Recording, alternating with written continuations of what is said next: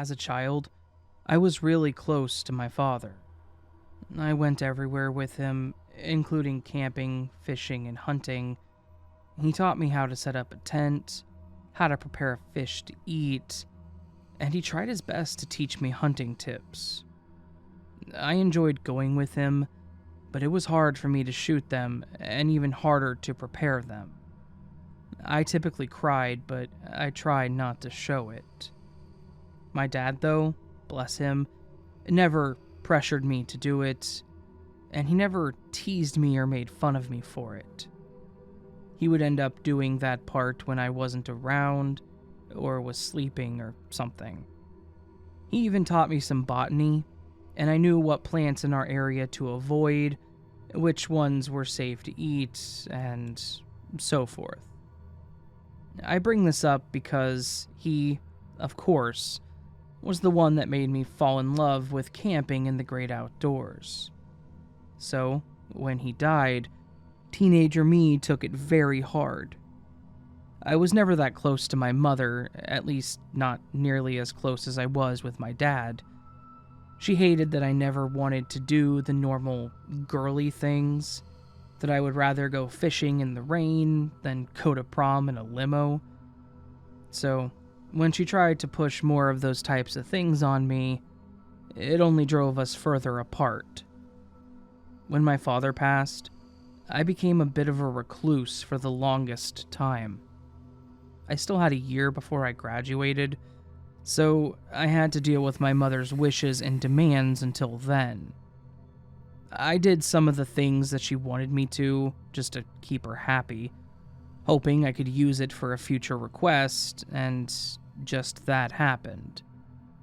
A couple of my friends from school were talking about going on a camping trip when school was out, so with my grades going back up, and keeping up with my chores, I asked my mom if I could go. At first she was hesitant, but finally agreed to let me go. I was ecstatic, and hadn't been this happy in a long time. I started packing everything up to go, and waited for my friend to pick me up. When they arrived, I threw my stuff in the back of the truck and hopped in before my mom could come back out and change her mind. And we were off. This was actually at a state park, so there were no designated camping grounds or spots, so you just had to find the place that you wanted to stay and set up. When we got there, my friends found a place that was surrounded by nothing but trees. It was beautiful. I had never been here, so I was in awe of how tall these trees were. We set up a couple of tents that we had, and started our fire pit when one of my friends pulled out the alcohol and green. Yes, I know we shouldn't have, but I, for one, didn't realize that they had brought it. And I had also been in a dark place since my father died, so I made some bad choices. Overall, it was a great night, and a much-needed getaway. We enjoyed ourselves that night, and I actually ended up passing out on a blanket by the fire. The next morning, I ended up waking up before everyone else, but I didn't want to wait around. I knew they were going to be out for a while, so I left them a note, grabbed my bag with the gear that I had, and headed off on my own. I grabbed a pamphlet on our way there, and saw that hunting and fishing was permitted. So I thought I would walk around to see if they had a shop where you could buy or rent a pole. No luck finding the place, but I did get to the beautiful lake and got to watch another kid learn to fish for a bit. It was getting too depressing for me though, so I decided to keep moving. I saw a tree on the other side of the lake that stood just a bit taller than the rest and was slightly darker. Something told me that I needed to go over there, so that's where I headed. As I got closer, I noticed there was a placard in front of the tree that explained what type it was, how it got there, etc.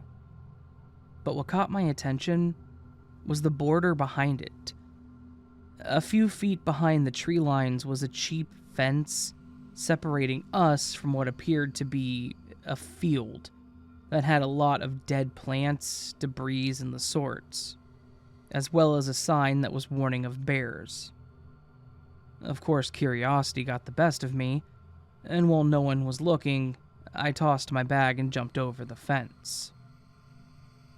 I cautiously made my way through the forbidden land while watching to make sure no one spotted me.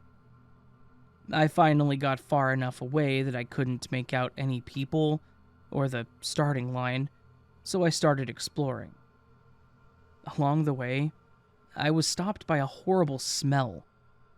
Hunting with my dad so many times, I knew exactly what it was, too. No real surprise, though, as it is a forest, wildlife is bound to die or become prey, so I continued on my way.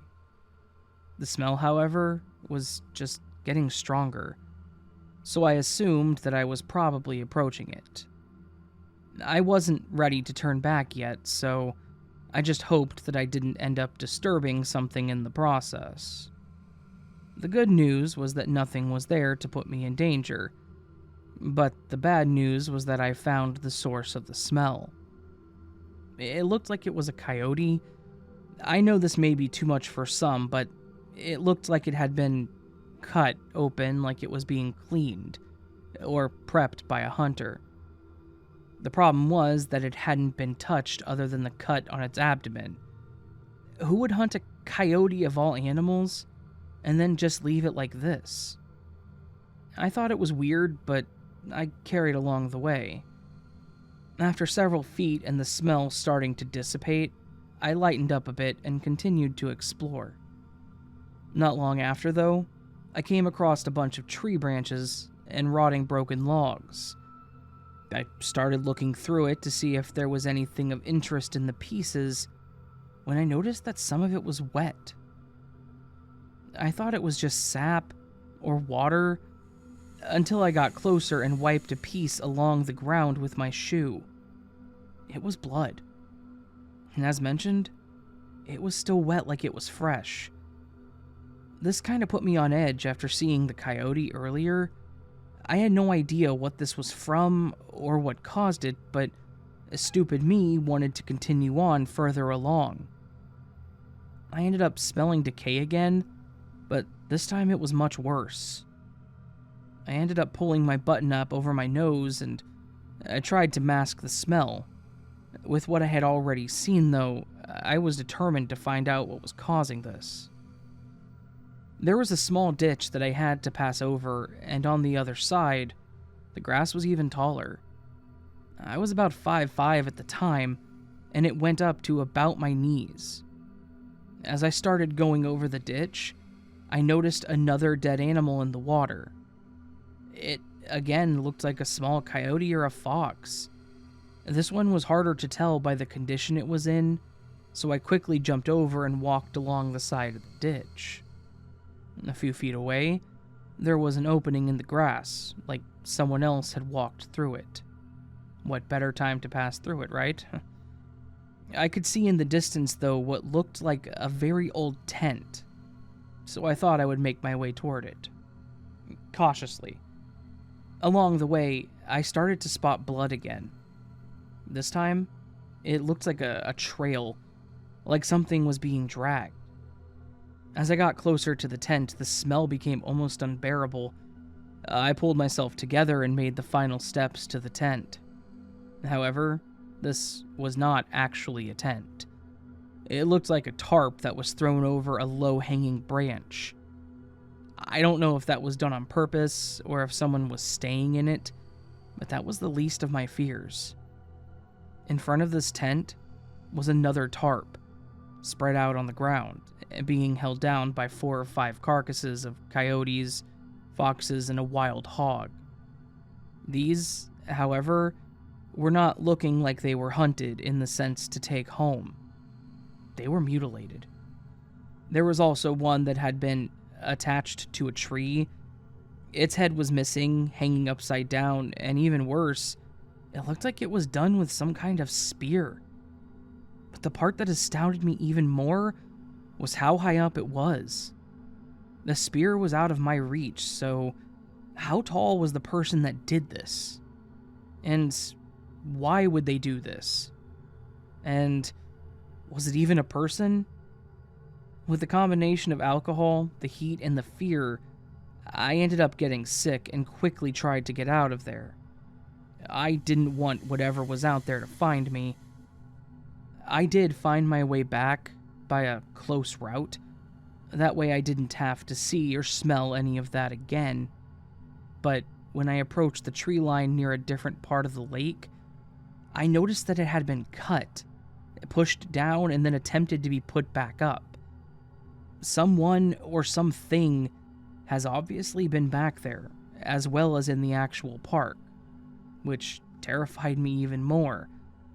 What the hell kind of thing is out there with us and doing those kinds of things back there? I regretfully didn't tell anyone, though.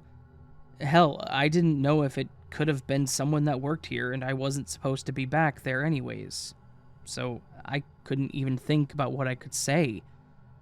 I could finally breathe easy being around a large group of people and started walking back to my friends and trying to have a good rest of our trip.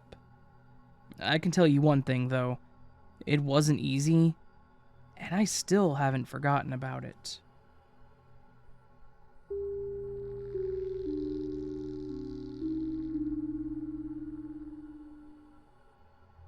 This is a story about me, my childhood friend Rachel, and this boy that moved into my neighborhood. We'll call him Norman. Rachel and I became fast friends because our moms went to college together. She lived a block over from us, and we were inseparable. We rode the same bus, ate lunch, and played at school together. And we also typically spent the weekends at each other's house, unless there were other family plans. Rachel had a baby sister at the time, and I had a brother that was 4 years older than me. One year, my parents got one of those small above-ground pools, but it was so much having it as a kid. Now that we had it, we hung out a lot more at my place. However, we still shared the pool with my brother and his friends if they came over. And they were alright for the most part. I think it was just the normal older brother thing to start annoying their younger siblings, and to show off when their friends were around. Otherwise, we typically got along. We had a few other kids around the neighborhood that would ask to come over to swim too, and we never really had a problem with it. If we did, I'd usually just make up some excuse about having to get out by a certain time, so they would leave and then Rachel and I would enjoy the time to ourselves. Unfortunately, our trick would become a little harder whenever Norman moved in. Norman moved onto the same street that I lived on when I was finishing grade school, but he was a year older than me. He was an only child, and while he and his parents seemed nice at first glance, there was definitely something wrong with the family picture. They moved into the house across from us one summer in the early 2000s. When Rachel and I would ride our bike between our homes, we would occasionally see Norman sitting on the front porch or looking out the big front window. I let Rachel know who he was and explained what I knew about him. My mom had seen his mom when she was getting her mail and introduced herself. I told her that he would be going to school with us this upcoming year. Rachel was always a lot nicer and more reserved than myself, though, so one time she suggested that we invited him over to hang out with us. After a bit of debating, I finally agreed, thinking, if anything, we could probably pawn him off on my brother if he wanted another boy to hang out with.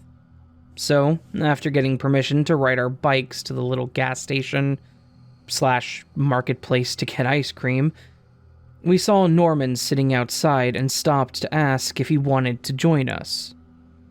At first, he was shy and said he didn't have a bike. I was going to just offer to have him walk with us, but Rachel said that he could use hers and she would ride with me. Sometimes she would sit on the bike handles. He accepted this, and as he started getting on, Rachel asked him about telling his parents first, to which he said, "It'll be fine." We mentioned this later on to each other because even though we knew the neighborhood, we couldn't leave the yards without asking first. So, that trip went fine, as well as the rest of the night. We bought his ice cream because he didn't have any money, and we just sat out on our porch and ate it and talked. We even had to buy something for my brother, so he sat out there with us. I remember that Norman and my brother got along at first. They had similar interests, so he would come over and hang out with both of us. Being the summer, this included many visits to our pool.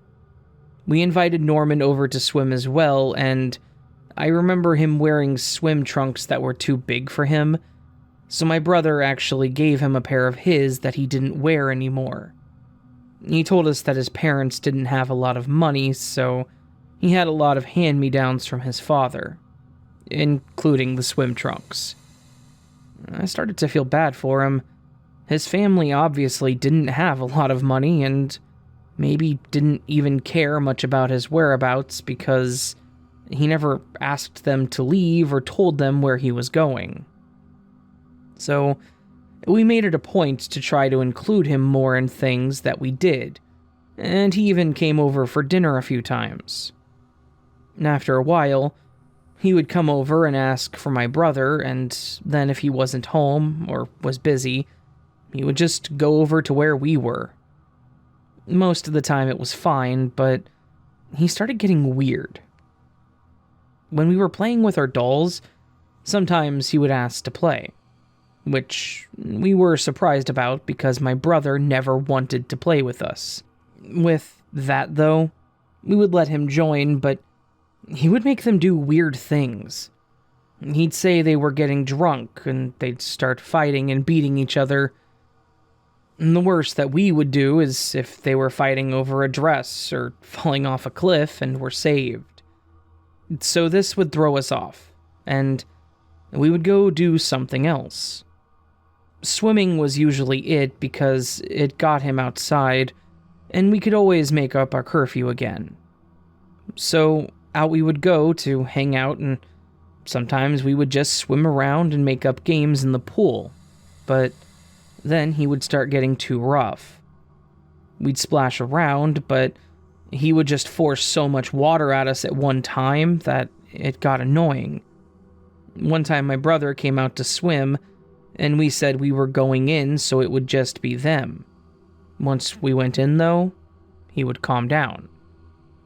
I mentioned this to my parents one time, and my dad teased that he was probably doing it because he liked one of us and didn't know how to express it. My mother, on the other hand, said that since he was an only child, he probably didn't realize that he was being too rough, and that we should just tell him we're not comfortable with it and ask him to stop.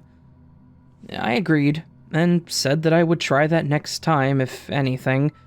I could always go in and get my parents, too. However, things escalated to a little more than just splashing. One time, he came over to swim. He started talking about how someone drowned in a pool like ours before, and was talking about gruesome things that happened to the person. Creeped out after never hearing about things like that before, I asked him how he knew that, and he said his dad showed him stuff about it. His parents just seemed more and more like winners. I could tell Rachel was starting to become uncomfortable, so I immediately tried to change the subject and suggested that we play a game. Norman suggested we play lifeguard, so Rachel asked how to play. The smile he gave, I will never forget. It still gives me goosebumps. He said Someone has to pretend to be drowning while the other one saves the other person. Our immediate thought was to just float on our backs, while someone else used a pool noodle to pull us to the side. It sounded interesting, so we agreed. He said he would be the lifeguard and would save us, so we both immediately floated on our backs, and I closed my eyes, waiting to be saved. He said we had to yell for help, so we both sarcastically started saying help and flailing our arms a bit. After a few seconds of this, I stopped and continued to just float, as I continued to hear flapping and splashing, followed by Norman laughing. Curious, I opened my eyes, and I looked over, and I was scared to death. Norman was holding Rachel under the water and laughing as she struggled. I screamed at him, "What are you doing?" when he said, "I'm showing her how to drown." I immediately ran over and started pushing and punching him to let her go, and about the same time he finally did, she came up gasping. My brother ran out the back door with my mom. Rachel was in tears. We were hugging while Norman continued to laugh. Between sobs, I tried explaining what had happened while he was trying to defend himself, saying it was just a joke. Thankfully, my mom told him that he needed to go home, and we all watched as he left, continuing to laugh. We got out and stayed inside the rest of the night watching movies. Rachel was fine after that, thankfully, but Norman was obviously not allowed over anymore. I overheard my mom and dad talking one night, because my dad had actually gone over to Norman's house to tell his parents about what he had done, and their only response was, "Boys will be boys." Sorry, but my brother has never tried to drown either of us. This didn't stop Norman's torment, though. Usually it was just him going outside as we were riding by to throw stuff at us. We ended up having to buy a pool cover and a lock to our gates, because he thought it would also be funny to throw dead animals in our pool. Squirrels, rabbits, frogs, snakes. I don't even know where he caught them, but he did, and it was disgusting. We knew it had to be him, because he was always nearby when we found it. We had to have the pool completely drained and cleaned because of this. So, Rachel meant well, but I think she learned her lesson on being so trusting with just anyone that looked lonely. And in case you're curious, the next year we were starting our first year of middle school. He was expelled after missing so many days and then trying to bring a knife to school. He was supposedly homeschooled from then on, but learning that his parents were drunks, his mom was a caregiver without any licensing, and his dad worked in a car shop, I have my doubts. Oh, and he's also since done time for drugs and indecent exposure. So, there you go. Stay in school, kids. And please, don't try to drown your neighbors.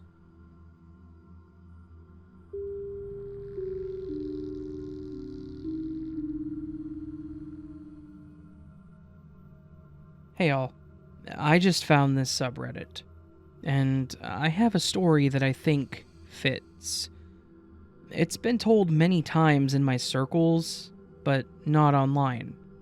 This is going to be a bit long and the names have been changed. In 2016, I, female 24, joined the US Navy. I was 19 at the time. I got the job as a military linguist, and I was in school to study Russian. At the school, we were only to learn the language and would later transfer elsewhere to learn the top secret parts of the job. The school was located nearest to the Bay Area in California, so when Pride Month rolled around, I was super excited to be able to go to San Francisco Pride. I hadn't attended a Pride parade before, so I was super excited, and basically was hitting up all my friends to figure out a plan to go. At the time, I didn't have a car, so I tried arranging a ride. The story about my Pride experience isn't the main focus of the story. However, the rundown is that a guy I knew in the army promised I could stay in his hotel room, and he would drive me back the next day, but ended up abandoning me outside of a club. I wasn't allowed in, obviously, at about 3 a.m., and I was SOL. I was then in a position where I had nowhere to go and had no idea what to do. An Uber was $230 back to base. See 2 weeks later when the Navy Command introduced a new training slide, basically entitled, "Don't Trust Other Service Members, Some Girl Got Left in San Francisco." So, there I was, 19 years old, stuck by myself in San Fran with no transportation or hotel, a dying phone, and completely unsure of what to do. I called my mom, and thank God, she is the kind of person to always answer. I told her my situation, and she informed me that San Fran has 24-hour Starbucks that probably have chargers. I didn't have a charger on me because I was only told after I got to San Francisco that the guy was willing to let me stay with him. So my friends had split, and I stayed. I asked around, walked a few blocks, and sat down at this 24-hour Starbucks, charging my phone on a charging pad. I immediately got in contact with everyone I knew in the area and asked if anyone would be going to the Sunday parade. With little luck. I eventually got a ride home because of my lovely roommates. I sat alone and drank my coffee until a man sat next to me. He looked a bit frazzled, dressed in messy business attire, while he tried several outlets to try to charge his laptop. He sighed and gave up. "No luck?" I asked. "Nah, oh well." He taps his fingers for a second, unsure of what to do, when he turns to me. "So how's your night going?" "Actually, pretty terrible. I was just trying to enjoy Pride and I got abandoned. So I'm trying to figure out what to do. I guess I'll just wait until the sun rises. How about you?" He looked amazed. "Wow, my night's been terrible too. I'm a programmer. I travel a lot and I just got back from China. The police decided that I looked suspicious and just took my passport from me. What the hell?" He was black, so to the police, that's all they needed, I guess. We introduced ourselves, and he had a very typical American name. Joshua Martin. Pretty normal. We both get to talking about our stories as well as our lives, since we both happen to not have literally anything else to do at 4 in the morning. He asked me about my work, and I explained that I'm in training to be a linguist for the Navy. He's very intrigued. He asks me for more details, to the point that it made me a bit uncomfortable. So I said, "I'm sorry, that's top secret. I can't tell you more." In truth, I didn't know anymore, because I hadn't yet gone to the top secret portion. But it set a boundary, and it made me sound kinda cool. He then got to talking about his life, how his girlfriend is studying string theory. Now, I'm the one intrigued. He talks more about his programming when the word Google slips out. "You work for Google?" "Well, yes, I told you I'm a programmer." This dude is just so interesting to me. He says that he thinks I'm the interesting one because I'm smart, but not weird about it. He kept saying he admired that I was smart but not awkward. I was honored. Fast forward to when we part, he asks me if we can add each other on Facebook, because he wants to send me an article about MIT students that are punks, which reminded him of me. I agree. He was cool, so whatever. And then we part. He sends the article about 2 months later. It's cool. But here's where it gets weird. Fast forward to about 5 months, I think. I haven't talked to him since he sent me the article, which consisted of only a couple of sentences. Oddly, he sends me a message. The message is 7 pictures. A cat meme, 2 pictures of an Asian girl, 1 picture of her with her driver's license, 1 of her license up close, 1 of her passport, and a screenshot of a message. The screenshot is a conversation between 2 people. The sender detailing the girl and whether or not they think she's good enough to hire for an assassination. They send a few messages between each other talking about her traits and whether or not she can get the job done. I am so confused. What the hell is going on? I replied, "Haha, what is that?" And then I checked his page again. He had deleted me, as if he didn't mean to send those to me. But then he replies, "Oh, we're ninjas." I'm gonna let you know right now, this dude sucked at explaining. I just kept saying, "Huh? Like a roleplay thing? Is this a video game?" And he kept replying, "No, we're ninjas." Eventually, he got increasingly frustrated with my confusion, and he said, "It's not a game. We kill people. Off the books." In fear of it being real, I still tried to bait him to give me more. He eventually exploded and just said, "All of you freaking meatheads are the same. I'm trying to recruit you. Are you in or not?" I'm still shocked at this point, because if he is involved in assassinations, boy is he bad at it. He then sends me a link to his blog. I stupidly clicked on it, which now I realize could have been much worse, as he was apparently a programmer. On the blog, he has a very random mix of posts, some of which have no context and I don't understand. But then I get to a post about a bus crash in Taiwan. It's a screenshot of a conversation with an article saying something like, 32 dead in bus crash in Taiwan. Underneath the article is the conversation. "Finally, we did it. Go ninjas." With a reply something along the lines of, "Finally, we've been waiting 3 months for that one." But wait a minute. Didn't he tell you when you met that he travels a lot and had just come from China? Cue the X-Files theme. I keep scrolling and see a lot more weird stuff. One of which was a very detailed story about a girl that violently did stuff with herself with a cucumber and then a pair of glasses for over 5 hours until she was bleeding. What the hell? Her picture also showed that she was Asian. Suddenly, I was worried that this could also be a trafficking situation. I took hella screenshots, and then went to my superior. I said, "Hey man," gave him a rundown of San Francisco, and he just sent me these. Is he just super weird, or should I be worried? He read through everything, looked at the blog, and handed me my phone. Very calmly, he said, "Call the police." Obviously, I freaked out because it wasn't just my paranoia anymore. The police didn't care. Ha. She said, "Okay, so block him. Cool, have a good night." The thing is, while this whole thing was going down, he had been messaging more. This time he kept repeating himself. Him, "I can't wait for coffee. See you soon." Him, lol. Him, "See you soon."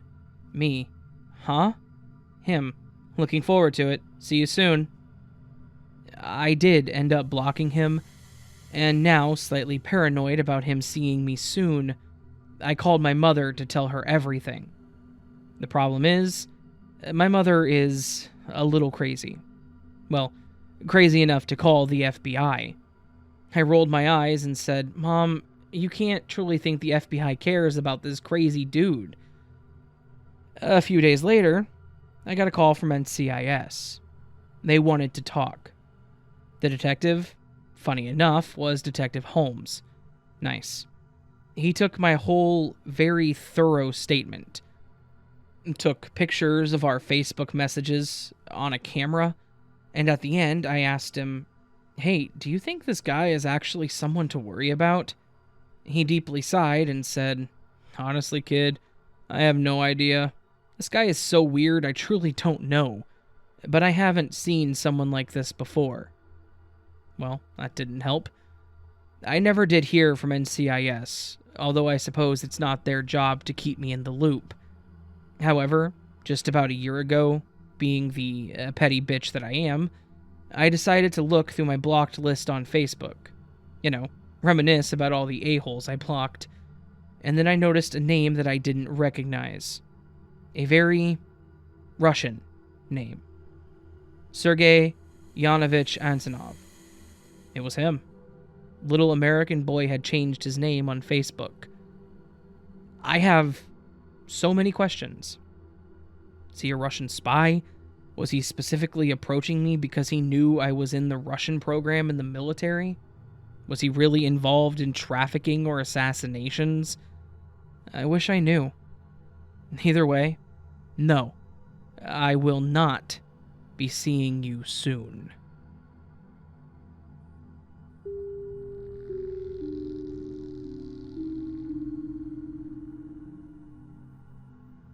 This happened a few years ago during a hiking and camping road trip that my sister and I were taking during my last summer vacation.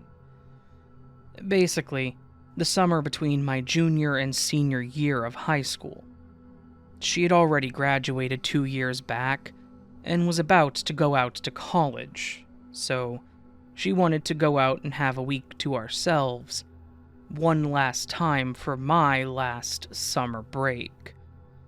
Obviously, we had to take extra precautions at my parents' request. We were two late teenaged girls, and the world can be a genuinely terrifying place. So, basically, we had to keep them up to date on where we were at all times, call them if anything happened, and keep ourselves armed with mace and all that. I get where they were coming from, but at the same time, it was a bit annoying having them writing the rules for our road trip. Aside from that, we were told that we needed to stay on main routes and in large parks during our hikes. Honestly, that wasn't a big deal to me. I knew of a few large lakes with really beautiful scenery around them, and I had one in mind that I wanted to go see. Lake Tahoe. Lake Tahoe is the largest alpine lake in the US and is nestled right on the border of Nevada and California. And if you've never been, you need to go. Or at least look up pictures that people have posted of it because it is heavenly. We had decided that this would be our main destination as we live in Twin Falls, Idaho, and Lake Tahoe is literally across the diagonal of Nevada. Most of the trip went swimmingly. We chose to actually go east a bit, down to Salt Lake City, and then across Nevada on Interstate 80. This way, we got to see two really cool places, and were on a main highway the entire trip. It was a road trip, and we were supposed to take in the sights, really, so that's what we did. We stopped and we enjoyed the open air several times across the state, and really, this was just such a lovely time. The part of this that makes this a scary story is when we actually got to the Lake Tahoe area. When we got to the area, we had to make a bit of a decision. The campgrounds weren't going to be available as they fill up fast during this time of the year, and honestly, I wasn't much for camping. So, we decided to find a place that had a parking lot that would have a lot of cars each night to spend the night in. The main place we chose was the Walmart in Carson City. It was about half an hour away, but it was relatively safe, and we weren't likely to get told to leave if we just kept it on the down low. This whole thing started the second night of us staying at the Walmart, or the morning, rather. We were both asleep when we heard a knocking on the window. I woke up and looked over, and there was some random guy standing by my sister's window. I shook her, thinking it was possibly a police officer or an employee, going to tell us that we needed to leave the property. She wakes up, rolls down the window, and asks if she can help him. He kind of introduces himself. He just kind of shyly says his name is Frank and that he's homeless and a bit of a drifter. He then makes a remark like, "You two ladies aren't from around here, are you?" I was a bit concerned, but my sister retorted with, "What makes you say that?" It was pretty clear that he was able to get the hint that she wasn't going to be intimidated, but he also wasn't trying to be intimidating. He kind of laughed and said, "Well, your license plate says Idaho, and you're currently sleeping in a Walmart parking lot." That kind of dropped my sister's defenses a bit, mostly because her aggression was a bit unwarranted and a bit, well, dumb. Anyways, this interaction ended with him asking us if we were heading back up northeast to Idaho. We told him that we weren't, and that we were going to be in the area for a few more days, and that we were spending a lot of our time at Lake Tahoe. He seemed a bit annoyed, but then he asked if he could catch a ride out to the lake with us this morning, and that he would give my sister $20 if we could get him there, and then that's all he would need.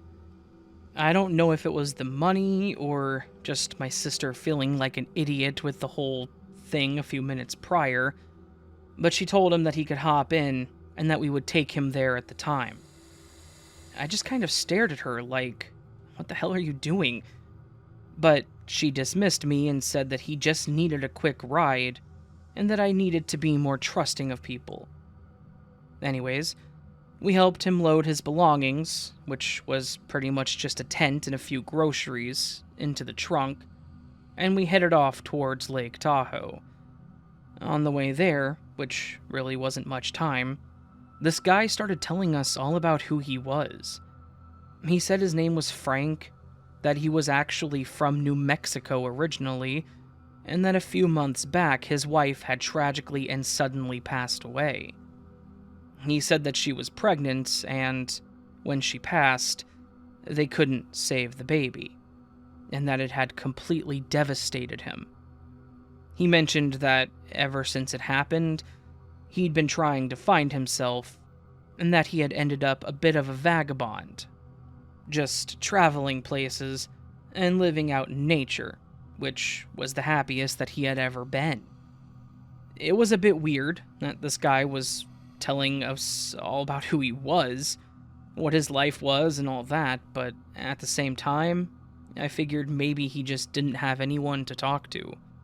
We drove up to the lake and into one of the lots, basically where we had planned to park for the day. The guy thanked us for the ride and handed my sister an old, torn-up $20 bill. We all get out and are looking around the area. He grabs his camping gear and heads out into the woods, just without another word to us, and we decide that we're going to head the opposite direction on the trails and spend the day around the lake. Now, if this was where it ended, that would be fine, but it's not. Not at all, actually. We were at the lake for a couple more days before we had to make our way back, and on the last day, we actually drove to the same lot that we had dropped the guy off at. We went off into the forest area, and we ended up near a clearing. In the clearing, we see a small green tent. One that is identical to the one that the guy we dropped off was carrying. Except this tent was torn up. It was halfway pulled out of the ground, the cloth was cut up, and there was a number of papers strewn around the area. We walked up to see if he was in what was left of the tent, but the only thing that were left there were a bunch of photographs that were damaged and what appeared to be blood in the bedding that was in the tent. Obviously, we were a bit taken aback by this, but there wasn't much we could really do. My thought was that he may have been attacked by a bear, but if that was the case, then he was definitely gone. My sister thought that maybe another vagabond had attacked him, but all we could really think to do was call the cops and let them know that there was a tent with blood, mostly because the blood meant something bad had most likely happened. We called them, we made our report, and then we moved back onto the trail and spent the last day at the lake. The next day, we were on our way home when we actually got a phone call from one of the police that had taken our statements. He asked us if we could come in and give them some more information. Unfortunately, by the time he called, we were already several hours back into the state, and turning around would set us back a full day. Thankfully, the officer understood and asked if we could just conduct the interview over the phone. My sister pulled over, put her phone on speaker, and we had a quick conversation with the officer. It went pretty standard at first, as far as conversations with police go. He asked us if we knew the individual that owned the tent that we had reported. We informed him that we didn't know anything beyond his name being Frank, and that he was homeless. He asked us how we knew the individual, or more so how we had met the individual. We told him that he asked for a ride from the Walmart down to the lake. The more questions he asked, the more it felt like he was trying to associate us with him. And I ended up basically just telling him that we really didn't know the guy, that we had only seen him the one time, and we had no idea where he was. That is when he dropped the bombshell on us. They knew where he was. They had actually found his body in a shallow section off of the lake, in a small cove. He informed us that they went out to look after we called it in, and after doing a sweep, they actually found him floating in the lake. He then informed us that the blood in the tent appeared to be his, and that his cause of death was being listed as a suicide. It had appeared that he had injured himself and then wandered into the lake and drowned.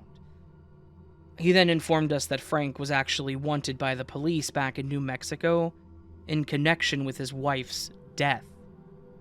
Apparently, they believed that he had killed his wife and their unborn child, and they had been looking for him ever since. The purpose of the call was basically to clear us, and to make sure that we really didn't know the guy, and to satisfy the investigators that we didn't have anything to do with his death.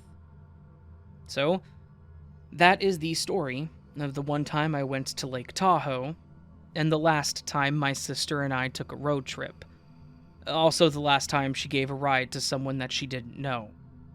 Thankfully, he didn't seem like an absolute psycho, but the fact that he was wanted in connection with his wife's death really freaks me out, especially since I was sitting right in front of him.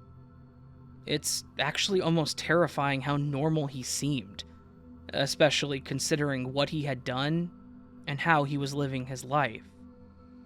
As for why he ended his own life, my guess is that he couldn't take it anymore, and the lake was just the right opportunity. It is a very unfortunate situation, and I don't think I'll be forgetting my summer at Lake Tahoe for a very long time.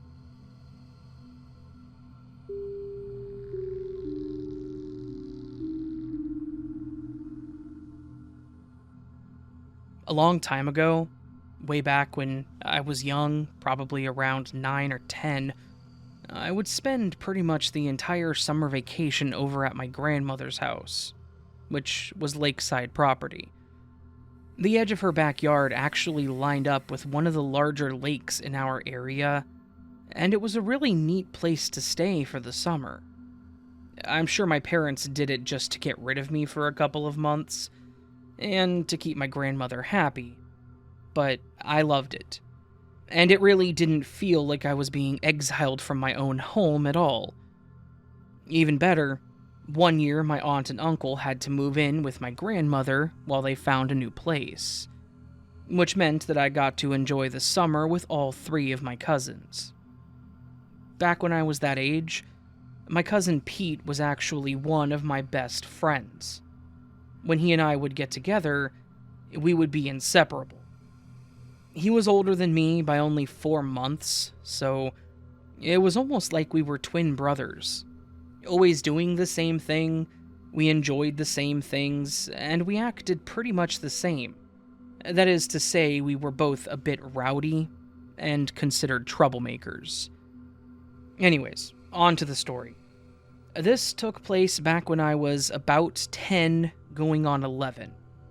I was, like I said, a bit of a troublemaker. I was a smart kid, but I also had a bit of a mouth on me, in that I would talk back and make witty quips or remarks to the adults that would typically land me in trouble. I guess you could say that I was a bit rude, honestly. The only person that could really put me in my place was my grandmother. She knew the exact tone that would make me behave. And she had a way of making me shut my mouth and be good. Typically involving an old fishing rod that belonged to my late grandfather. My cousin, Pete, wasn't fazed by it whatsoever. He would take the lashings, he would talk back to her, and he was mean to her. Which is probably the only thing with him that I had a major problem with. I loved my grandma, and he treated her like garbage. This specific year is, as I said, the year that my aunt and uncle and cousins had to temporarily move into the lake house. My aunt and uncle still worked, so they weren't home most of the time. My oldest cousin was 17, so he had landed a job at the grocery store, and my middle cousin, Shannon, wanted nothing to do with us. So it was mostly just Pete and I. On the day in question, we were inside the lake house, and I think we were playing the old Nintendo, when my grandmother asked us to help her with some housework. I stood up and I went to leave, and Pete angrily asked me where I was going. I told him I was going to help Grandma, and then asked if he was coming. He sneered at me and said that he didn't want to help the old bat, but he said much harsher words than what I'm willing to ever put in the same sentence as my grandmother. I told him that I didn't care if he helped, but I was going to go help her. He reluctantly threw the controller down and said, "Fine," and then followed behind me. We both went to see what we were needed for, and my grandmother asked us to start a load of laundry for her while she made us lunch. She then told us that my aunt and uncle would probably be home soon, so we needed to hurry. We left the room and went to start the laundry. I turned on the washer and started loading in the clothing that was in the basket by the washer. It was mostly my grandmother's clothing, shirt, pants, dresses, all that. About halfway into my loading the washer, Pete tells me that he will do the rest, and tells me to move. Obviously, I did.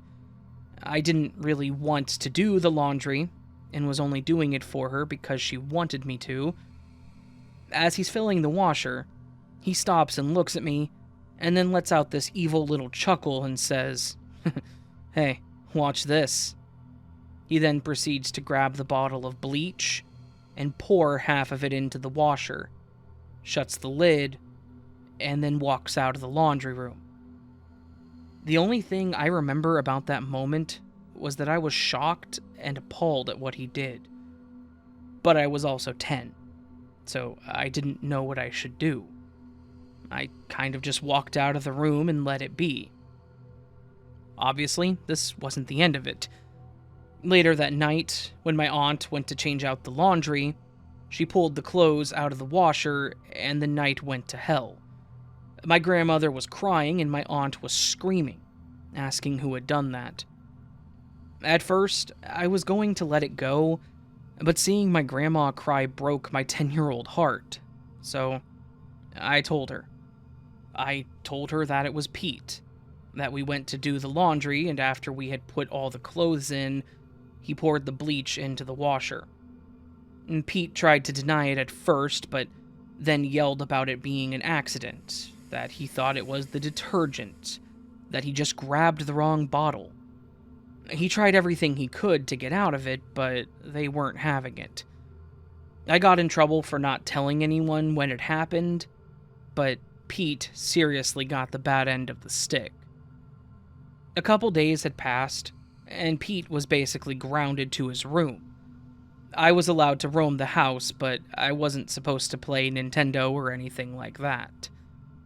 It was that following Saturday, because my aunt and uncle took my grandma out to get new clothes to replace what Pete had ruined. They left me and Pete, who was confined to his room, under the watch of my 15-year-old cousin Shannon, the one that wanted nothing to do with us. Shannon's babysitting skills were definitely lacking, to say the least, mostly because she was always in her room, on the phone, doing whatever it was that she did. That day, just being the three of us, I asked her if I could go swimming in the lake. To my surprise, she said yes. This was surprising to me because I knew that I wasn't supposed to swim in the lake without supervision, but I was about to because she said I could. Like I said, I was a bit of a troublemaker too. I got my swim trunks on, and I ran out back onto the dock, and I jumped in. I was enjoying myself while everyone was gone, and then, out of nowhere, Pete walked out the back door and just stood on the dock, staring at me. He tells me that I'm not supposed to be swimming in the lake without an adult around, and that something could happen to me. I told him to buzz off, and that I was going to enjoy myself while I could swim alone, and that he should go back to his room before he gets in trouble again. He walks away, and within a few minutes, he walks back out with his swim trunks on. He walks out onto the dock and jumps in the water near me. I was annoyed that he wasn't going to leave me alone, but in the end it was what it was, and I just went back to enjoying the water. After about a minute or two, he calls me over to where he's standing in the water, and I swim over to him. In a hushed tone, he asks me why I told my aunt that he put the bleach in the washer. I told him it wasn't right, and that I told because he hurt our grandmother. He huffed at me and told me that I shouldn't have told on him, and that it was my fault he was grounded for the rest of the summer. I told him that it was his own fault, and that he shouldn't do the things he does to get into trouble. Unfortunately, that's one of the last things I remember about this encounter, because within a moment's time, Pete had his hands around my neck and my head underwater. I remember splashing, I remember trying to yell, and I remember trying to scratch at him or hit him or do anything that would get him to loosen his grip, but none of it worked. Obviously, I didn't die. I'm here to type this story out, but I know that I came close. The next thing I remember is lying on the dock with my cousin Shannon standing over me, alongside some random guy that I'm assuming was at the lake and saw what happened, and I remember that someone else was holding Pete down on the ground. The next thing that is in my hazy memory of the events is being in an ambulance and being checked on. I'm assuming they were checking my breathing, they had an oxygen mask on me, and I was being talked to by a paramedic. The rest of this story, unfortunately, is what I was told by my cousin Shannon. She said that she was in her room and had actually gone to get Pete to tell him to go outside and to swim with me, because she was going to join us, and she didn't want him stuck in the house alone. She said that she went to his room and he wasn't there, and when she had gone to the kitchen where the back door was, she saw him jumping into the lake. She went back to get her swimsuit on, and when she had gotten out back, she actually caught the tail end of Pete holding me under the water. She said that, as she ran outside, I had actually stopped flailing, so I was out. She told me that the other guy was a good Samaritan that had actually seen Pete choking me, and that he had run over to help me get out of the water, and the person holding Pete down was the guy's son. The guy was apparently a nurse and had managed to get me breathing again, but he said that they needed to call an ambulance because I could have brain damage. I was apparently out for a few moments before I faded back into consciousness. Of course, this was probably the worst summer of my life. My own cousin, and at the time, best friend, tried to murder me because I snitched on him. I got to spend the day in a hospital, and I got to experience nearly drowning. If you're curious, my cousin Pete is in prison. Not for this, but for other charges. Grand larceny, attempted murder, and assault of a police officer with intent to do bodily harm. Obviously, he never changed. And that summer was the last time he and I ever spoke. He was in and out of juvenile as a teenager, and then moved up to much worse crimes, obviously. So, while that was a summer full of experiences, it's one that left me just a bit mentally scarred.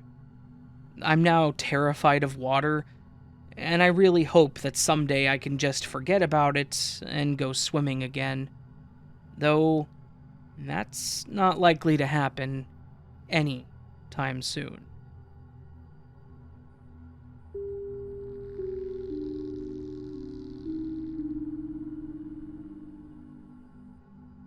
The story happened a decade ago, but honestly, it feels like it was forever ago. I remember pretty much the entire thing, but some of the details are hazy, as this was 11 years ago, and it was quite traumatizing. So, my apologies if I miss anything.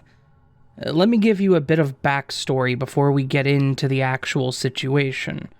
That way you can better understand how this all happened. So, to start, growing up, we never had a lot of money. I wouldn't say we were poor, and I never went without things that I needed, but we never really had a ton of money or savings or anything like that. We never had nice cars, I never got fancy clothing, and we never went on vacation or anything. That's not to say that my parents didn't try. They absolutely did.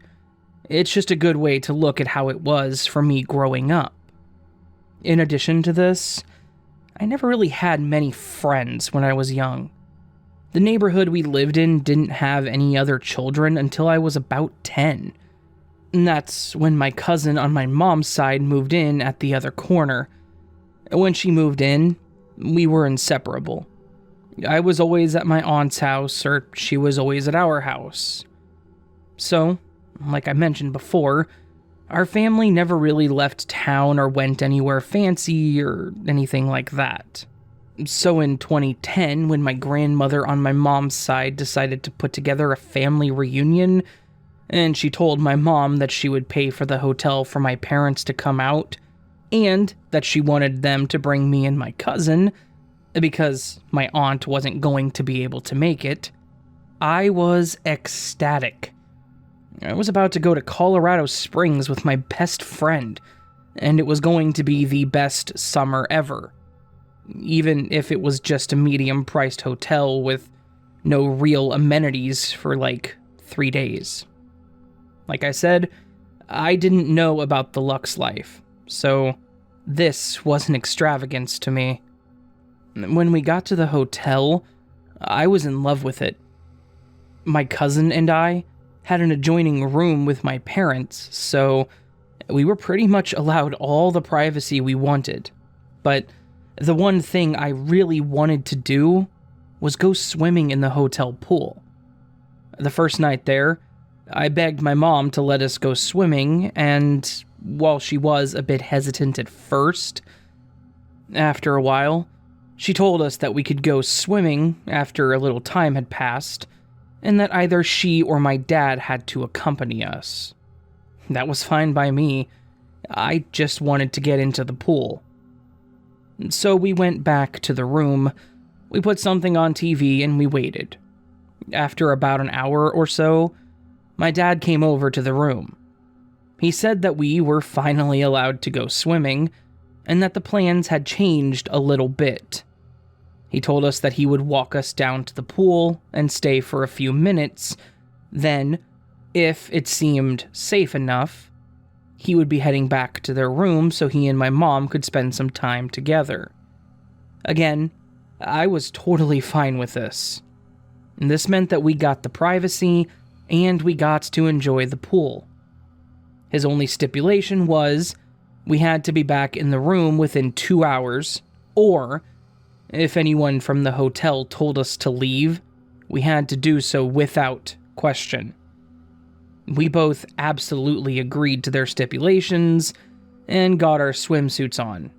Then the three of us headed down to the pool. When we got there, it was completely empty. There were absolutely no other guests there whatsoever. We got in and were just doing what we wanted to do, and after about 5 minutes, my dad said that he was going to head back up. He looked up and then back down at us and told us that as soon as that clock hit 8 p.m., we were to get out of the pool and go straight back up to the rooms. He then laid down all the basic dad rules. Don't talk to anybody you don't know. Follow the rules listed by the pool. Don't leave the pool room.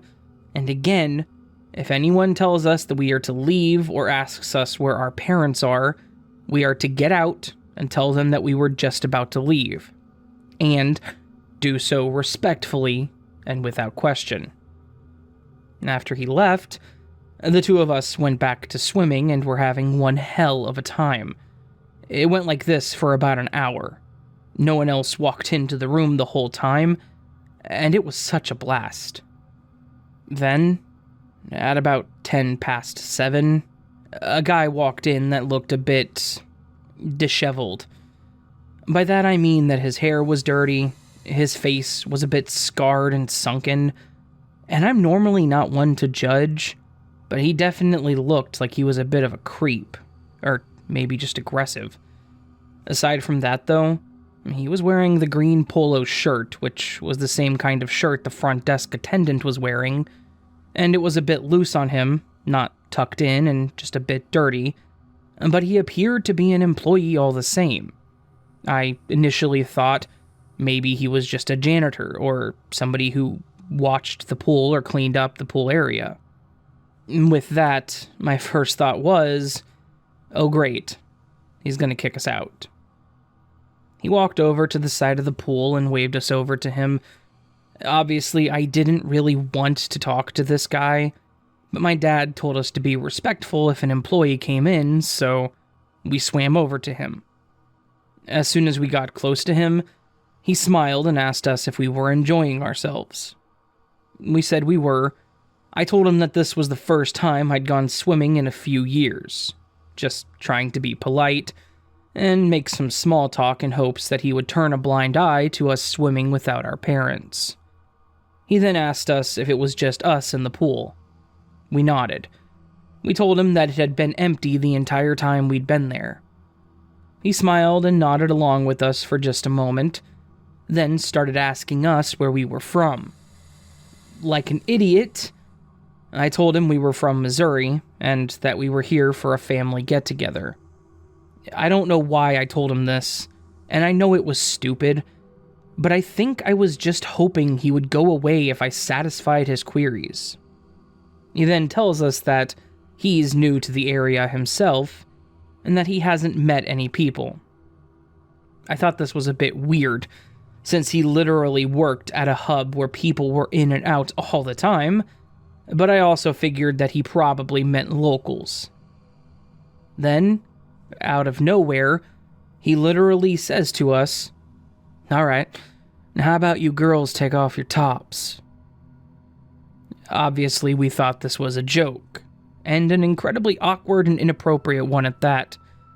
I started to laugh, my cousin nervously chuckled along with me, and I told him that we weren't going to do that.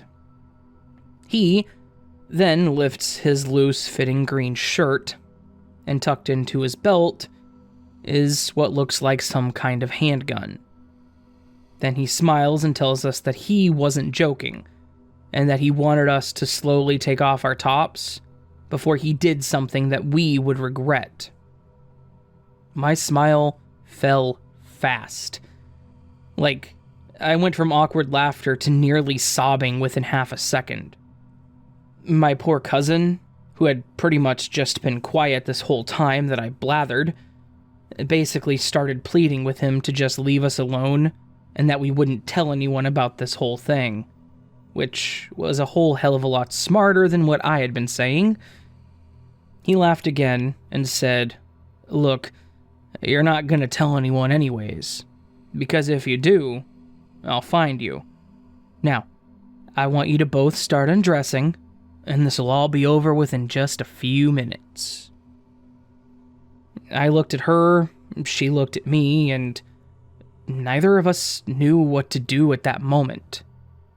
In my infinite wisdom, I thought maybe if I stood up and did what he wanted, he would just go away and this could all be over with.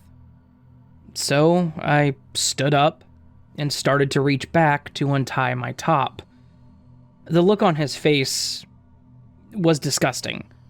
He was clearly happy with the situation. I was almost done untying my cover when his disgustingly pleased look changed to, well, I think it was concern. He told me to stop, so I did. Then he asked me, "Wait, how old are you girls?" And I told him that the both of us were 15 years old. As soon as I said we were 15, he dropped his shirt and genuinely looked pissed off. After a moment of angry staring, he seriously looks at me and says, "Never mind, I didn't know you were just a kid," and then starts to walk toward the exit. He grabs the handle of the door, looks back and says, "Hey, I'm sorry. I thought you were of age. I was never here." Then he left. The whole thing came to a screeching halt, much to my personal preference, within a second as soon as he realized we were kids. That's when he decided that what he was doing was indecent. And yes, before anyone asks, we ran to the front desk, and we told them about the employee that had just tried to make us strip in the pool at gunpoint. We described him, we told them everything, and they then told us that there was no employee that looked like that at the hotel. I think it was then that it occurred to me that, yeah, he was wearing a green polo, but I never saw a logo, and he never said he worked there. I just assumed. They called our parents' room and had them come down. Then they called the police. The cops came and took our statements. Then they looked at the cameras and had us verify the person in the footage. My mom didn't let us out of her sight for pretty much the rest of the vacation. We didn't get to swim again, not like I wanted to. And honestly, this tainted my thoughts on the whole trip to Colorado Springs. I don't know if they ever caught the guy. We were only there for 2 days after all this, and they never informed us of anything. So, to wrap this up, dear creep of the hotel pool in Colorado Springs, I do want to say thank you for realizing that it was creepy to ask a 15-year-old girl to strip for you, but at the same time, screw you for being such a creep and trying to get girls to strip for you by brandishing a gun. I genuinely hope that you're in a prison somewhere, and I hope that you and I never meet again.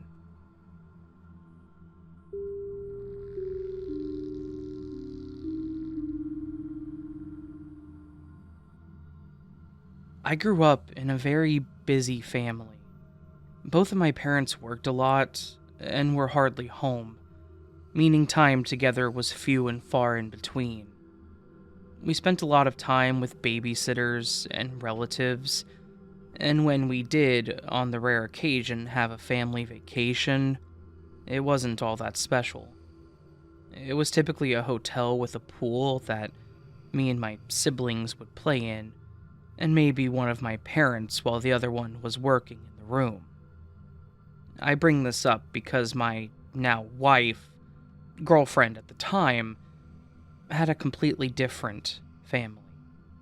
They always had time together, including weekly dinners, get-togethers, and vacations. They started inviting me on vacations with them, and it was always a blast. Resorts, staying at their condo in South Carolina, all kinds of memories. One thing that my wife loved to do was go camping with her father. She said they usually went to the same campground, but always went as far back as they could and deeper into the woods, so that way there were less people around to bother them. They also liked doing this so they could go fishing without anyone else disturbing the waters. I had never camped in my life, and the closest thing to fishing I had done was those little toy fishing games you see at the state fair, so when they asked me to join them, I didn't hesitate.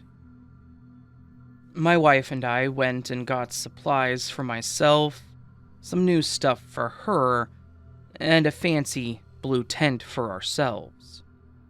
We made our way to the campground right outside a little city in Wisconsin and met her dad in the parking lot.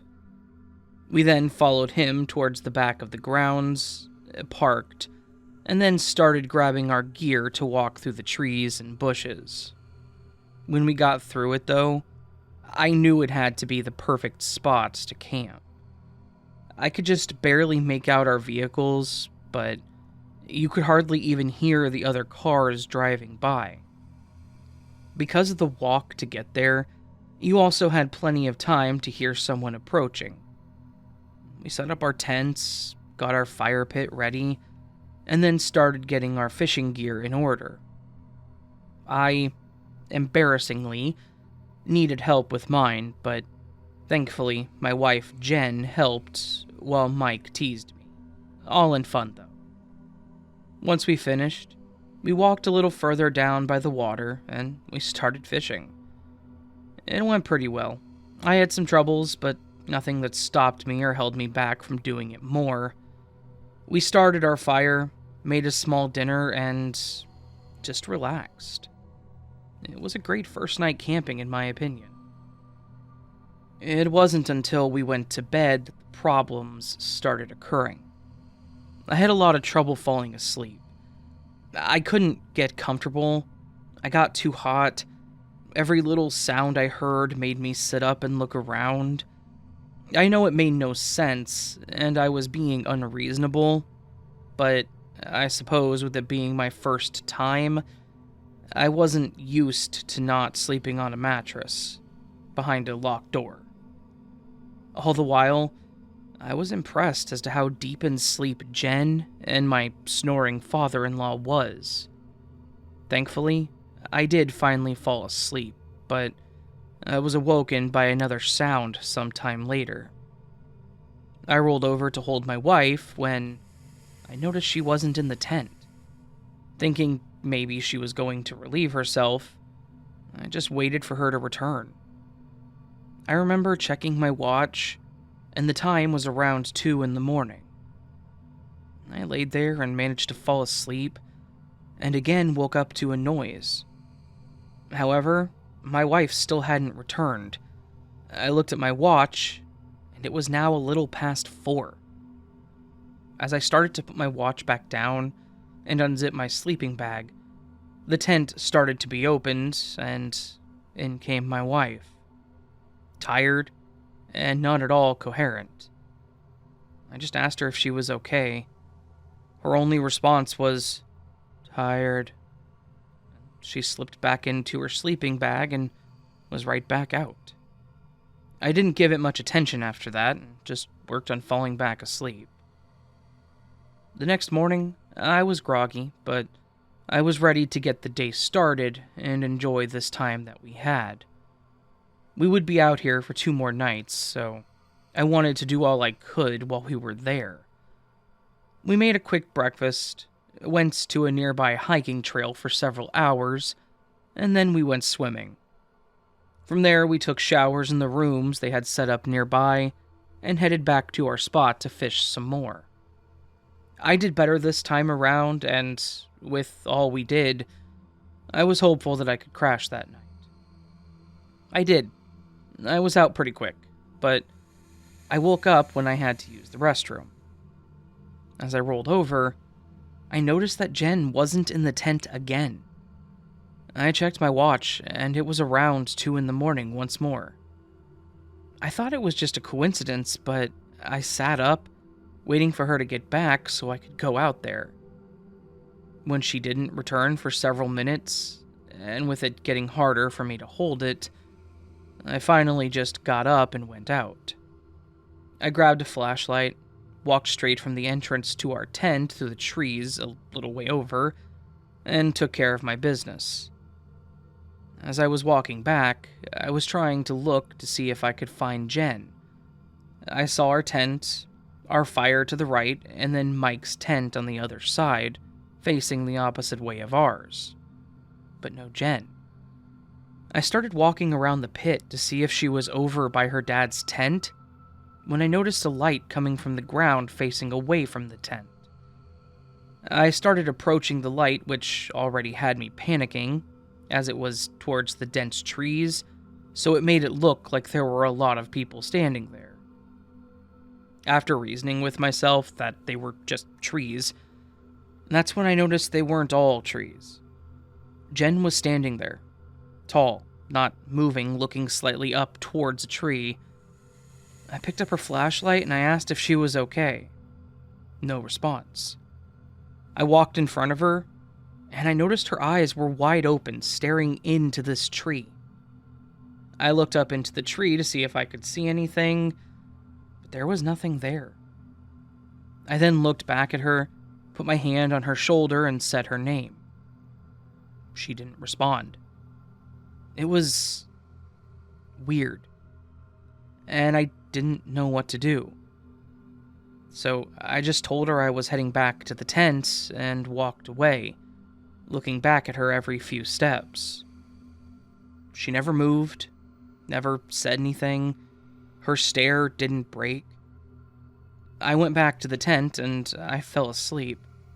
I didn't know how long it had been at first, but I woke up to her coming back in. I checked the time, and again it was 4 in the morning. I asked her if she was okay since she had been out there for a few hours. Again, the only response I got was, "Tired," and she fell asleep. I just sat there staring at her for a few seconds before I finally fell asleep. The next morning, I asked her how she slept. She said she actually felt exhausted, like she didn't hardly sleep, and then joked how mine and her dad's snoring kept her up. So, I mentioned her being up for about 2 hours staring at the tree. She thought I was joking at first, but then I explained how she did this the night before, and again this last night, and how I found her. She didn't recall any of this. She said she never left to go to the bathroom. She wasn't looking at a tree or anything, but I was adamant that she had. She just shrugged it off, saying maybe she sleepwalked. I agreed, since she didn't remember this, but she doesn't sleepwalk. I've never seen her do so in our apartment, at least. Not wanting to dwell on it, we enjoyed our last day there doing stuff around the campsite and visiting a few places that Mike wanted to go to. Night came, and I readied myself for bed. This time, though, I decided to try to stay up to catch Jen leaving the tent. We went to bed. I laid there for a while, and after she fell asleep, I pulled out my book that I had brought to read. It helped for a bit, but I couldn't hold my eyes open much longer and started drifting off. However, I awoke to hear the tent being zipped up. I looked at the clock, and it was 1:58 a.m. I got out, and I watched her as she walked through those trees again, no shoes on, holding just the flashlight. When she got to that same tree, she dropped the flashlight and just stared up at it. So, I again approached her, and saw the blank look on her face staring up at this tree. I walked all around it to see if I could see anything at all. There was nothing there. I shined the flashlight in her face, and she didn't even flinch or blink. Finally, I grabbed her by both of her shoulders and gently shook her, calling her name. And like some creepy-ass movie, she slowly looked down at me and said, "It's waiting," and then slowly looked back up at this tree. I let go of her shoulders, looked back up at the tree one more time, and just saw the branches move. I could not see a damn thing, but that was enough to make me run back to the tent. I know, call me whatever you want for leaving my wife there, but I felt something obviously preferred her presence over mine. I definitely couldn't sleep after that, so I stayed awake, waiting to see her return. Like clockwork, she came back at 4:17 a.m., and then went right back to sleep. It apparently showed the next morning that I didn't sleep well. As we were packing up, I walked around that tree one more time to see if there was anything there, and nothing. The only thing slightly off seemed to be the gap between some of the branches, kind of like when something big goes through a bush and leaves a gap. Something had definitely been in that tree, but I saw nothing. I just told them I had trouble sleeping, and I didn't bring it up until after we got home. We didn't have smartphones at the time, so I couldn't really take a picture or a video of it, but she believed me for some reason. She still didn't remember any of this, but I sure as hell did. What's even weirder is that we have gone camping since at other places with no incident. I was reminded of this because Mike is retiring and was planning a trip out to that same campsite. With a kid of our own now, we're thinking about going with him. But if she does this again, or if our kid does, I'm just sleeping in my car.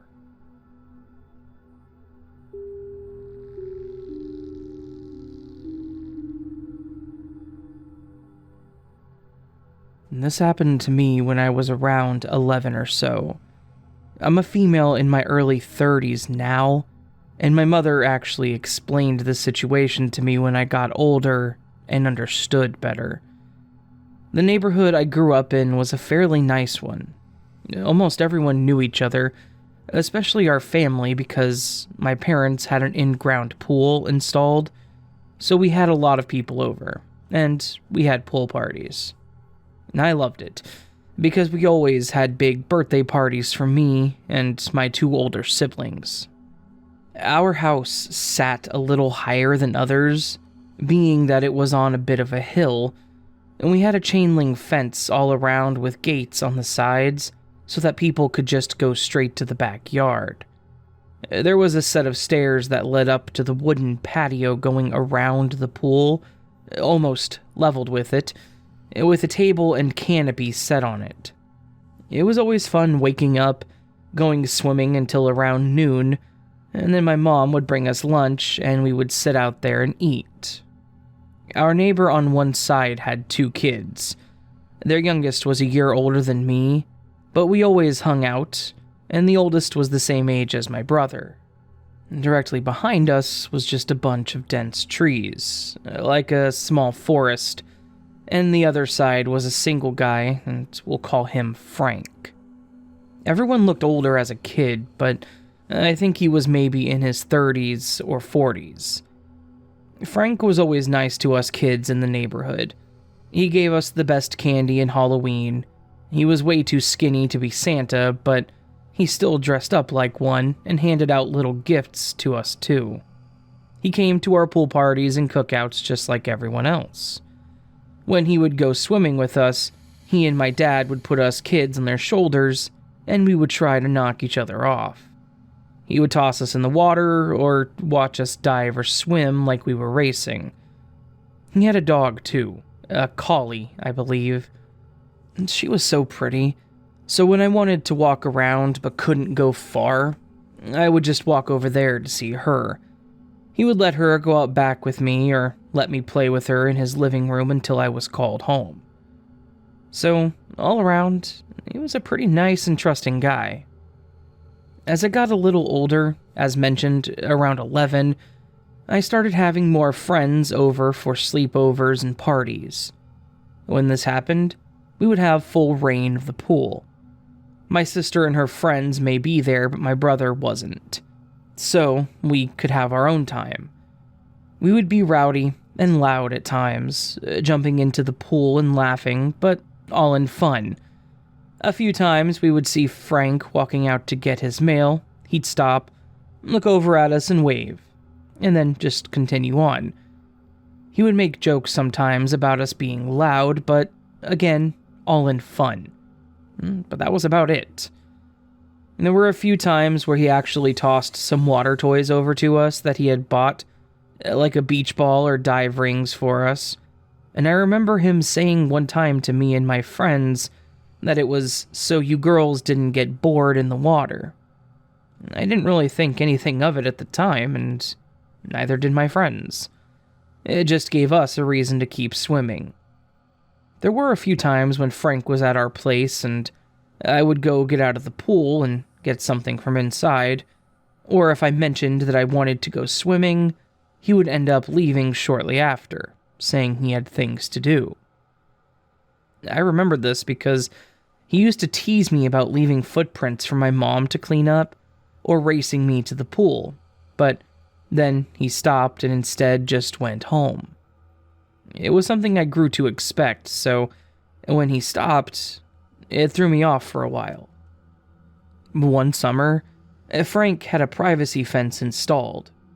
It wasn't that unusual to me because a lot of neighboring houses started doing the same, but I remember my dad saying it was going to stick out at the time, because all the other houses had the metal ones, including ours. When my dad talked to him about it, he mentioned making the cost of the house higher with the better fence as well. After he put it up, though, we would see him looking over the top of his fence, doing what he normally did, waving and shouting over at us. One time, he hollered over for me while me and my friends were swimming and motioned me over to the fence. I climbed out of the pool, I made my way to the fence, and he asked me what the occasion was. I said I just had some friends over for the weekend. I noticed that he seemed to be out of breath, and I asked if he was all right. He said he was, and that he just wanted to give me something, and after a few seconds of him looking down, he handed over these floating horse things that were basically pool noodles. He said we could use these for our water fights when we couldn't be on his shoulders. I remember taking them, pretty excited about it, and I thanked him. He was just smiling as I walked back to get in the pool. He stood there for a few more moments when I got back into the pool until my friend noticed and asked if he was going to watch us the whole time. I just looked over at him and thanked him, and he went inside. I remember some of these events so clearly now because it's not until afterwards that you realize everything wrong. This continued on for the next year. He'd come over less and less, and when he was already over hanging out back with my dad or something, and I would mention swimming, he would end up leaving soon after I got in. Him asking me to come over to the fence became a regular occurrence, and he would either give me something or just delay the conversation. How are you? How was school? Any summer plans? Any friends coming over? Weird questions like that. And at one point, I asked him why he didn't just stay over and talk and swim with us. His answers were always the same, saying he had stuff to do or something came up. But the other running occurrence was that he always seemed out of breath, red in the face, and sweating. Sometimes, he'd even take his shirt off, which would normally be fine, except for when he would go home from our house with things to do, but then he would be standing in his yard and talking to me. Another time, when I was swimming with my sister and her friends, they were about 17 or 18 at the time, he shouted for us, and when my sister started getting up to go, he would yell that he wanted me specifically. As a kid normally does, I got annoyed with this because it was almost every time that I was swimming. Not my sister, not my brother, but me. One of the last few times he did this was when the three of us kids were swimming one evening. The sun was just starting to set, and my mom had called us in for dinner. My siblings got out, leaving me with the responsibility of picking up all the toys and the games, since I wasn't ready to get out yet.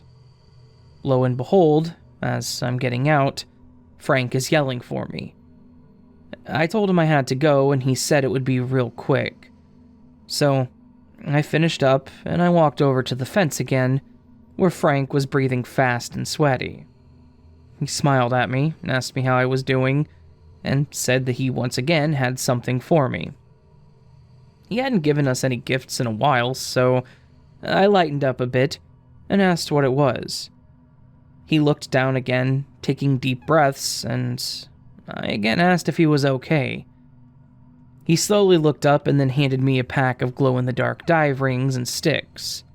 I said thank you, but my parents only let my sister swim at night since she was older, unless they were out there with me. He said they were for swimming at night and asked if I ever did. I told him no and explained the above, but he then said, "Well, ask your parents if you can. You're plenty mature enough," and he winked at me. I didn't really feel good at this point. Being a kid, I didn't really know the whole trust your gut thing, and I just stood there listening and saying that I would ask them, looking down at the gift. He then thought it would be alright to say, "Then you could go skinny dipping like your sister does, but I won't tell anyone." And he let out a creepy giggle. I just remember saying okay or something and taking off inside. At this point, I definitely felt like something was wrong, and I didn't really quite know what he meant by that. So, I ate my dinner quietly with little to no one bothering me. My mom asked if I was alright, and I said I just wasn't feeling good at that time. When it got closer to bed, I was in my sister's room because she was braiding my hair, and she asked me what was wrong too. I asked her about skinny dipping and if she did it. We were pretty close, so I trusted her, and I recall her turning red and explaining to me what it was, and said she only did it once as a dare and to not tell our parents. But then she asked me why or how I knew, and that she was not going to let me leave the room until I told her. And for that, I'm thankful. I explained everything to her, what Frank had said that night, all his gifts, and how weird he was acting at the fence. I was scared because she actually had tears in her eyes, so I thought I was in trouble. She said it would be okay and that I could leave. She comforted me, though telling me I wasn't in trouble, so I left. Last thing I remember was my parents telling me good night, and then a crazy next morning. Turns out, my sister actually went and told my parents everything.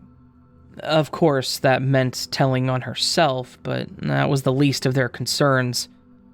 The next morning, when I woke up, there were police at our house, and my mom, dad, and sister were talking to them.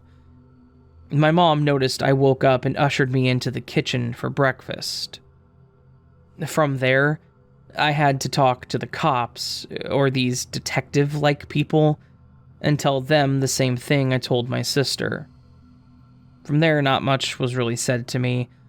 I was told Frank had to leave, and we never saw him again. I know now that this was my parents' way of protecting me, by not telling me what actually happened, which again I am thankful for so that I could continue having a normal childhood. I was definitely told when I got older, though, that he was absolutely arrested. They found plenty of evidence in his house alone, but I was horrified to learn what he was most likely doing behind that fence. It is an awful feeling and memory to think back on. I even went into this creep's house alone. I don't blame my parents, though. This guy had lived there when I was a toddler, so It was a shock that this was who he really was. We got a privacy fence soon after, and my parents were more careful about who they left us around and into our home as well.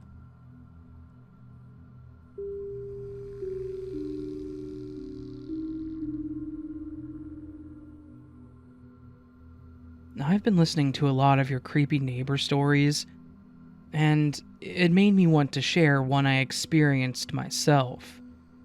I am now a 32-year-old female, and at the time the story took place, I was 13 years old. One night I was staying over at my friend's house, who, for the sake of the story, we will call Kate, who lived in a sketchy neighborhood a few miles from our middle school. Her mom was a single mom and was working late, so we had the whole place to ourselves. Her mom left the house full of junk food and let us rent movies on demand as much as we wanted. Since it was still bright out, we decided to go for a walk down by the pond and park area just a couple of blocks from her house. As we were heading back to her house, just about 1 or 2 houses away, a car approached us from behind. I didn't recognize the person, but my friend Kate did. She said it was her next-door neighbor, Andy. Andy, if I can recall, looked to be much older, maybe in his early 50s. I remember him having a grayish beard, and he wore a baseball cap. He slowed his car down and asked us what we were up to for the evening. Kate told him that her friend and her were having a sleepover, and that we were probably going to prank call a few kids from our school and stay up late watching scary movies. Andy just chuckled and smiled at both of us. But even as a young 13-year-old, I didn't like the way he smiled at us. I didn't know this stranger, and I was surprised my friend had even given him that much information. But maybe she knew him a lot better. Andy told us in a low voice, "Well, Kate, I see your mom's car isn't in the driveway, so I'm assuming she's working late again, Kate said in her usual friendly but completely oblivious tone, "Yep, she has the late shift again, so we get the house all to ourselves." Andy returned that same creepy smile and said, "All right, well, you girls have fun at your little sleepover, and don't get into too much trouble tonight." With that, he slowly drove past us and pulled his car into his driveway. As we walked up her driveway, we saw Andy walk into his house, still staring at us. Once we were inside Kate's house, I asked her about her neighbor. I told her that he kind of gave me the creeps. Kate said that she agreed, he is sort of creepy, but didn't think he was any danger or threat at all. Kate was always more of the trusting, carefree friend, while I seemed to always be the paranoid, more cautious goody-goody. So, we made a pizza and grabbed a bunch of snacks, and started watching some movies and had fun chatting with the few friends on AIM afterwards. Around midnight, or even 1 a.m., Kate's mom still wasn't home, and we were just starting to fall asleep in our sleeping bags in the living room. The TV was still on, playing some scary movie in the background. Suddenly, Kate clicked the TV on mute and lowered her voice. She said, "I thought I saw the motion direction light go off and on in our backyard." She quietly got up to peek out the window, overlooking their backyard. I tiptoed over to her and asked if she saw anything. She didn't see anything, but soon after, we saw the light turn on. We tried our best, but we couldn't see anything outside. Kate decided to go into their basement to see if she could get a better look through the window down there. We crept down to the basement stairs, being very careful not to trip in the dark.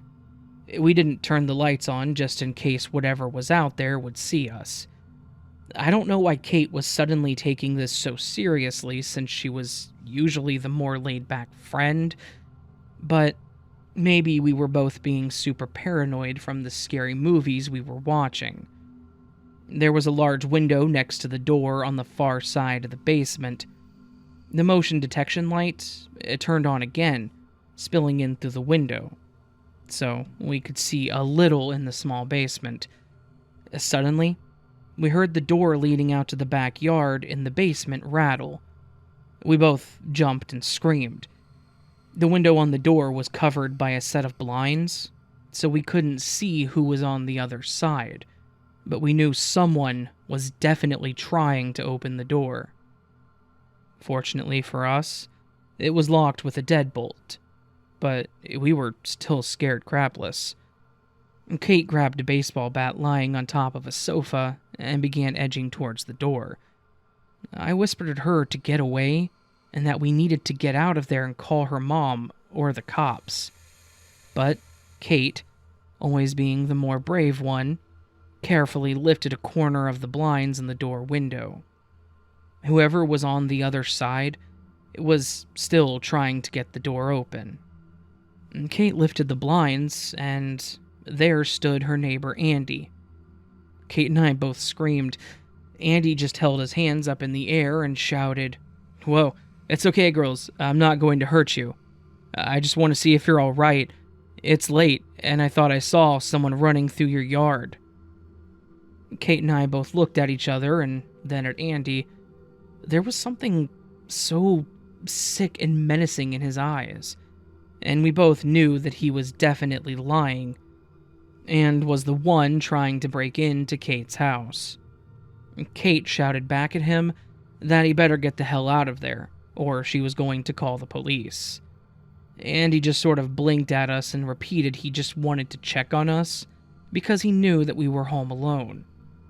He grabbed the doorknob again and asked us to unlock the deadbolt. I pulled Kate by the arm and I told her to call 911. I screamed that we were calling the police right now. Andy just glared at us and backed away from the door. He quickly looked to the right and turned and then ran back to his yard.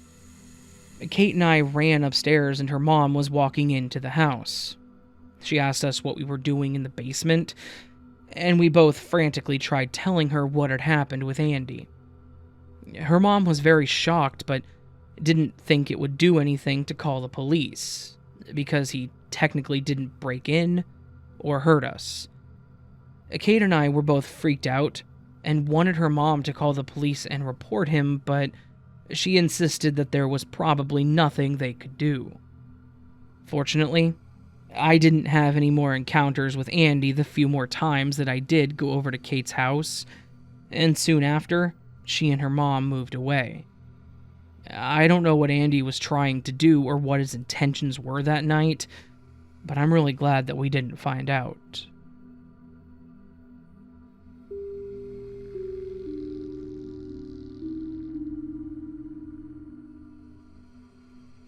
This is my true story of an unbelievably weird encounter with a man who grossed me out and forever changed my outlook of humanity.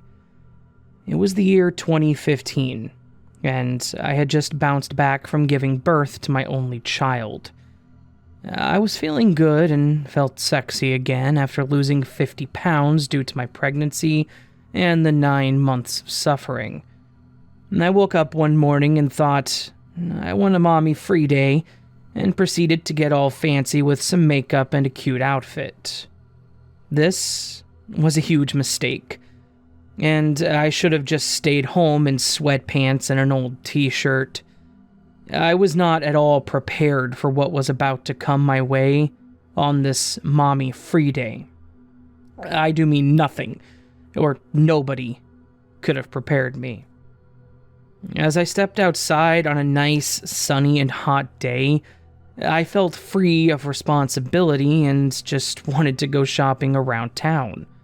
So I did. And I had a wonderful time until I remembered that I needed some diapers from Walmart before heading home. Oh, how I wish I had just let my baby go without, just this one time.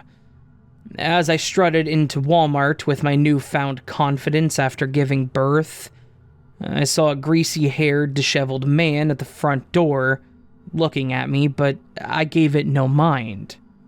And I thought maybe he was looking at me because I had a glow about me that day. Anyone who's ever given birth knows this newfound confidence, so don't judge me. However, this was my downfall.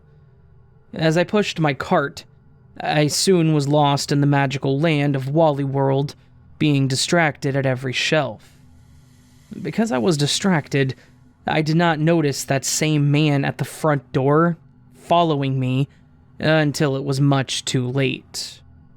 After a little bit of time, I did finally notice that this creepy man was bumping into me in every aisle. So, I decided to make a few unwanted turns down aisles and would stop pretending to look at things, just so I could give him the side eye and see what his agenda was. I kid you not, every time I stopped, he would stop about 10 feet away, and he too would pretend to look at some miscellaneous product. I thought to myself, I'm just freaking myself out, and then proceeded to an aisle to grab my favorite cereal. Well, who do you think followed? The creep, who then also picked up a box of cereal. However, this time he was close enough for me to hear him say vulgar words and making creepy breathing sounds. What I could make out over his creepy breathing was him saying, "She is so sexy, and I want to smell her." Cue me getting freaked out while jumping out of my skin. So I told myself that I needed to get the hell out of there and rushed to the diaper aisle to grab my son's diapers. However, on the way to the cashier, I remembered the dreaded peanut butter my husband asked me to grab. So, against my better judgment, I turned around to the peanut butter aisle, passing by the creep carrying his box of cereal and still following me. I remember chanting in my head that, "Everything is okay, Natalie, everything is okay." I was practically running at this point in a rush to get the peanut butter. As I looked for the brand of peanut butter my husband likes, the creep reached below me and grabbed a huge jar of peanut butter. I remember holding my breath, thinking this is the end. I'm going to be murdered right here at freaking Walmart. As I stood there, not daring to turn around and face him, as he was literally inches away, I then felt the hot breath of this man on my neck as he started sniffing me. I literally froze. Not even a natural disaster could have made me move. I was paralyzed with fear and disgust as his nasty breath then proceeded to blow on my neck in deliberate sucking and blowing motions. At the same time, I heard him ripping the protective paper on the open jar of peanut butter that he was holding, and thought, what the hell is he doing? I thought to myself to not trigger this man with any negative reaction. So I played it off as I continued to look at the peanut butter. Like a shiny object, my eyes found the peanut butter my husband wanted and grabbed it, and turned around to see this man holding the box of cereal down by his crotch, with the peanut butter immersed in his exposed self. Realizing he was making swift jerking motions with the jar, I knew exactly what he was doing. In shock, I stood there trying to figure out if I was seeing this correctly. Then, I looked at him as he stared into my eyes with a big grin on his face, all the while licking his lips in a disgusting manner. This literally happened within about a minute or so. Before I could even move, I felt the cereal box hit my forearm as he was jerking himself in the peanut butter jar. I finally snapped out of it and screamed. I ran like I have never run before, leaving my cart behind. As I was running, My mind could not comprehend if what I had just witnessed was not a figment of my imagination or a bad dream. I ran straight to the security officer at the front entrance, freaking out, and shouted what had just happened to me. They brought me into the little office at the front of the store as they tried to locate and apprehend him. As I was waiting, the police were called, and the show started to find this creepy pervert. I remember as I repeated my story to the police, they had me repeat what I was telling them in disbelief.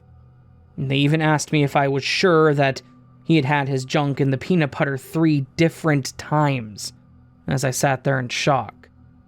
However, in all of this chaos, the guy had escaped out of the tire center, leaving the opened peanut jar and the cereal on the floor. When the police gathered the evidence from the aisle, they stopped doubting me. What with the proof of the indentation inside the peanut butter jar. They then pulled up the store video and watched in horror as the events went down. They saw him following me for about 30 minutes before I even noticed. After I ran away, the guy ran out of the store as he was fixing his pants. He did get a little karmic justice, however, because as he was running, he tripped and busted his ass hard. I was stuck in that little room with the police for 2 hours as they figured out where this guy ran off to. Then they walked me to my car after getting my information in case they found him, and I would have to testify against him. However, I never heard back, other than them telling me they still hadn't found this creep. So yeah, that is my creepy encounter with the perverted Walmart stalker. I hope you enjoyed because this gave me PTSD having to recount my experience.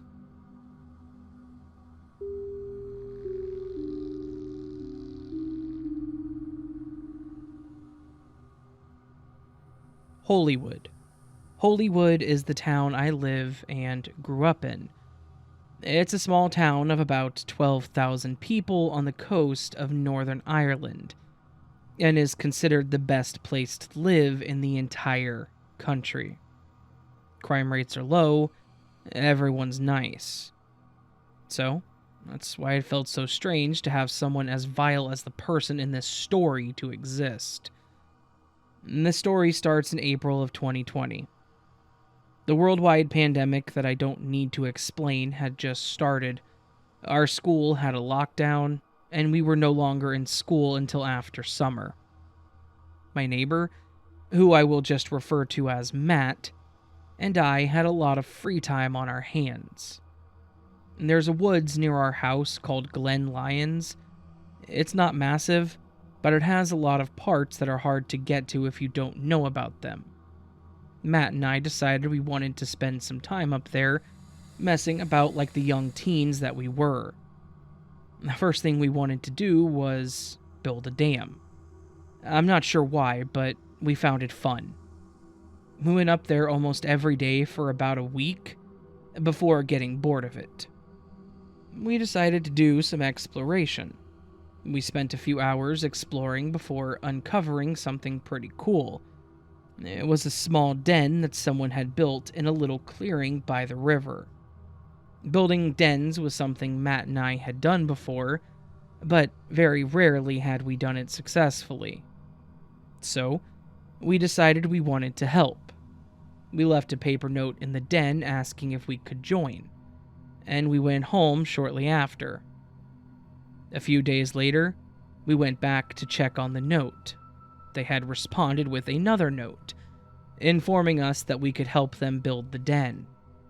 Matt and I set to work, gathering resources such as wood and string that had been left in the forest. The next day, we came back to see that someone was there. The villain of this story. There's something unsettling recalling a memory of someone who, at the time, you thought was nice, just to find out their true colors later on. And this boy was called Greg. He was 15 at the time, 2 years older than me and 4 years older than Matt. We didn't say anything to him, we just decided to gather materials and bring it to the den. After a minute or so, he started doing the same. We struck up a conversation with him. He wasn't actually the boy who made the den, but they knew each other on a personal level. Nothing else really happened. The day after that, we returned to the den. We were hoping Greg would be there, but he wasn't. We decided to wait a few hours to see if he came. He didn't, but someone else did. Enter Rowan, the maker of the den. I'd actually met Rowan a few times, so we instantly started talking. We all became friends that same day, and that's when the den really started. Weeks went by. Every day we went up was practically the same. We would go up early in the morning, meet Rowan, then Greg, have some fun, and then go home. Rowan was always the first to go, then me, then Matt, and then Greg would leave last. I remember when I would have to go, Greg and Matt would stand at the entrance to the den, and we would talk a bit before I left. That was how it always went. Until midway through May. I'd gone home, I ate my dinner, I watched some YouTube on my TV in my room, I was playing games on my phone while the videos played, when suddenly, I get a phone call from Matt. This wasn't unusual. He often called me when Greg had told him about a cool idea about the den. "Hey Matt, what's up?" I asked him. "Ollie, can we talk?" Matt asked in a frantic voice. "Yeah, I'm coming over to yours now." We met, and he told me exactly what had happened. I felt sick as I heard the stuff that Greg had told Matt. If you haven't figured it out yet, Greg was a pedophile. It all made sense. Why he hung out with kids, why he spent his time in the woods, why he tried to get so close to us. Greg had brought Matt into a really deep part of the woods. Remember, this is about 8 at night, so the sun is already set. Greg then proceeded to ask Matt to do, let's just say, bad things with him. Matt told me how Greg tried to tower over him at times. Greg had repeatedly showed us his physical strength, and Matt was a bit scared of him at times. Matt told him he would think about it and then ran off. That's when he got home and phoned me. But that's not where the story ends. We told all of our friends about the incident. The story spread like wildfire across Hollywood's youth. The names were lost as the story spread, which often makes me wonder if Greg ever heard about it. Matt blocked Greg after Greg once again asked him about that stuff. We quit the den. Rowan and I remained friends, however. We decided we needed to find a new den. We brought some other people in to help us. I was with Matt when we finally found the spot. At the bottom, if Hollywood existed in a small area that once used to be an old school. It was surrounded by trees. There was a little area in there that was hidden. We talked about it for a while over our favorite snacks and drinks. Mine was salt and vinegar Pringles, his was lemon Fanta. Suddenly, we heard a twig snapping, and we realized someone else was there with us.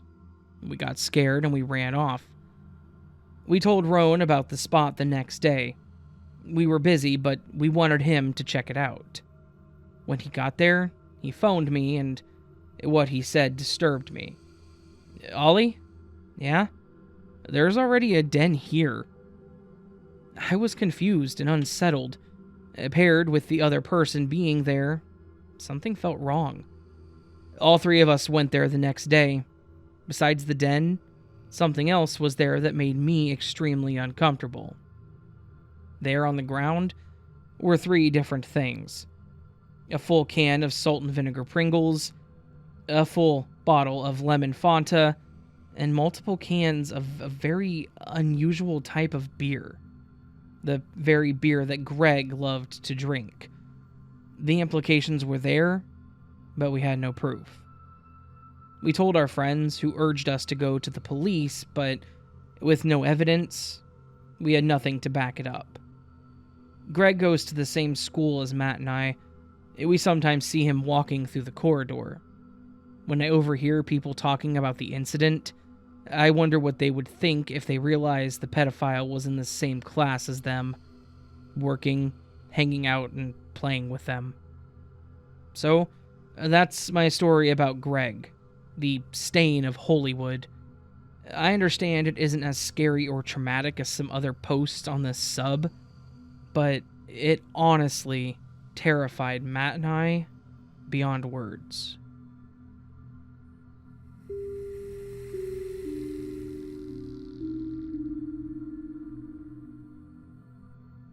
Or condemned for fun. We didn't have cell phones at the time, and most that we had was his car. So, trespassing and sneaking out alcohol was the most excitement that we could really have. We lived in Topeka, Kansas at the time, and if you're from there, you know there's a small area to have fun in and another that's just boring. Or maybe that was just us since we lived on the boring side. Either way, this was our idea of fun.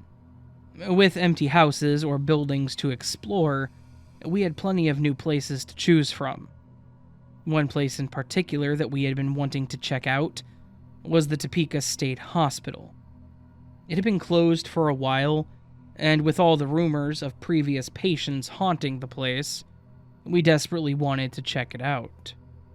We also had never explored in a place so big, so we had to try and figure out the best way to get in and when to do it. We drove by it a couple of times to see if there was any type of security around it, and to see if there was anything immediate that would hinder us. When we were convinced that it was going to be an easy in, all we had to do was find a time to do it. So, to not have our parents asking questions about what we were doing, we told them that we would be staying at each other's house, and then we had the night without any suspicion. Friday night, Brent said he was leaving to come over to my place, and I told my parents that he was coming to pick me up, and we were off. We each had a backpack with what our parents thought were our clothes, toothbrush, and deodorant, when in reality, it had our flashlights, a few supplies we brought, like a pocket knife just in case, and a few snacks to eat while we waited.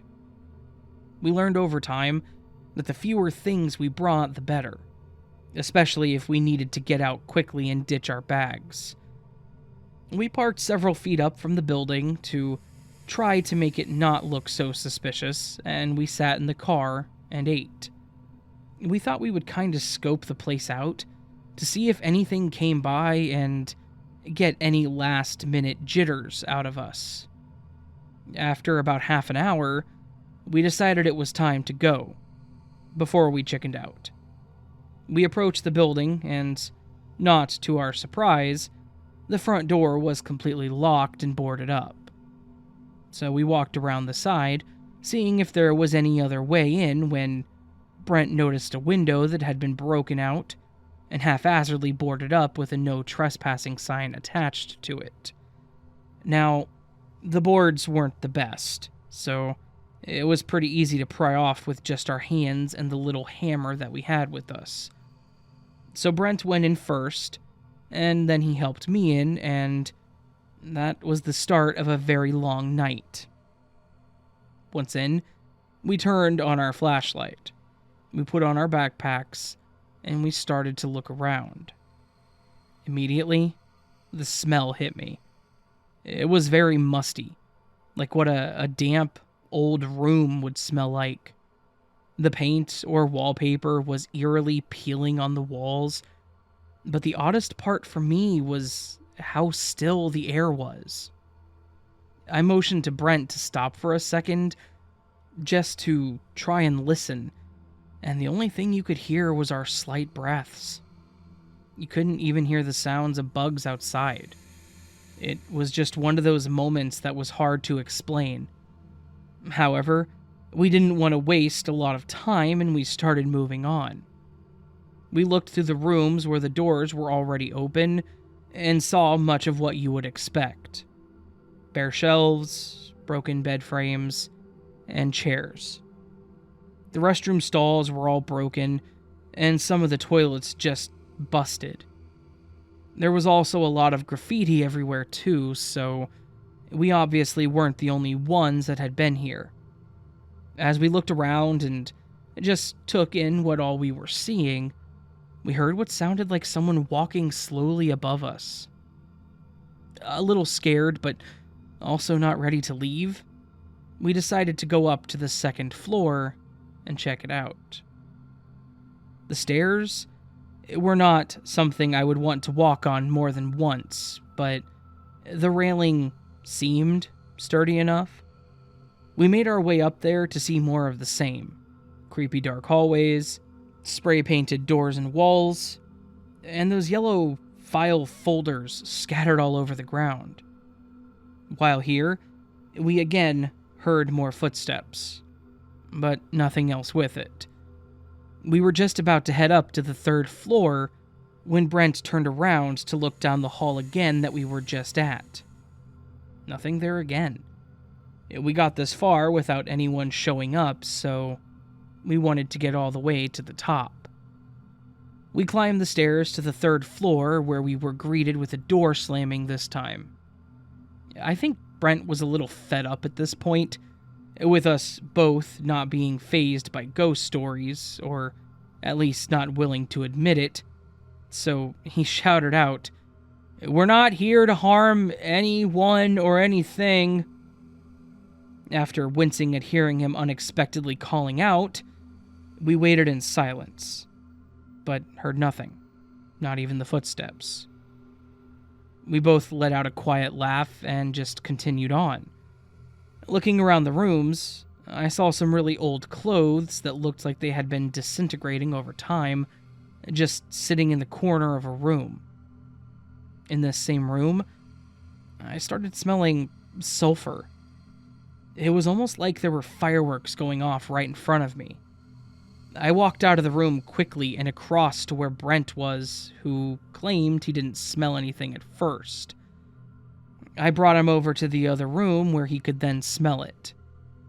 As we started leaving the room, though, the door to the room he was in slowly closed. As I mentioned earlier, there was no airflow in the place, and it was super still. So, there was no way a draft blew this door shut. We stared at the door for several minutes when we started hearing the footsteps again, but they seemed to be quicker than before, and getting louder.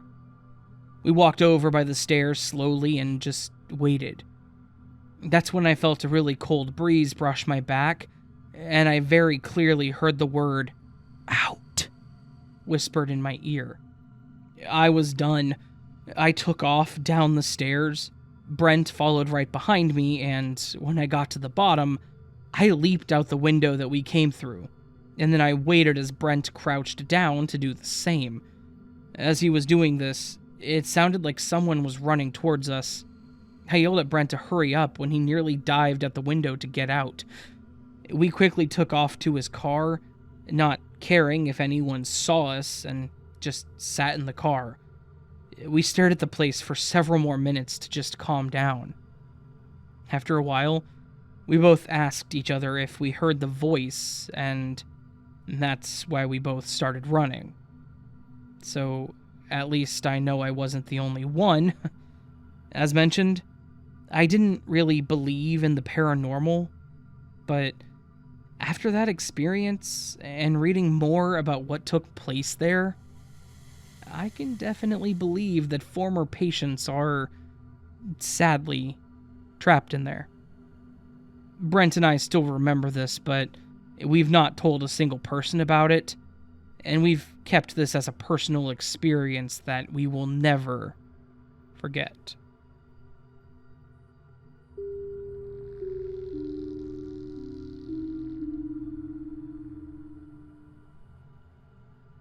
My friends and I often went camping in the summer in a remote place in Kentucky. It was a small, unknown area that you could easily miss, especially if you're not looking for it. This was great for us because that meant that there was never anyone around to bother us or throw off our fun. Sometimes we would invite a new person or our partners to join us, but that was it. It was supposed to be for new homes, but after cutting down some of the trees, they ended up leaving the area untouched and never put in any houses.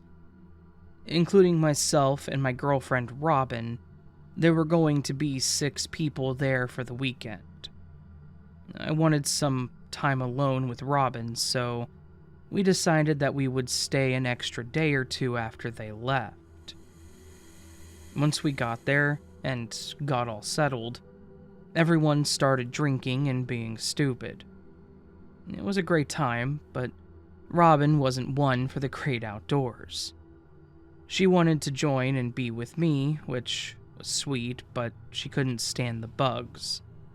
She didn't like the idea of sleeping in a tent on just blankets, and she definitely didn't like that there were no restrooms nearby. But she was a trooper. She tried her best to have a good time, and I think she did when she started getting a little buzzed. The first night was great, other than Robin waking up to every sound and slight movement. The next day was fine as well, just sitting around, drinking, and just hanging out. It's nice not having any expectations or errands to run, and just being able to kick back, eat, and sleep at your leisure. However, later that evening, while we were all talking and having a good time, Robin started looking around and staring hard into the darkness.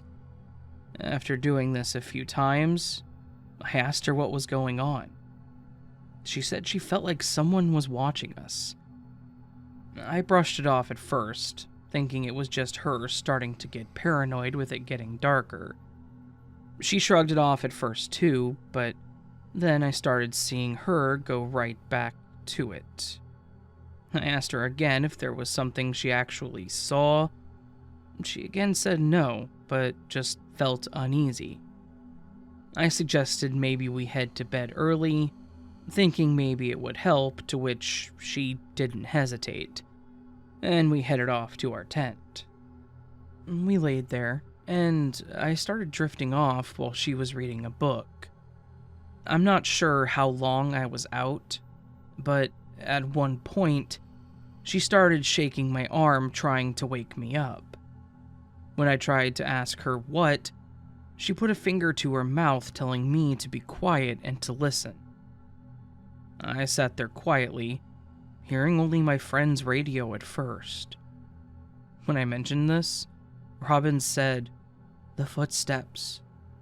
So I again listened when I finally started hearing what sounded like slow, in-pattern footsteps. I tried telling her it was probably one of the others, walking around drunk or trying to go to the bathroom. So, to calm her down and ease the tension, I made a comment out loud to the effect of, "Don't be going over here by our tent," and smirked, looking at Robin. She didn't find it very funny, and neither did the person by our tent by the sound of the groan I heard. Before I could respond, though, one of my friends hollered back asking what I was talking about. I asked who was by my tent, and they said they were the only ones awake. Seeing Robin's freaked out face, I got out of the tent to see who was messing with us. That's when I confirmed my friend was right. He started getting out of his tent too, and we both looked over behind my tent. To my shock, it was an older guy. He had long, matted hair that looked like it hadn't been brushed in years. His face was covered in what looked like dirt and scabs. He was wearing boxers, a t-shirt, and slippers. Again, this was a remote area. There aren't any businesses or homes nearby, so I have no idea where this guy came from. not knowing what to do. I just looked at him and said, hello? The man would not make direct eye contact. He always looked around me or at the ground. He also never responded. So instead, I asked, "How did you get here?" By now, Robin came out of the tent and gasped at the sight of this man. This time he did respond, but not in English. Unfortunately, I don't know any other language, but I can typically tell if it's at least Spanish or French, and it was neither of those. I asked if he knew English, and again he just mumbled something in a different language. Robin then asked him if he needed help, and she offered to call 911. When she said this, he kept shaking his head over and over, saying, "No, no, no, no, no." Then, as he started to walk away, he was holding his side. Robin tried shouting to him, but he kept saying no and something else, and walked away into the night. I thought it was definitely bizarre and had no idea how this man in his condition had even got there. She said we should probably call someone in case he got out somewhere and had something wrong with him. My friend didn't like this idea since we could all get in trouble for trespassing. We had all been drinking, and there was no way it would be safe for any of us to drive. So I calmed Robin down and told her that we would just leave with them tomorrow instead of staying longer, and call the police on our way out so they can come looking for him. To which she agreed. The next morning, we got up, had a little breakfast, and started packing to head home. The rest of the group was taking a bit longer to leave, but Robin was anxious to see if she could find this guy before we left. So, we started driving around to see if we could find him, but no luck. The area wasn't that big, but we still didn't see him around. Thinking he probably wandered off somewhere, Robin was upset, but understood that there wasn't anything else we could do. So, we headed back over to our friends and helped as the last of them left. Nothing came of the situation until a few days later. Robin had come over to my place and immediately pulled up a news article. It was about a body that they had found close to where we were camping. It was an older guy in his 60s that had been stabbed and bled out. I don't remember the name anymore, but what I do remember was that he was Swedish. Then they also showed a picture of the victim.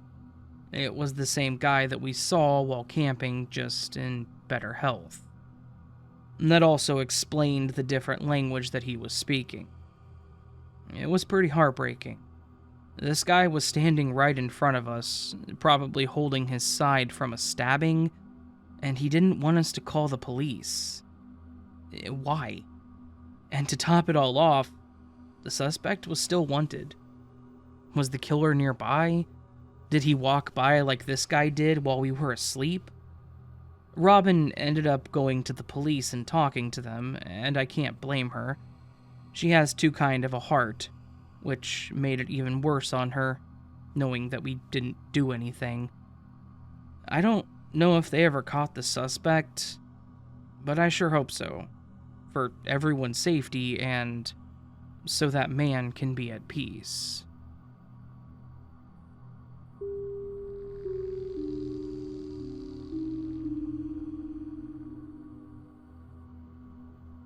I was the store manager of a nationwide mall computer, later gaming store.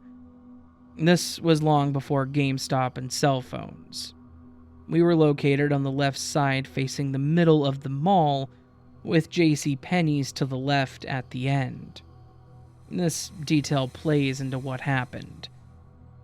My ex-wife is a strikingly beautiful Latina woman. She was only 20, and my daughter 1.5 at the time. Unfortunately, fortunately for us, we had very beautiful babies. They almost looked like dolls.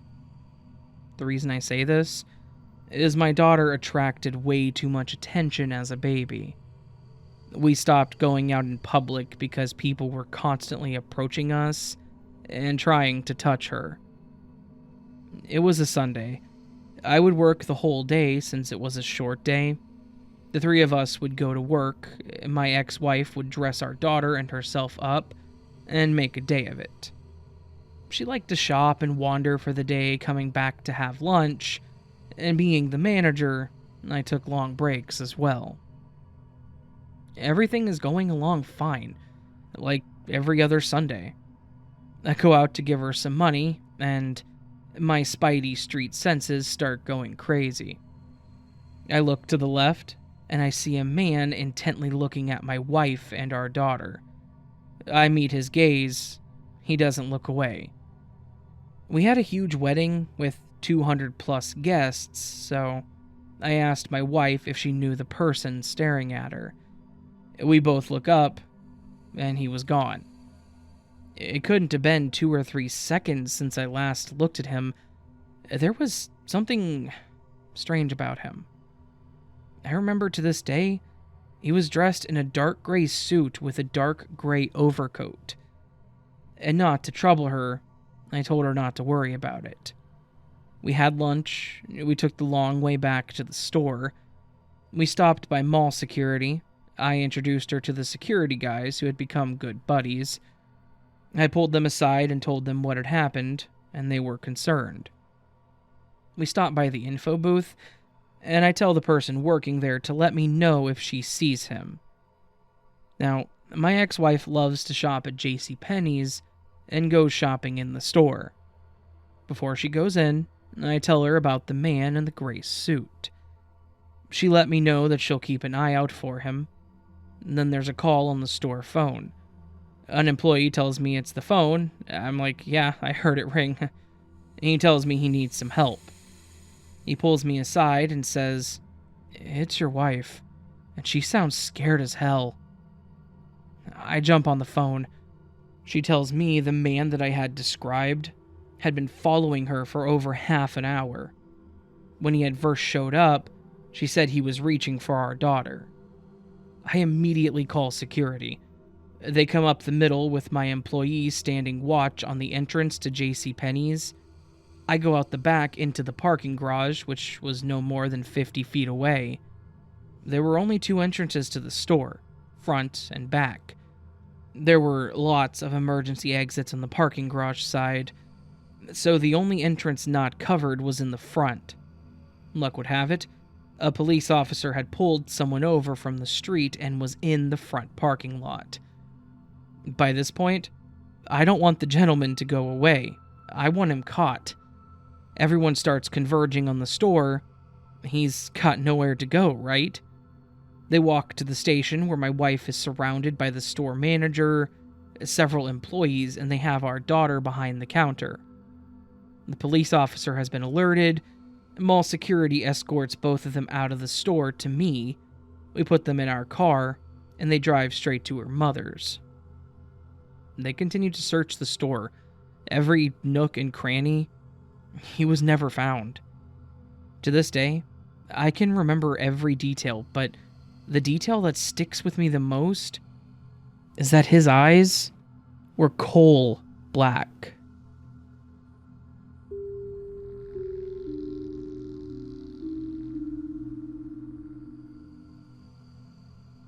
Hey there. I'm new to the sub, but really hoping this is an appropriate place to post about a bizarre, possibly paranormal experience that I had while working the other night. I'm an RN in a surgical ICU. I work midnights in a large hospital in a major city. The other night, I was working and the phone rang at the nurse's station. It was around 12:30 a.m. and the caller ID said unavailable, which I've never seen before. I answered the phone and all I heard for a few seconds was a faint, staticky noise, and then a voice in a loud whisper quickly said, "Hello? I'm looking for my mother."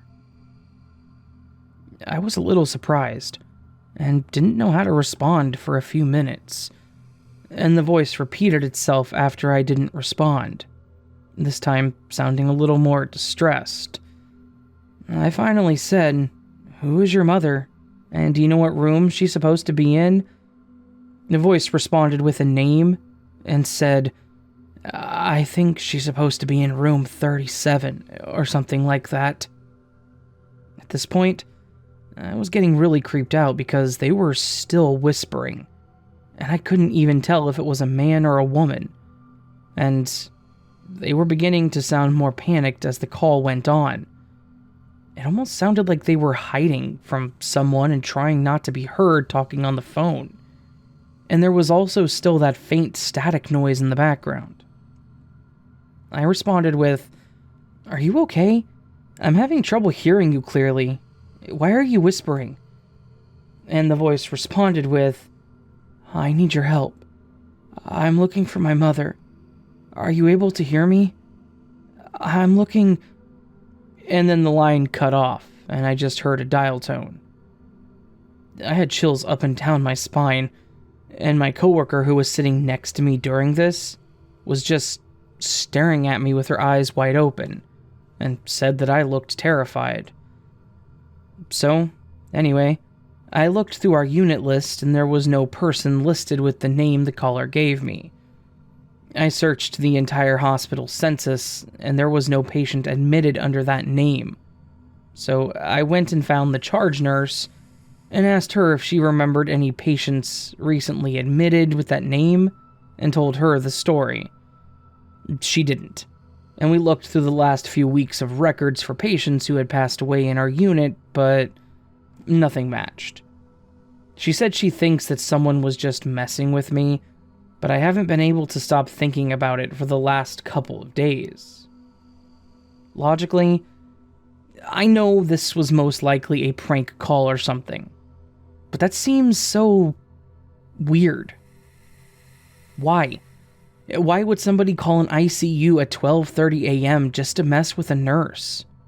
Also, the specific phone number to the nurse's station is not listed online. You have to call the hospital operator and ask to be connected to the nurse's station, or an employee has to give you the direct number to call, like if you were a family member calling to get updates or something similar. And the room number the caller gave also lines up with the numbers on the unit. So, I guess that could have been a lucky guess, but it just seems odd to me. I answer a lot of phone calls from people looking for their family members when they're admitted to the hospital, and I'm used to talking to people while they're in a state of panic or extreme emotion. I feel like that's a hard thing to fake, but I sensed genuine distress from this caller. I spoke too, and personally felt it for a while after it happened. It was one of those things that instantly made the hairs on the back of your neck stand up, and I was jumpy for the rest of the shift. And I didn't answer any more phone calls. So yeah, I'm not sure what type of response I'm looking for here, but I think I just needed to vent about it somewhere. Not entirely sure what happened. What do you think? Was this a morbid prank call? Or something a bit more eerie?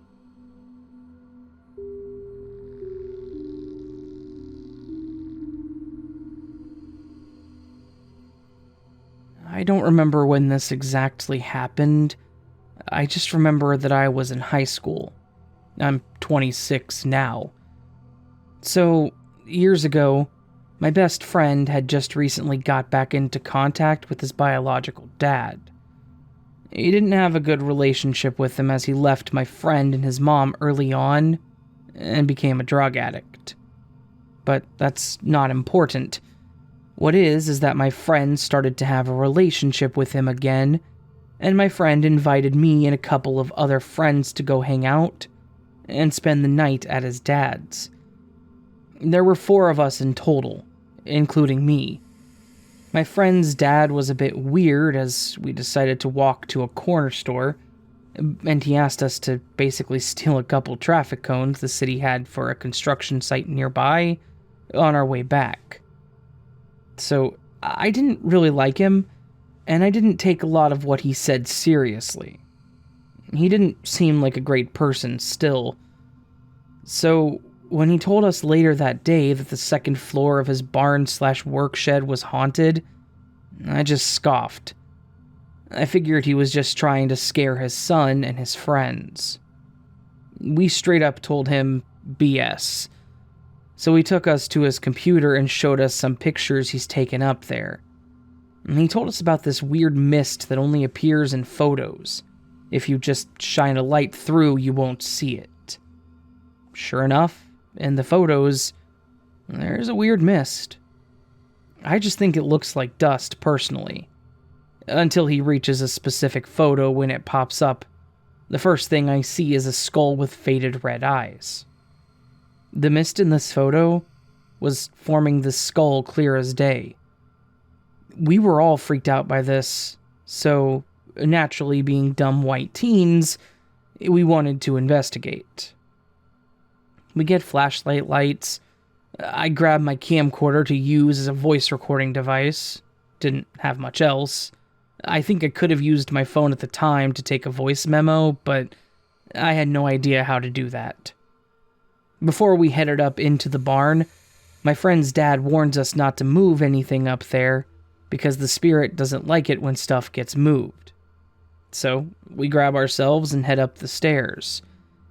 And while we're up there, it's basically pitch black since there are no windows, but it was later in the day, so even if there were, it would still be pretty dark. We also all get this extremely uneasy feeling as soon as we reach the top of the stairs. First thing we test is the mist. We shine the flashlight and just see random crap and tools up there. It looks like a hoarder's house, but no mist or dust or anything of that sort. So I pull out my phone and snap a couple pictures with the flash on. Sure enough, when we look at the pictures, there's a misty fog that can be seen in the pictures, but not with just the flashlight. Nothing was forming in it, it was just random shapes, but it still creeped us out. Next thing we did was hit the record button on my camcorder, and started asking random questions. You know, like the ghost hunters on TV did all the time. I don't remember exactly what I asked, but I'm pretty sure they were the typical, who are you and how did you die? As I'm asking questions, one of our friends accidentally kicked a dumbbell, and we just went super silent as we heard it roll for a few seconds. As we sat in the dark with no one saying a word, my best friend pipes in really quick saying that maybe we should leave. We all agree and start hurriedly going down the stairs. Our two friends are in front of me, I'm going second to last, and my best friend is behind me. As we're going down, my friend behind me starts shouting, go, go, go, go, go, go, go, hurry, and starts shoving us to go faster. When we get to the bottom, he tells us that he felt something big and menacing behind him and was terrified to look back. And while we were down there, we also went through my camcorder to see if I picked anything up. After one of my questions, you can hear someone clearly say, "Get out," in a calm, deep voice. I've never been to that house again. I really wish I could find that camcorder because I guarantee that recording is still on it.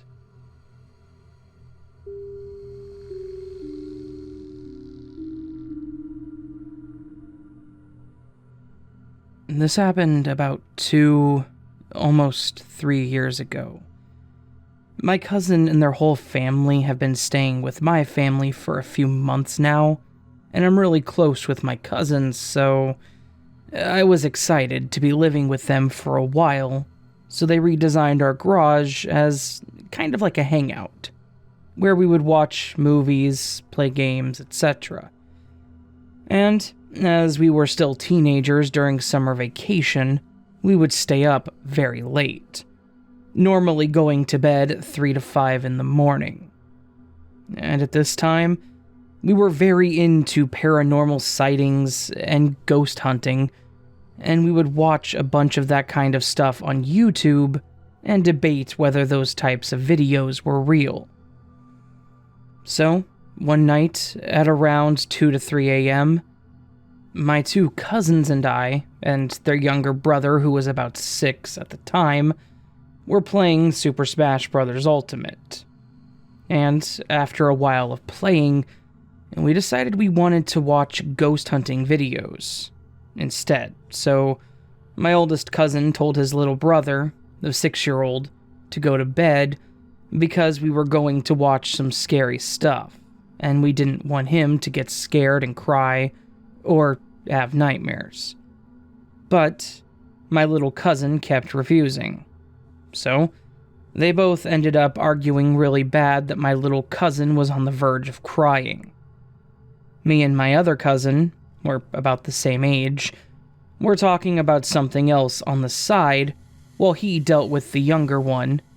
But in the middle of our conversation, my little cousin got so mad that he just started yelling and screaming at my oldest cousin, and I turned to look over at them. When I looked over in their direction, I swear I saw a shadow-like figure peeking from behind the door, which was wide open. I was surprised and had to do a double take to make sure I wasn't just seeing things. But when I looked again at the door, I didn't see anything, so I thought it was just my eyes getting used to the dark or something, since the lights were off and the only light source was the TV. My younger cousin kind of calmed down eventually, and my older cousin looked at me and my cousin and said, "I think I saw a head." And in my head, I was like, "No way, you saw the same thing I did." I told him that I think I saw the same thing, and he asked me where I saw it. I pointed at the top of the door frame, and he gasped and said, "That's where I saw it too." We were both kind of freaked out, because it's one thing if only one person saw something like that, but 2 people? So my other cousin asked us to describe what we both saw, since he didn't see it. And as we both literally described the exact same thing, except for the fact that he actually saw the figure move back into the dark, the door slammed shut really hard and it shook the room. We were literally speechless. Even my 6-year-old cousin was too scared to scream or cry, and we just stared at the door for a solid 30 seconds, because we thought that my dad, their dad, or our uncle, who lived with us too, came to play a joke on us or something. My little cousin then started crying, and my older cousin yelled out, "You guys are messed up. You made him cry." And we expected one of our family members to walk in and apologize, but no one opened the door, and we were too scared to get up and go check. About 20 minutes later, our uncle came in the room and started saying that he got into a debate with my parents, and he came to tell us about it, but we asked him if any of them came and closed our garage door, and he said they hadn't left the room they were in for the past hour because they were too into their conversation. We also asked where my cousin's parents were, and my uncle said they were sleeping, and that they had been for a long time. So, who slammed the door? And I still wonder if me and my cousin really saw that figure or not. I wish I could go back and relive that moment, but at the same time, not really, because we were really scared to be in our garage for a while after that. I also forgot to add that the house where this happened is our grandparents' house, and they've owned that house for years, and every family member that's lived here, even for a little while, has had a paranormal or creepy experience in this house.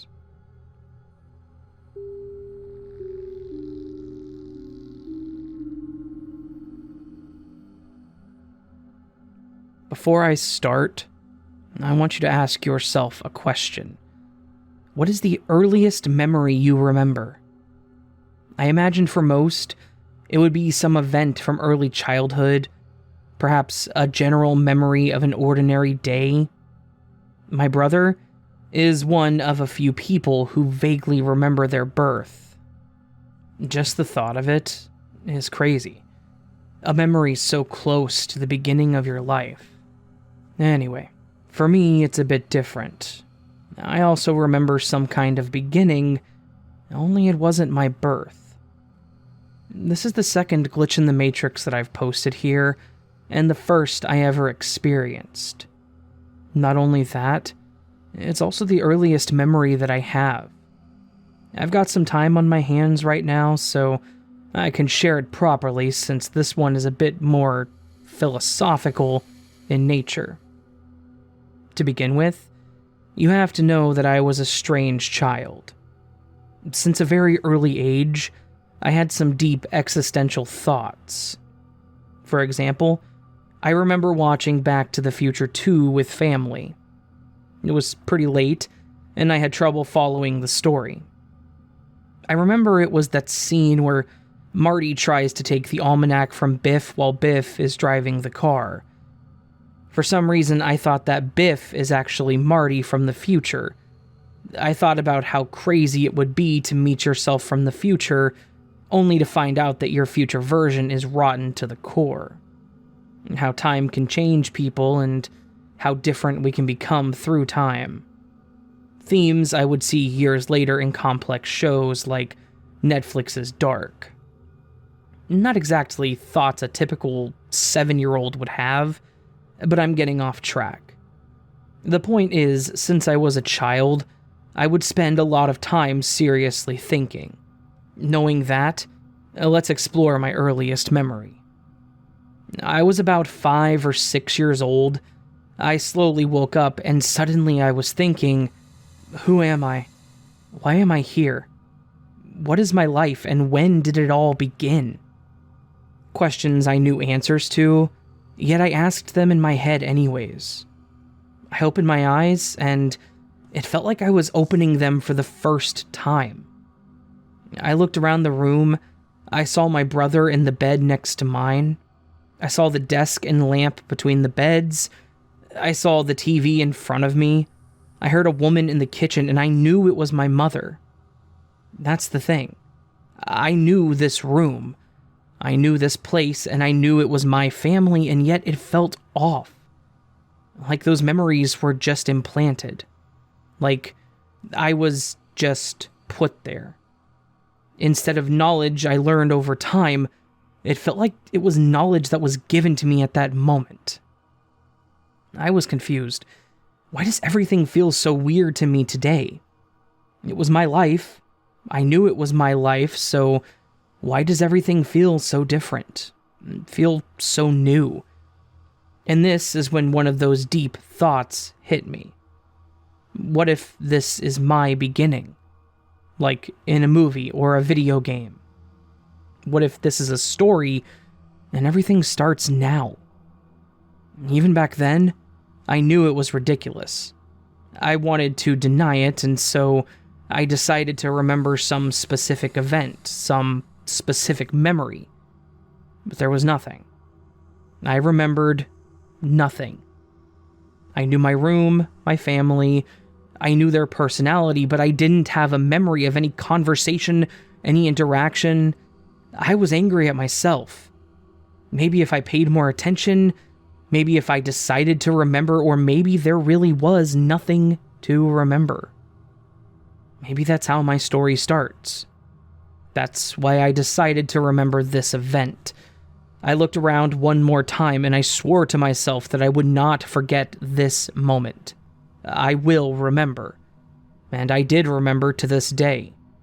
That's how and why I know this is my earliest memory. In the end, I don't know what it all meant.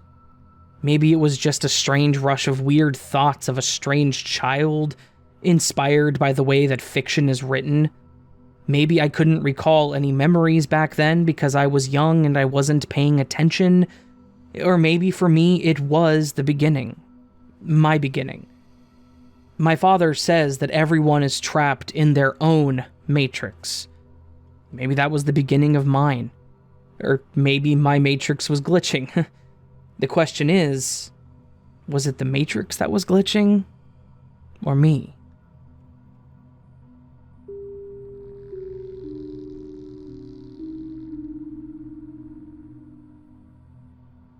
For just a little context, I'm a female college student who's recently moved into a house with a roommate. The house doesn't come with a washer-dryer, although we can rent one from the housing office. My roommate thought it would save money if we just went to a laundromat instead of paying $35 per month. But after tonight, I'm going to be insistent that we get one. I think that's just the basics that you will need for the story. Last night, around 10 p.m., something happened that I needed to do an emergency wash. I live in a college town, and near the campus there are a couple of laundromats. So, I drove to one of those. I'm not sure why I chose this one, but I went based off of memory and just ended up going to the one laundromat that's literally right off the campus. You could walk a short distance and technically be on campus. While I was washing my clothes, a friend Snapchatted me and I saw that she was walking her dog on campus. I loaded up everything that wasn't in the washer and I went to go see her. She ended up being with another friend, and we all ended up hanging out. After leaving Betty and Tiffany, who I noticed didn't go straight home, I went back to the laundromat to switch my stuff over. It was going to be another 36 minutes, and I just decided to wait out there. And probably about 5 minutes in, my senses it prickled up, Like that feeling that someone else is in the room, even though you can't see them. Yeah, that. And then, lo and behold, a man walks through the back a few seconds later. The way the building is set up, there's a parking lot and a front room where there are some washers and small dryers, and a small doorway that leads to more washers and bigger dryers. I decided to set up in the back in hopes of finding a big washer to do just one load, but ended up doing 2 washing loads. Now, I'm kind of used to guys hitting on me. Read catcalling, truthfully. And so, when this guy, let's call him Blue Shirt, did it, I wasn't caught off guard. It doesn't happen often, but it happens enough. So, I do my usual routine of lying about myself and stuff like that. Unfortunately, Blue Shirt was persistent, and so I had texted Betty to call me. So I'm using the phone call as an excuse not to talk to him, although that didn't stop him from trying. And while I'm on the phone, I'm trying to signal Betty to come to the laundromat. I was able to finally get outside under the impression of getting my laundry basket, and I straight up tell Betty to come there. She and Tiffany weren't too far from me, and they came right away. The entire time I was on the phone with that, I stopped looking at Blue Shirt. I would pass by him occasionally, being that he was standing in the doorway that connects the back room and the front room. However, I wouldn't even look at him. I would politely say excuse me, but wouldn't acknowledge him in any other way. Betty and Tiffany finally showed up, but unfortunately, I still had 18 minutes left on the dryer. So, we all just gathered around the dryer waiting, and went back and forth between inside and outside. I updated them on everything going on while we were outside, and when the timer got to 10 minutes, we stayed by the dryer. While Tiffany and I had our backs to him, I didn't even want to see him. Betty was watching him. She later said that he was just looking at us and listening and talking on his phone. Finally, my clothes dried, and while I was getting my stuff, I had casually mentioned how I'm glad I lived near my friends, so we would all be going the same way. This was a lie. We literally lived on opposite ends of town, but I didn't want to go home and have Blue Shirt follow me. Pretty soon, the 3 of us left and got in our car, and while we were leaving, Blue Shirt had followed us outside to his car. I was going to follow my friends back to their house, and as we back out of the laundromat, we were at a corner where Blue Shirt was adjacent to us in his car. Betty refused to let Tiffany go until he had made a left turn, going in the opposite direction of us. We ended up going in crazy directions to their house, until Betty had us pull over just to make sure nothing was attached to the car. And thank God nothing was. I stayed at their place last night and was very thankful that they came for me. Betty just kept saying she was so glad that I called them. I really just wanted to get this off my chest without feeling guilty, so thank you for listening. This is the scariest thing that's happened to me so far. When I went outside the first time after Blue Shirt showed up, I could not find a car. I later learned that he had parked on the side of the building. Something else that I had realized that made me think I wasn't being paranoid is that the whole time he was there, Blue Shirt didn't do a single load of laundry nor touch any clothes.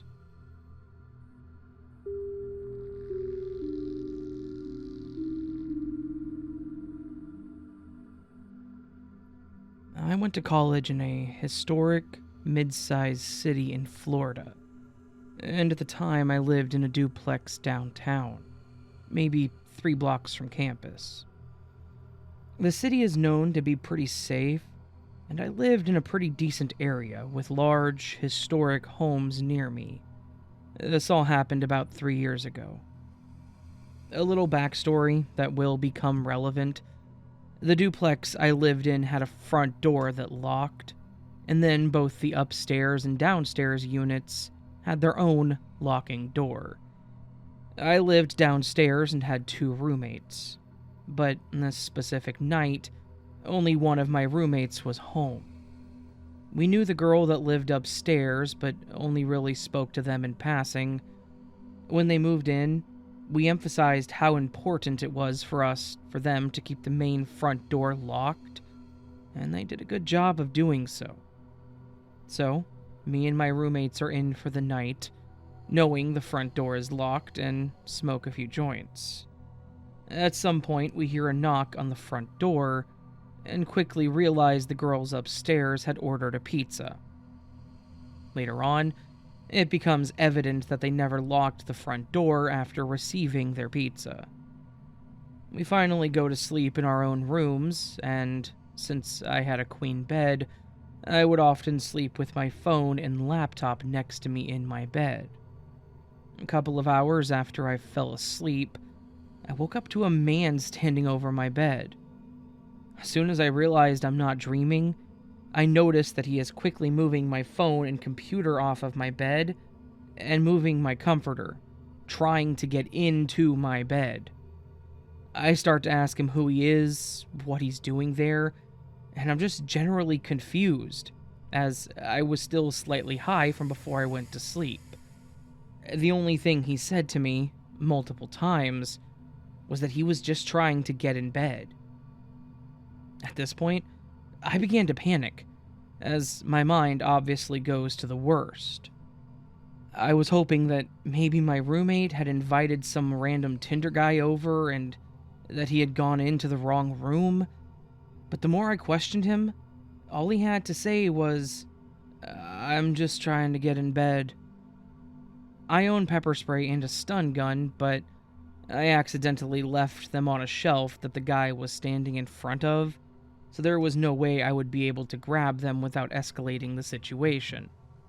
Realizing I needed to do something quickly, I blurted, "There are 5 people who live in this house, and if you don't get the hell out now, I will scream and they will all be here within seconds." Luckily, that was all it took to scare him off.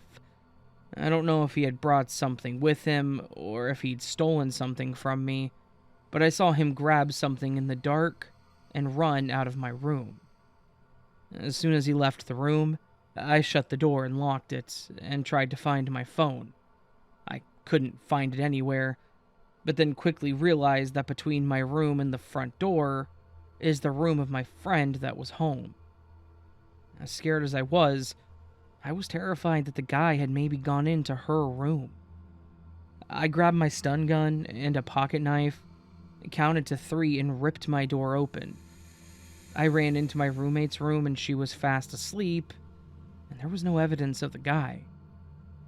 I told her what happened, and she asked me if I was sure that I wasn't dreaming. I began to question myself until I walked out of her room and saw that our front door was wide open. I went to my room to search for my phone and finally find it hidden under a pile of clothes across the room from where I had left it. That sent a chill up my spine, as I immediately knew for a fact someone had been in my house and my room while I was sleeping, and long enough to hide my phone, which only worsened my suspicions of his intentions. I ran back to my roommate's room, who at that point believed me. We barricaded ourselves in the room and called 911. Within minutes, there were police cars swarming our street and yard, and they yelled for us quickly to leave the residence and run towards them. At least a dozen police officers came running in, and they searched every inch of our apartment, and they woke up the girls upstairs. Then they searched their apartment as well to ensure that the man had left. The officers then had me write a statement. I gave them a description of the man, and to this day, I've never heard a single thing about the case. I feel incredibly lucky with the outcome of this situation, but the thought of his intentions terrifies me. And additionally, the fact that he was never caught scares me, as I would hate for anyone to have to go through the pure fear that I did. I will add, there is a chance that he was on drugs or mentally ill, and had no bad intentions. However, because he was never caught, I will never know, and my mind will always assume the worst.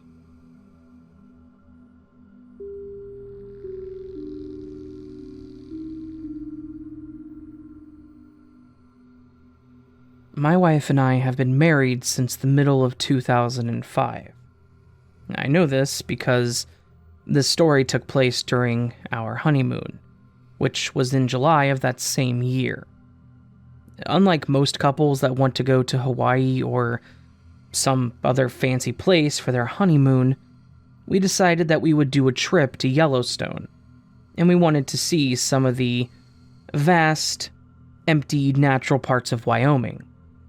There may not be much there, but it's still a gorgeous area to visit. Plus, since we live in the panhandle of Oklahoma, it would be a pretty good drive up through Colorado and to the northwestern corner of the state. The highway that we took had us driving straight through Denver, and then to the border, and into the Rawlins area of Wyoming. Now, if any of you have driven through Colorado and into Wyoming, you know that Colorado has the most beautiful scenery with the mountains. And while Wyoming is absolutely gorgeous, there's damn near nothing anywhere. You end up on the highway and you drive and drive and drive and just keep going until you hit that next established area.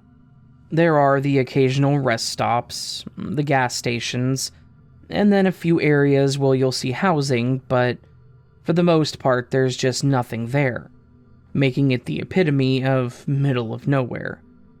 A lot of the trip from Rawlins and northwest of there's practically nothing to see, until you start hitting the open areas of the forests. The situation that I'm wanting to tell about actually happened outside of the National Forest area, in a part of Wyoming where there was nothing but Highway 287 to be exact. We were driving and making good time on our way out to Yellowstone, as mentioned, when something caught my wife's eye. I was paying attention to the road, and she nudged me and asked me if I saw something burning up ahead. I did, but I assumed it was just a controlled brush fire, and maybe they were burning off the dead grass by the side of the highway. My wife then basically told me that wasn't likely the case. There were no firefighters stationed nearby, and they typically don't do controlled burns on such a small section like that. She then mentioned that I should stop and we should consider putting it out. Her thought was that someone may have thrown a cigarette out the window, and the brush had slowly caught fire. It made sense to me, honestly, And I do have a small fire extinguisher in my car at all times, so I agreed. I slowed the car down, and I pulled over to the side of the road a little bit behind the fire. Then I unloaded the fire extinguisher from its holster in the back. She gets out and asks if she should call the fire department to at least let them know it happened and that we put it out. I told her that was a good idea. That way they didn't drive by and think we were the ones setting the fire. As we approached, things got a little weird, and pretty fast. The closer I got, the more I noticed about this seemingly innocuous fire. The first thing I noticed about it was that it wasn't just burning in a random spot.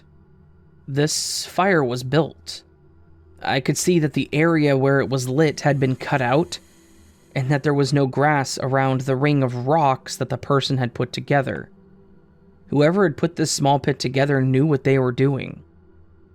The second thing I noticed was the fire wasn't just with burning sticks.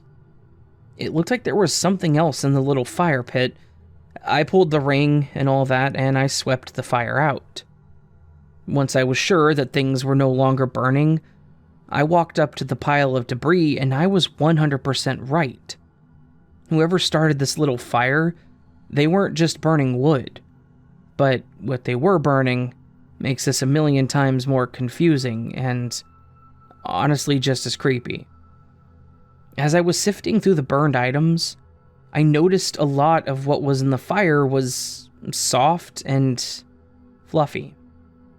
And I figured out that there were several stuffed animals that were in the burn pile. I remember there being a teddy bear and a small horse and just several stuffies that would have made a child's collection. Under all the stuffed animals, there was a small pile of what appeared to be little girls' clothing. And I mean all kinds of clothing. This fire was built by someone out there to burn a small collection of children's items. And honestly, that was probably the freakiest thing I've ever encountered out on the road. We obviously called 911 and we let them know about what we found. My thought process was that it could be used as evidence in a case potentially, and that they likely needed to process what was in the pile just in case. On top of that, I didn't want them coming to find us if they found it later and investigated it.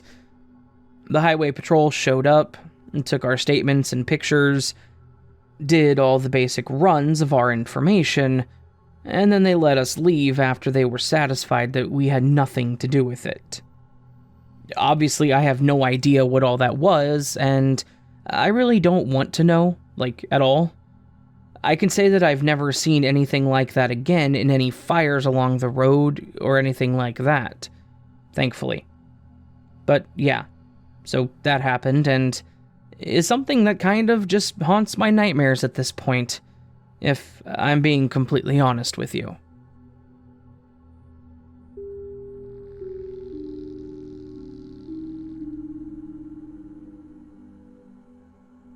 This is one of the strangest and most unsettling things that has ever happened to me.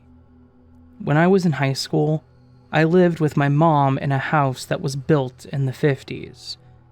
The plumbing was screwed up, there were critters in the crawl space and bugs in every nook and cranny, among all sorts of other problems that the landlady hadn't bothered to disclose. I always got weird vibes from the place, but it never occurred to me that it might be because of something paranormal. One night, after living there for about 2 years, I was hanging out with a couple of my best friends in my room. We'll call them M and N. I don't remember what we were talking about, but somehow we got on to the topic of whether my house was haunted. I laughed, because I thought there was just no way that could be the case. I'd never experienced anything outright ghostly, despite the lingering uneasiness I often felt when I was home alone, which is quite often for a kid living with a single mom who has a full-time job. M mentioned that, For as long as she could remember, until about the beginning of our junior year, she'd been seeing a man in our spare bedroom. Our spare room was located next to the bathroom, which meant my friends and I passed it pretty often. There was nothing in there, other than a bare futon and a bunch of boxes of crap.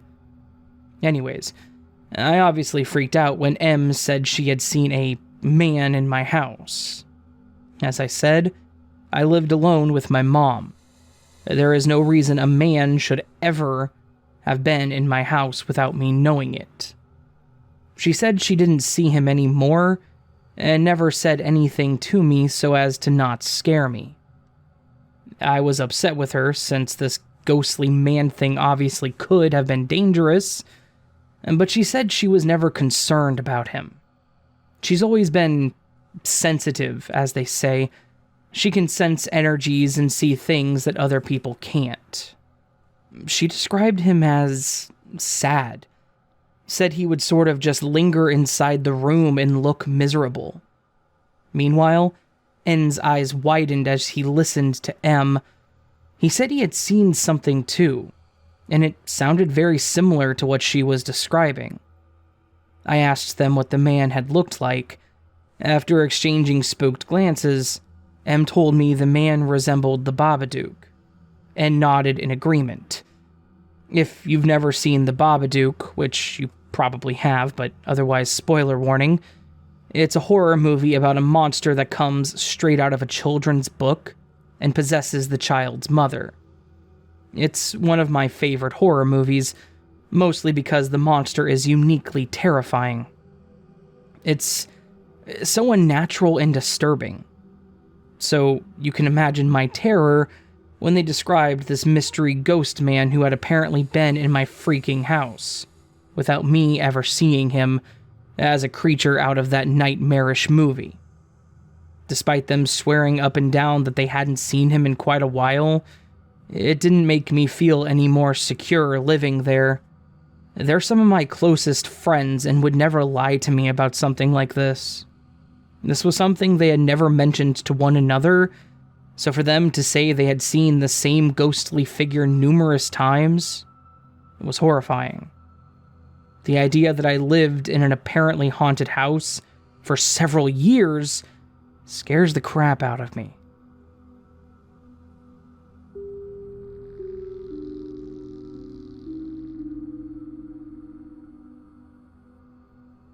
It's my second time having sleep paralysis, ever since that last time that I was attacked by an incubus a year ago. I was in the middle of trying to get back to dreaming, but I was still half awake. Now that I think of it, I knew I was awake. I remember going to the washroom twice after waking up sometime at 8 a.m. and going back to my room. My dream was mildly weird, like they usually are. It was about going to a party and then being invited to a Spanish school thing, but it was really just a bunch of teenagers traveling together. At the end, there was a party, and I totally forgot about it, so I was going to grab my makeup. I was having a difficult time trying to grab my makeup because it was like something was blocking me. Something blurred my vision in my dream. I knew I was trying to dream, but I didn't at the same time. Then, all of a sudden, I became paralyzed in my bed. I felt tingly feelings holding me down. And that's the feeling I usually feel when I make an attempt of astral projecting. I remember hearing someone walking in my bedroom wooden floor. The floorboards are pretty creaky, so it was definitely walking. I remember that it hovered by me. I thought it was my mom. I remember saying something like, "Hi, Mom," and when she didn't answer, and the noise of the floorboards continued, I said, "Mom, I know it's you." Still, no answers. It was my second time being able to break out of the paralysis, and I said, "Stop," loudly. After I said that, there was a voice. A woman said "stop" in a mocking tone. I knew it wasn't my mom, but it sounded exactly like her. After I broke out of my paralyzation again, I knocked on the wall for my mom to come over. That was basically when everything ended. She came into my room and we talked about it. I'm writing this a couple of minutes afterwards, so I still feel very uncomfortable.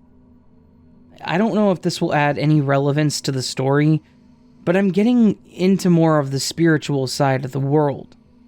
I'm learning about witchcraft and Reiki.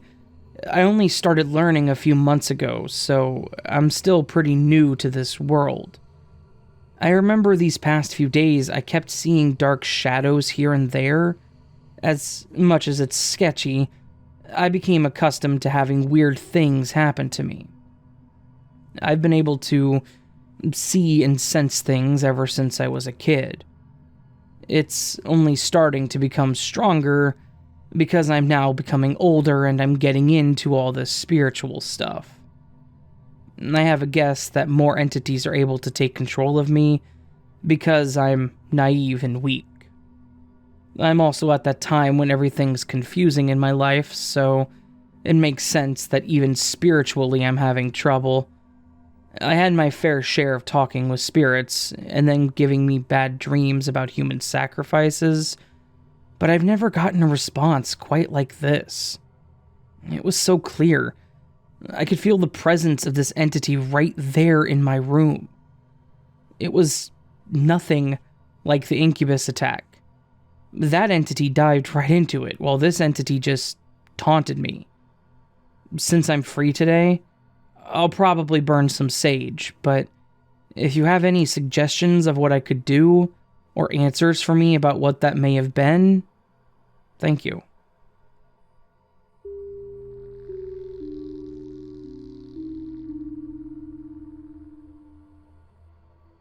Oh my, I've had a lot of crazy experiences. My parents grew up in the Philippines, and my dad says we've had lots of witch doctors in our family.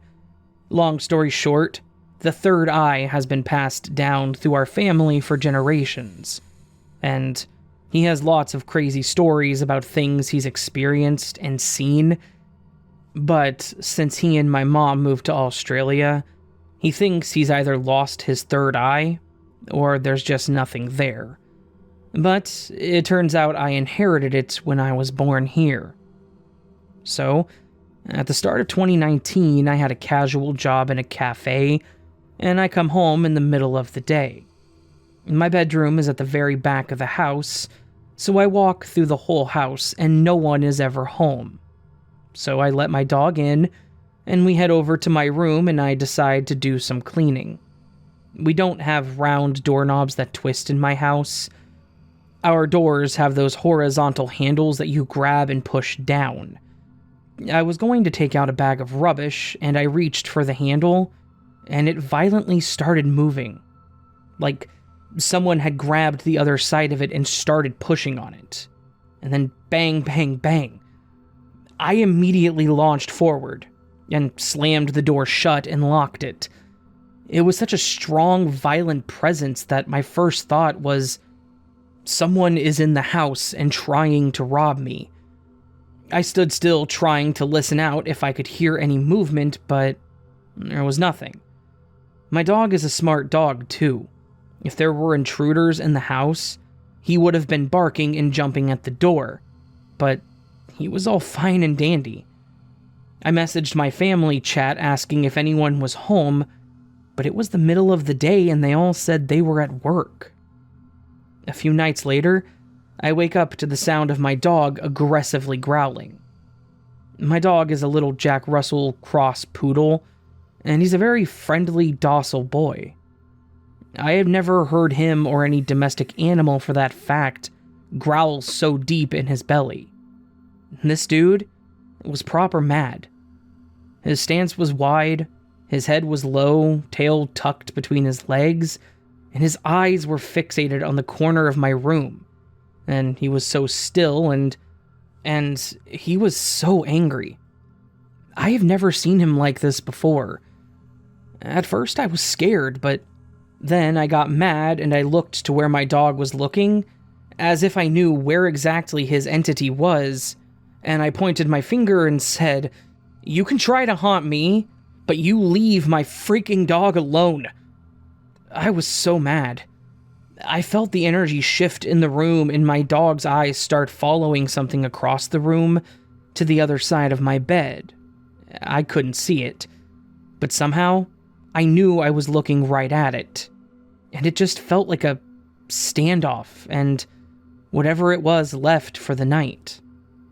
I decided to tell my family what's been happening at dinner one night, and my mom went pale. Her eyes widened and her jaw dropped, and I knew that it had been happening to her too. My mom is super skeptical about spirits and ghosts. She always has a logical explanation for everything, but even she opened up about things that have been happening to her during the same time. This carried on for a bit, but I finally decided to sage the house and ask whatever it was to leave. I don't care if people believe me or not, but I know what I saw, and it was freaking crazy.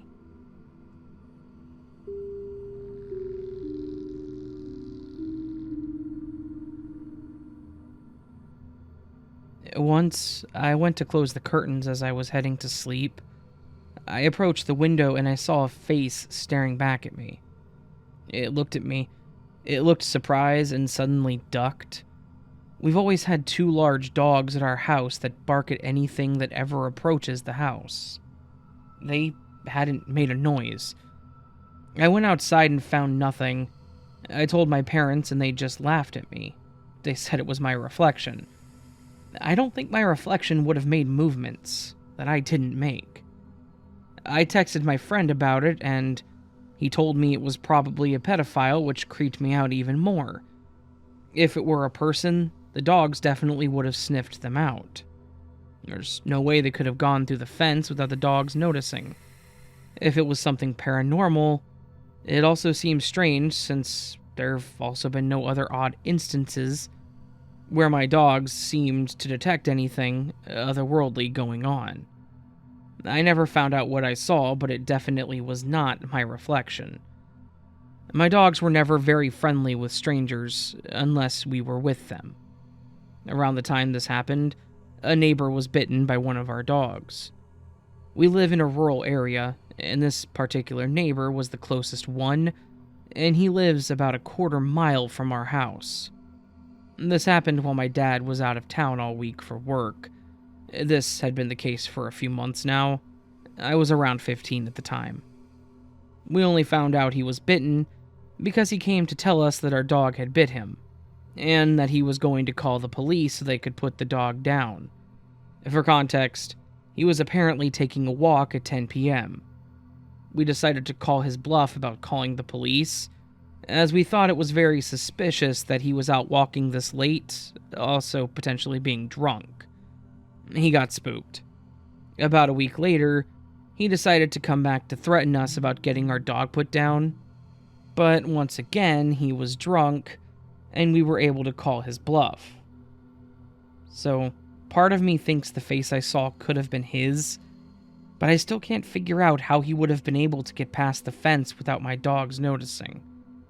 Someone suggested that perhaps he was giving my dogs treats or something to get them to like him, but if that were true, I would think the other incident wouldn't have happened.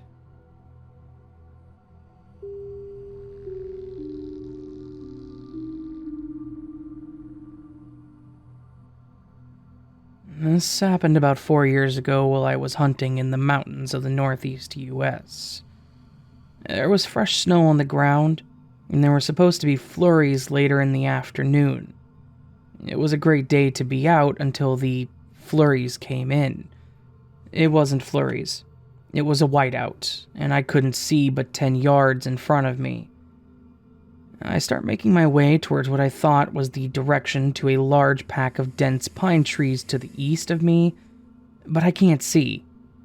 I was wrong, and at this point, I'm lost in a snowstorm. It's almost dark. I reach in my bag to pull my flashlight out, and it's dead. I look for my spare batteries, and I forgot to pack my batteries. At this point, I'm panicking a bit. I don't know where I'm at, and I'm starting to not be able to see. So, I figured the guys back at the cabin would start to search for me around 9:30. It was around 8:45, and I figured I'm gonna build a fire so they can see me when they come. Everything was wet, so it took forever to start a fire, but I got one lit. I sat there until 1:30 a.m. and realized that I was nowhere near where I went hunting, and the guys couldn't find me. I'm panicking at this point because I don't have the proper gear to be out all night. The temperature is dropping rapidly, and even with my hunting gear and fire, I'm cold. Just when I think all hope is lost, I see a dim little light in the distance, and it's moving away from me. I quickly put out my fire and I start heading towards the light, assuming it's another hunter walking on a trail. The light is about 400 yards from where I'm at. I walk and walk and walk for about 2 hours, and I realize I've been following this light, but there are no tracks on the ground. Just pure white snow. As a desperate chance to get this guy to slow down, I yell out, "Hey, I'm lost. Could you slow down?" No answer. I continued to follow this light until it stopped about 150 yards in front of me. I kept walking, and the closer I got, the brighter the light got. I was about 30 yards away, and I said, "Hey man, that light is damn bright. Could you turn it off?" Then the light went out, and no one was standing there, and the road and my vehicle were right there. So, was this a guardian angel? Or someone that had gotten lost and didn't get so lucky?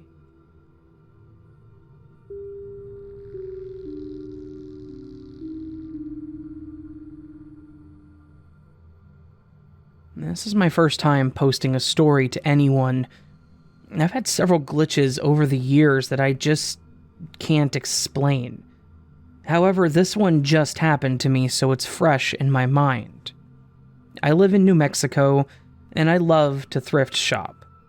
This particular Saturday, I told my hubby that I was going to check out the Goodwill by our house to see if they had gotten anything new. He stayed home to barbecue. I got in my truck and headed out to the Goodwill. Traffic was really minimal, which was odd for a Saturday. I was stopped at the red light with one other car. I'm in the left lane, the other car was to my right. The turning lanes were both empty. Behind me, while still at the light, was a few approaching vehicles. The right lane had a maroon car and a silver SUV pull up, and directly behind me drove up an ambulance. What caught my attention, to looking in my rearview mirror to begin with, was flashing lights. But when I looked behind me, the lights were not on. However, the entire ambulance had some type of shimmer to it. I've never seen that before. I instantly remembered that the direction I was heading towards was doing construction, and I thought, crap, it's one lane each direction for a mile. What do I do if the ambulance behind me gets an emergency? How would I move out of its way? So, I know for a fact that I had an ambulance behind me. The light turned green, and I proceeded through the light only to glance back and see the ambulance still behind me was now pulling a bit behind a ways. It happened in a literal blink of the eye. I look in the rearview mirror, ambulance is there. I glance back to the road and then back up at the mirror, and now the ambulance is gone. And it's an Aaron's Furniture rental box truck right on top of me tailgating. Same body style and size, but has big logos on the hood and the top cab of the box. Different lights, too. That ambulance was just gone. In the few seconds of driving with minimal cars on the road and no turnoffs, the ambulance became an Aaron's rental truck. I was freaked out. Relief came over me when I realized that now I didn't have to worry about the ambulance behind me in the construction zone, but I was seriously questioning reality. I know it was an ambulance. It had the grill and the lights. It had no time to disappear or turn, and no other vehicles got in front of it. The errands truck simply became what was the shimmering ambulance. It was weird. I explained it to my hubby when I got home, and even he couldn't rationalize what happened. Even weirder, his name is Aaron. So, what happened here? Any thoughts?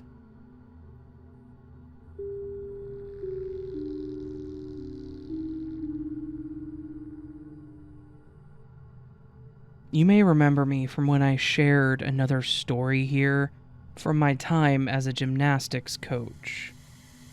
Well, that was when I was 16, and in this next story I'm 18, and go to college in a town about half an hour away from where I live. Sometimes, I catch the bus to college, but if it was a late starting day, like 12 p.m. or something, I get the train because, well, I like riding trains. And the train arrives like 20 feet away from a KFC. Anyway, one day after college, I was meeting up with a friend and planned to take the latest train home, which was 7:30 p.m. It was autumn time, so it was pretty dark by 7:30. I sat in the dark train station, and I saw a man on the other side of the tracks. I didn't really think anything of it, and carried on listening to music on my phone.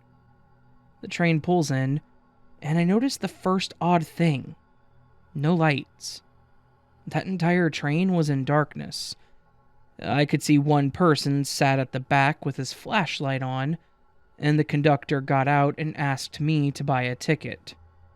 I asked about the lights, and he said they should be back up soon, and to watch out for the gap as I get in.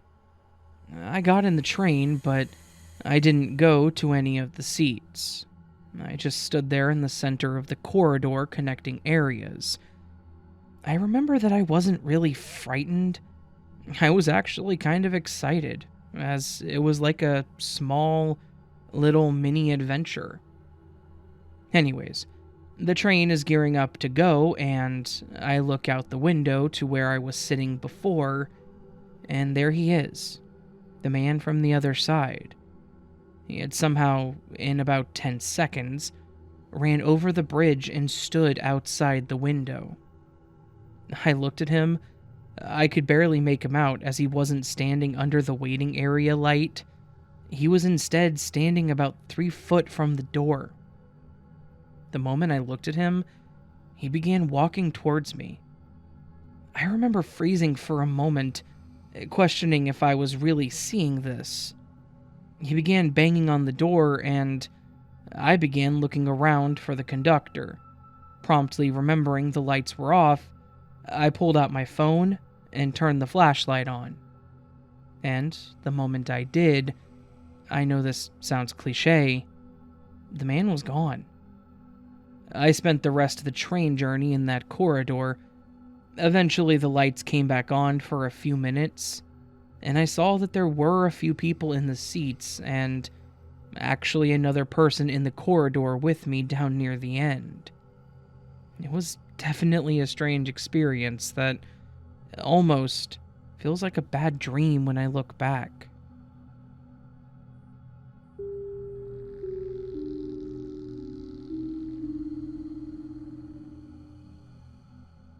One night, it was around 3 a.m. and I was reading in my bed, when suddenly, I heard a deep voice whisper to me in my room.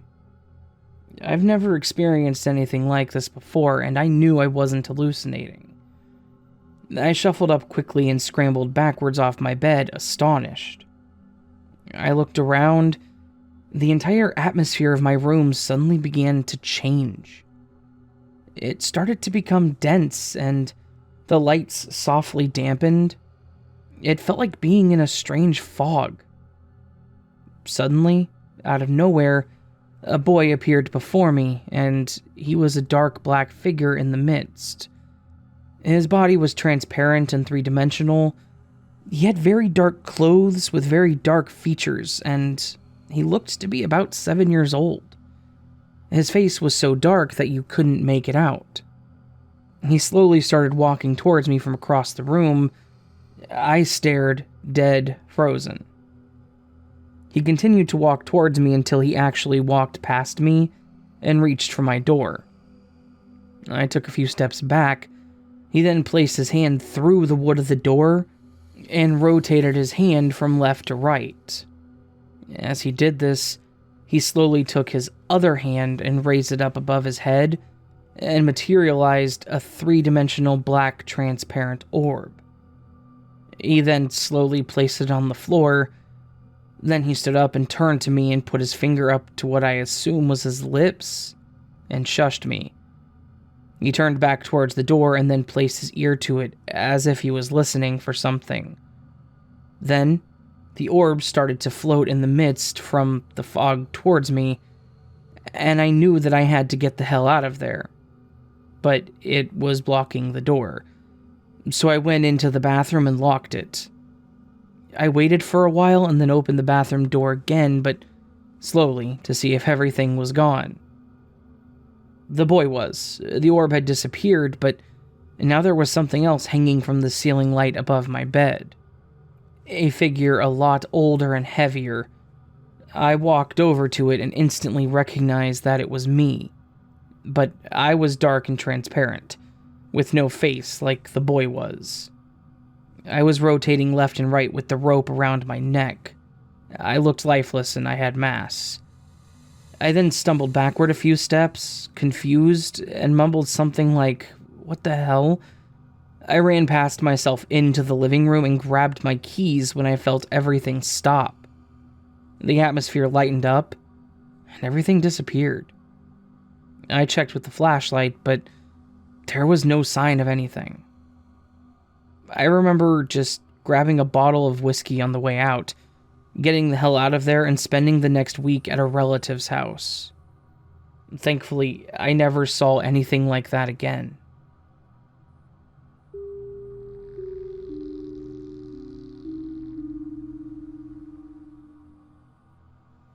A few years back, I was laying in bed, dozing off.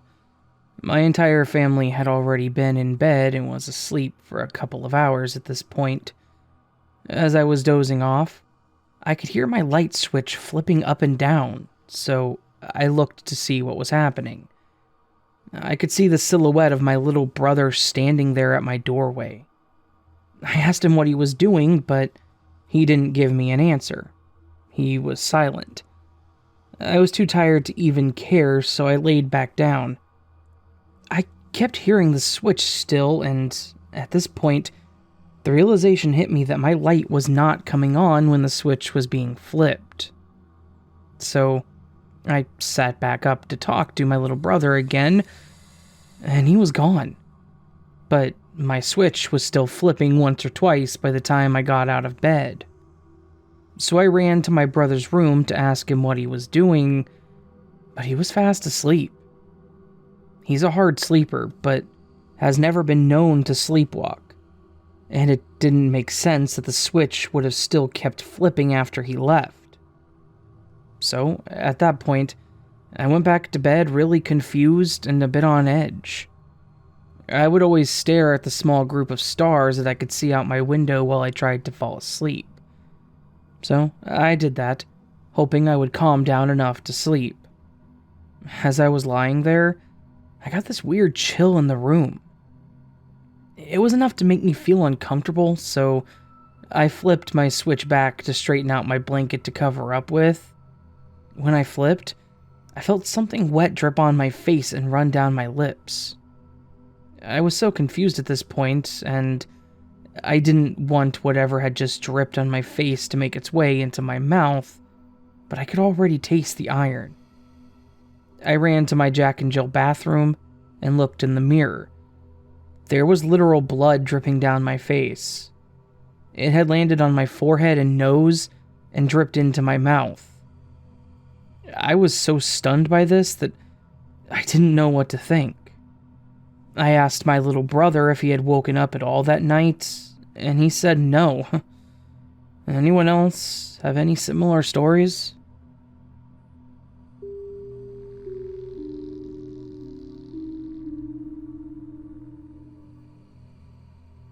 I'm just gonna get this out of the way. English is not my first language. This is 100% true. At the end, I'll even give some names so you can look up the news articles. So, a little bit about me. I'm a super tiny Asian woman. I immigrated to Canada at 13, and I stand at a height of 4'8" and weigh a whopping 80 pounds. So, I'm super tiny. Most of this takes place in high school. I only spent 2 years until I was 16 in high school, as I fast-tracked and went to university early. To say I was and am a huge nerd is an understatement. Back then, I spent all of my free time in the library playing Magic the Gathering or Pokemon with my friends. Well, unfortunately for me, there was this guy who was semi-introduced into the group named David. David was this unkempt, dirty guy. Yeah, he was in decent shape, but, the dirtiness really took away from that. David had his fair share of issues, emotional problems, mostly. He was always angry, throwing stuff, getting into fights, and was, in general, a pervert. I did not like David. Unfortunately for me, David really took a liking to me. He always tried to get close to me, touch me, say disgusting things to me. Well, David decided that I was his, that he owned me, and that I was his girlfriend.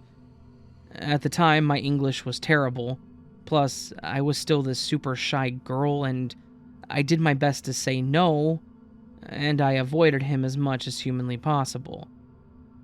It all came to an end toward my last few months in high school. My friends and I were doing our usual thing, playing games in the library, and in walks David with his friends, and he points at me. He was like, "Her, right there. She's my girlfriend. Yeah, she's my bitch."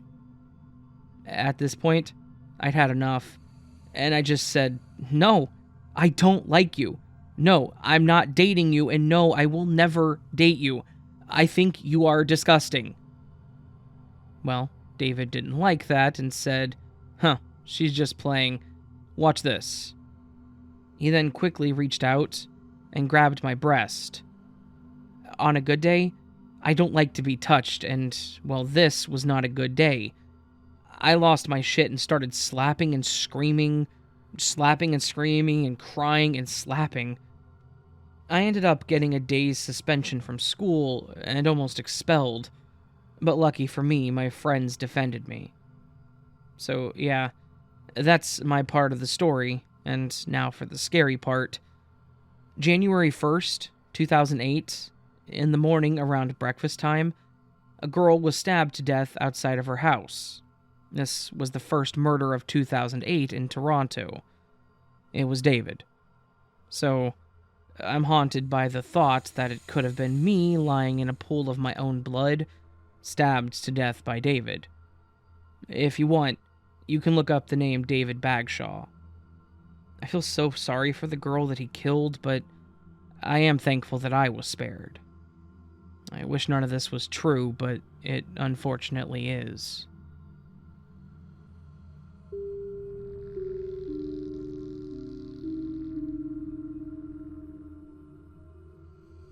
When the US government recently confirmed the existence of UFOs, it made me think of this experience. A year or two ago, while living in our previous apartment, my boyfriend and I were sitting out on the balcony having a smoke late one night. When I say late, I mean like 2 a.m. We're night owls. That night, we saw something that we believe to be a UFO. Regardless of whether that's true, we have no other explanation for it. I'll need to briefly describe the layout of our complex. Our balcony overlooked a parking lot, which had another building about 100 feet from us, directly facing our balcony. The other building's balconies did not face our building, so we were facing its bare outer wall. While enjoying the peaceful night, I happened to glance up at the sky. I saw something blinking red and green, and I thought nothing of it because here in the 21st century, there's lots of aircrafts that blink red and green in the sky. Whatever this thing was, it was flying way above our heads. By all means, it should have been an airplane or something, because this thing was far above us in the distant sky. Anyways, I went back to talking with my boyfriend and looked away from the thing in the sky. When I say that I looked back out within the space of 1 minute, I mean that it literally could not have been any longer. But what I saw, the thing that had been hovering above us in the air was now slowly drifting down in the sky. It still wasn't all that close to us, but it registered in my mind that it didn't seem right. It wasn't plummeting down to Earth or making a landing, so what was happening? As I watched, my fascination quickly turned to horror as I realized that this thing was now hovering like 30 feet in the air in the freaking parking lot. Yes, in our parking lot between the two buildings. That's how I knew I wasn't insane. I could see that it was floating in front of the other building. I quietly got my boyfriend's attention, and he went quiet when he saw what was happening. This thing was about the size of a sedan or so, and it was shaped sort of like a pill capsule. It did not have any clear equipment that would allow it to hover or even fly. Yet, somehow, here it was, hovering noiselessly about 50 feet from us in our parking lot. Everything I just described tells me that this thing was not a drone or any sort of aircraft that we currently have the technology to build. We felt like it was watching us, silently hovering, lights occasionally blinking. It was absolutely surreal. We got a little bit freaked out for obvious reasons, so we quickly slipped inside. The thing remained there, even after we went inside, so we drew the blinds and went into our room away from the sliding glass door. What else could we have done? If we had gone outside, we would have been out there with it. When I finally got a moment to process, I had so many questions. How had it traveled so quickly into our parking lot from so far above? Why did it choose our parking lot? Was it watching us? I'm not sure if I'll ever learn the answers.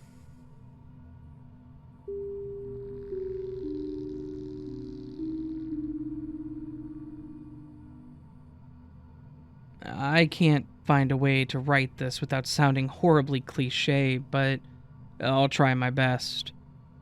For some background, my partner and myself have been together for just under a year and a half. We don't live together, but he spends a lot of time staying with me and Juno the cat, and the rest of the time with his mum whilst his house has work done. Just over 2 months ago, his father passed away suddenly and unexpectedly. The night of it all was like any normal one. My partner was staying, so at about 10 p.m. we went upstairs to my bedroom to watch a film. We lay together and relaxed, whilst my cat curled up in the corner of the room. A while later, we heard scratching coming from underneath the TV stand, so I got up to stop what I thought was Juno from destroying the place. I called her name, and she came through the door to investigate the TV unit with me. My partner and I looked at each other and really investigated, thinking along the lines of a rat or a mouse, but none were there to be found. It stopped after we got up, so we left it at that. We went downstairs for a smoke and then back up to brush our teeth. We were just getting ready for bed when we hear a voice, clear as day, shout, "Shut up!" in the room. My partner and I looked at each other and decided this was getting really weird. We went to bed with a pretty uneasy feeling. Then, of course, came the horrible phone call at 2 a.m. His father had passed. He was understandably devastated, and I held him while we both had a silent cigarette. He then went to his mother's house. Between then and now, 2 months, nothing has happened. I came home to my door being open one day, and nothing in my flat was stolen, no parcels delivered, and my cat was still inside. My neighbor saw no one around the whole day. I wasn't there to see it, so maybe it was just a coincidence. So, that leads us to tonight. My partner was around, and we were upstairs watching a movie again. When it was done, we went to the stairs to go downstairs for a smoke. I could hear a stream of water, so I checked the bathroom, and nothing was leaking. My partner said it was coming from downstairs, and lo and behold, the kitchen tap was on a steady stream. I'd been using it prior to the movie, but I was using the hot tap, and it was the cold one that was on. We both had that feeling again, just a bit weird. A cat cannot turn on a tap, especially not mine. Now, it's midnight. We returned upstairs, and my partner is incredibly hot and red in the face. He invites me for a smoke so we can cool down outside. As we're rolling, we talk about this and that, just general chit-chat. I bring up how the tap incident was weird, and how things like that seem to only happen when he's here. And just like that, the power's out. My partner had asked if I needed electric earlier in the day, and I had replied that I didn't. He took great pride going to my meter and putting the key back in to restart my electric. But nothing happened when he did. The power had tripped at the switch. We both mutually panicked, but tried to stay calm. I'm hoping it's his dad just showing that he's here by doing strange stuff, and not some entity that's following my partner. I really hope.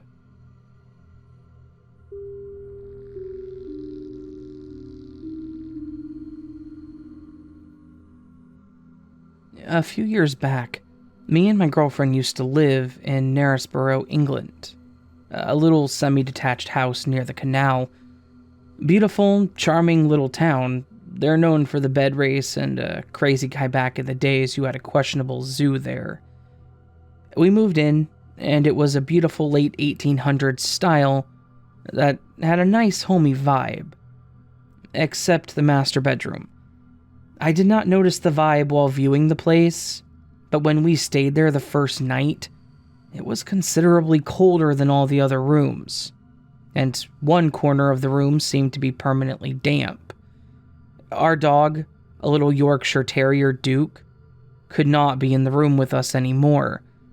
He used to sleep with us in the bed, but as soon as he was in the room, he would just rush to the corner where the damp was and bark uncontrollably and growl at the wall. This creeped me out. I was worried about the cold, too. I put two and two together, and you could say, I told my girlfriend that I thought there might be something paranormal involved there, but she just laughed at me. She's always been skeptical of the paranormal. Anyways, we had to kick the dog out at night because he would bark all night at the wall. One night, I woke up about a week after our move because of the dog barking and scratching at the bedroom door. It's dark in the room. It's a little lit from the moonlight, and we did not have bedside lamps set up there just yet, so I couldn't see much. I sit up, and I'm about to lock the dog in the kitchen when I catch a glance to the left. My girlfriend was naked, curled up in a sitting position, holding her knees right in the damp corner. I let out a little scream from the shock that seemed to shock her awake, and she said, "Maris, what time is it?" I quickly bolted to turn on the main light. She looked disheveled and confused. I put her back in bed and told her to go back to sleep. She was prone to sleepwalking, and I've seen her do crazy things before, so this was not too weird by all accounts, but it freaked me out. I was telling the story a few days later to my mate from a nearby town, Harrogate, and she asked to come around and have a look. She was into all that spiritual stuff, crystals, etc. She came with her dog into the bedroom, who also immediately started attacking the wet corner. She walked up, kinda touched the wall. 25 seconds later, she backed up. She said that there she felt the devil coming through himself. I burst out laughing, expecting her to laugh too, but she was dead serious, and just continued to try to convince me to move out and get my deposit back. So, that kind of freaked me out a little more. The final straw came a short while after at night. I was lying in bed. My girlfriend was staying at her mother's that night, so I was on my own. I've always been fascinated with the paranormal, so I brought in a red candle to the room, and I lit it, and I put on the creepiest song I know. It's Peter Gundry, Guesha the Devil. I placed the candle in the wet corner and closed my eyes on the bed, semi-meditating, just concentrating on any feelings or noises or temperature changes. After about 15 minutes through my closed eyes, I could see the candlelight start to flicker. The room got significantly colder, and a sense of dread started to overcome me, while a smell started to overcome the room of something that I could describe as wet dog mixed with beeswax, maybe? It was weird. At this point, the track Guesha was playing. I was in such a weird trance state that I was scared to open my eyes. I felt a cold touch on my forehead and my upper left arm, but it didn't scare me for some reason at that point. Next thing I remember is being woken up by my girlfriend in the morning. I was naked, lying in that wet corner. We moved out the following week.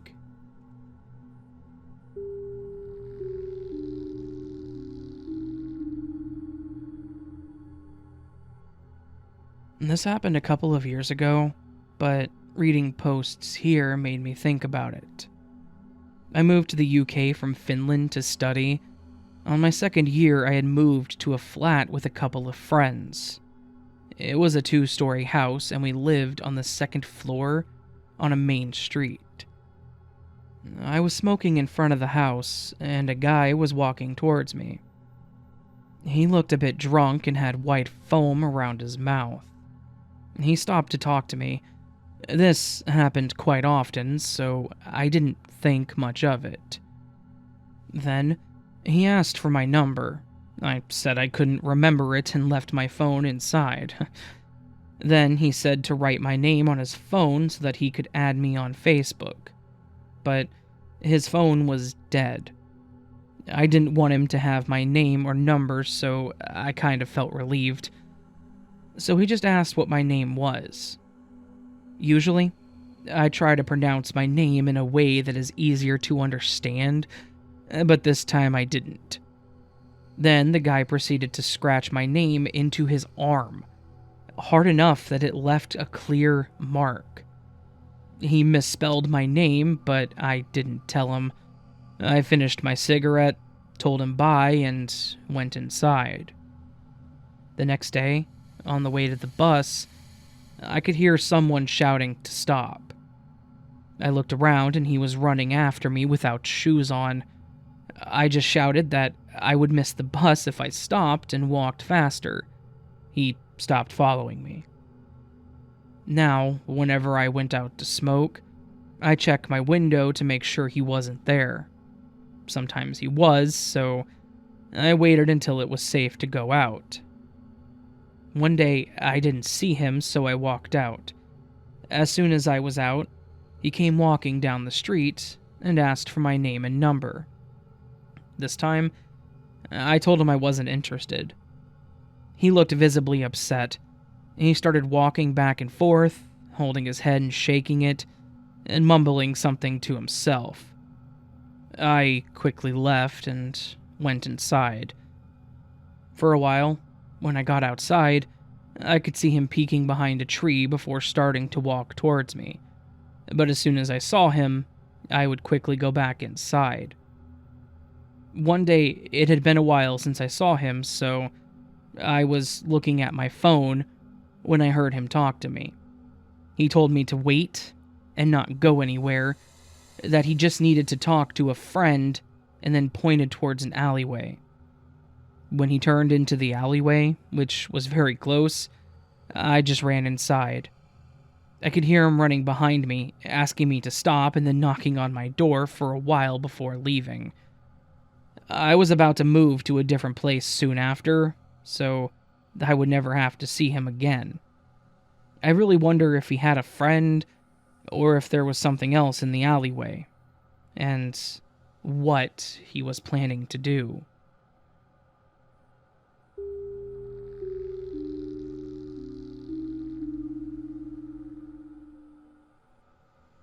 Back when I was a tween, my middle school best friend Jay and I traveled with my mom to the Blue Ridge Mountains in Georgia.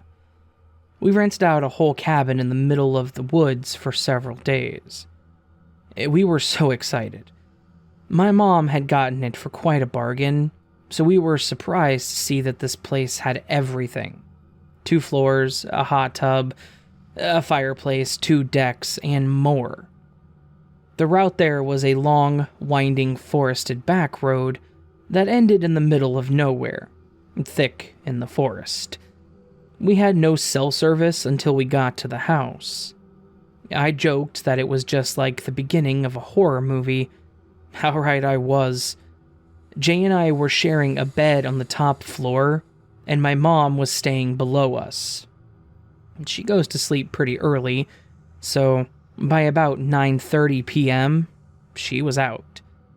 Jay and I stayed up late to play video games upstairs. After a while, Jay began to feel sick to her stomach. She went downstairs and laid down on the couch, and she immediately felt better. She noticed that she only felt sick when she was on the top floor. I didn't really think anything of it, to be honest. I'm not sure why it didn't weird me out a little more. Jay decided that she would be sleeping downstairs for the rest of our trip, and grabbed her blankets and pillows to head down to the couch. I stayed upstairs, as the bed was comfy and there was a bathroom in the room. The following day, we went out and did some touristy things. When we came back that evening, Jay wanted to get the rest of her things to bring downstairs, as she had only grabbed the bare essentials the night before. She'd brought a lot of stuff, so it took her quite a few trips back and forth up and down the stairs. Every time she reached the second floor landing, she would knock on the door 3 times to warn me she was coming in. I was on FaceTime with a friend of ours, playing video games, and I heard the routine 3 raps on the door. I said, "Come in." She didn't come in. I repeated, "Come in." She still didn't come in. I yelled out, "I said you can come in." What I heard next chilled me to the bone. She shouted to me from the couch, "I'm not up there." I opened the door and, sure enough, she wasn't. We exchanged confused looks, but didn't pay it much mind, and I went back inside the room to continue gaming with our mutual friend. I figured maybe I didn't hear knocking after all. All of a sudden, the bathroom door inside the room shut. Hard. There was no wind, no ceiling fan, no animal, no force that could have caused it. As soon as it shut, the door started rattling, and it sounded like someone was on the other side pounding on the door and jiggling the knob. This obviously freaked me out, so I grabbed my stuff and I ran downstairs to be with Jay, safe on the couch. The door shut by itself behind me as I left. As I'm sitting with Jay, attempting to explain what had just happened, we heard a sound from the upstairs room like someone had just hurled a bunch of textbooks onto the floor, or something. Nothing else happened during our stay at this place, but you better believe that I got all of my stuff from that room the next day and spent the remaining nights on the couch downstairs. My mom still doesn't believe us to this day, because she never heard anything. That woman could seriously sleep through a tornado, so the fact that she didn't hear anything meant absolutely nothing, and I still don't know what happened up there.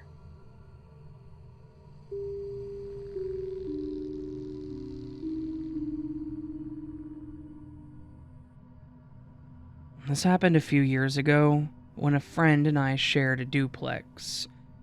These were owned by individual people instead of a company, so there were less around, less staff to monitor us, and we were pretty much left to ourselves. There were a few other surrounding duplexes to our sides, and real nice looking houses across from us. Some of the duplexes looked okay, like ours. Some of the others weren't as nice and taken care of, and the same went with some of the tenants. Some of them were good people, some kept to themselves, and some you tried to avoid eye contact with. Thankfully, our neighbor of the attached duplex was one of the good ones. Well, at least half of them. It was an older woman, Ruby, that lived there. When we first moved in, she seemed very spry and outdoorsy too, and that's part of the reason why Jess got so involved in gardening as well. She was always outside planting, watering and de-weeding her garden bed, cleaning her patio furniture, etc. She would make too many sweets or snacks, and always bring us the extras, things like that. We didn't mind at all. And otherwise, she kept to herself and we kept to ours. And there was no snooping around, asking questions, and getting into each other's business either. So, she was pretty much the perfect neighbor. However, Ruby had a son, Marco, that was less than welcoming. And we really didn't care to see him around. He would randomly show up, and when she wasn't home, he could just be standing outside for hours until she showed up. The first time that we saw him, he was sitting on her step in a hoodie and jeans falling asleep. We did have a security camera set up, so after about an hour of him sitting there, I almost went to ask him who he was waiting for when I noticed Ruby pulled in. I watched through the window just to make sure because I didn't want her to be harassed or something worse if this was some stranger. I saw the smile on her face fade to more of a fake grin when she saw him sitting there, and they started talking. She then let him in. From there, I assumed she knew who the person was and I let it go. Marco would randomly show up at times, and could be there for a few hours, and then someone would come pick him up, or it would appear like he would stay there overnight a few times. We were finally introduced one time when we were out front smoking and he asked for a cigarette. Ruby came out shortly after and told us that he was her son, and that he was visiting for a while. We were polite, but the guy definitely didn't seem like he was all there. He typically looked exhausted all the time. It started to become a normal thing when he was around. As soon as we were outside, he was asking us for a smoke, and he was over there maybe once a week. Then, for a while, it became less frequent, maybe a few days a month. Then, after not seeing him for 2 to 3 months, he showed back up again, sitting on the porch with a backpack and a box.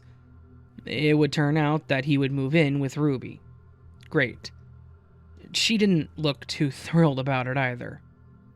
As I started to hear them talk outside on the back patio, she would ask him about his plans, and he would get irritated and say things like he didn't know, he didn't have any, don't worry about me, etc. One time, late at night, after he bummed another smoke from us, he asked where he could go to get cheap beer without being carded. We told him we didn't really know, and just told him about a local liquor store. He then proceeded to walk off down the street, and as we finished our cigarette, Ruby came out and apologized for her son. She said that he had been down on his luck and that she was trying to get back on his feet, and that she appreciated us being patient with him. She tried to offer us money for the cigarettes that he kept taking, but we always refused. Sadly, they would begin arguing more. You could hear them fighting outside, then you could hear them fighting inside. You could hear the door slamming as he left and him banging on the door to be let back in when he forgot his key. Ruby had already started to shut herself in more. We hardly saw her go outside anymore. I noticed on the camera that she would go out real early in the morning in her robe to water her plants, and then quickly go back inside. I think she had like a book club or a Bible club every Wednesday night, and a few other ladies would be over at her place. That stopped too. I felt bad, but there wasn't really anything we could do but just hope that he would leave soon. That would come to fruition when he gets kicked out. They were arguing again after someone else, equally shady, showed up at her place. Marco went outside and brazenly, with a camera right on them, made a drug deal. I now understood why Ruby had been so upset. I can't imagine that it was for her or that she used at all. I shamefully went out back to listen to the fight when I heard it, and she mentioned that he was there for a new start, to kick it, and to get his own place. She complained he was using again, and that he hadn't found a job or even had proof that he was looking. She said she didn't want that stuff around in her place, and didn't want his friends to know where she lived. So, she told him to leave. I know we, for one, were thankful. He slammed the door and started walking down the street again. I kept checking the cameras a few times to see if he would ever return, but he never did. And he didn't the next night either. However, it wouldn't be a simple move out by any means. I am a heavy sleeper, so a few hours into my slumber, I'm awoken to Jess banging on my door. As I went to open it, I noticed the smell of smoke. That was the reason for her waking me up, too. We started looking around, making sure nothing was on fire, and trying to find out where the smoke was coming from, when we started hearing smoke alarms going off, from Ruby's side. We quickly grabbed our phones and ran outside. Jess started calling 911, and I just remember frantically beating on her door to try to wake her up, but she never answered. And this is where I regretted never swapping phone numbers with her. When the fire truck showed up, we told them that we thought Ruby was still inside and went to the end of the driveway to see what had happened. Unfortunately, Ruby was still inside, but they were able to get her out. Barely alive. Not only was she in there, but she didn't answer because she had been beaten on the back of her head, causing her to pass out on the living room floor. Of course, the fire was intentionally set as well, and we had a feeling we knew by whom. Thankfully, we didn't have to point the finger, as we learned that Ruby identified Marco as the one that did it. Jess ended up helping her out a lot when she was at the hospital, and told her what had happened. She locked Marco out, so he ended up breaking in through the back door. They'd gotten into a fight when he hit her in the back of the head, and the next thing she knew, she was at the hospital. But don't worry, she talked to him when he got arrested, and he admitted he was high when this took place. He said that he was sorry, and that he thought only his mom's side would have burned down, and that he didn't mean to hurt us. Charmer, right? She had damage in the living room, and they had to repair the walls separating our units, so we both got put into a hotel for a while. Jess still keeps in touch with Ruby and tells me how she's doing, but I don't really care for attached units anymore, and I moved into my own place as soon as I could.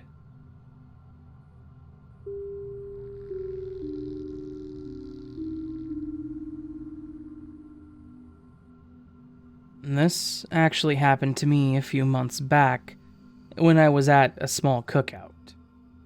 It was going to be me and my girlfriend, Angie, my sister and her husband at my parents' house, and possibly a few of their friends or neighbors. My parents don't live in the best neighborhood, but they make do with what they have. They do have one of the nicer houses on the block, though, surrounded by some pretty trusting neighbors that are a bit younger than them, so I at least felt comfortable knowing they were safe where they were. Angie was kind enough to make potato salad to bring to the cookout, because I fail at cooking almost anything, and I brought the soda. Once we got there, I was greeted by my mom in the kitchen finishing up her cake she always made. It's like a vanilla bean cake with strawberry and blueberry puree mixed in. It's one of the best cakes I've ever had. She also made grilled corn on the cob and baked potatoes, while my dad made the brats, hamburgers, and chicken, since my sister didn't eat red meat. I'm just laying out our spread for dinner, as it will be relevant for later. Shortly after us, my sister showed up with little snack foods like crackers, cheese, chips, and dip. We were all sitting around talking when I realized I hadn't brought out the soda.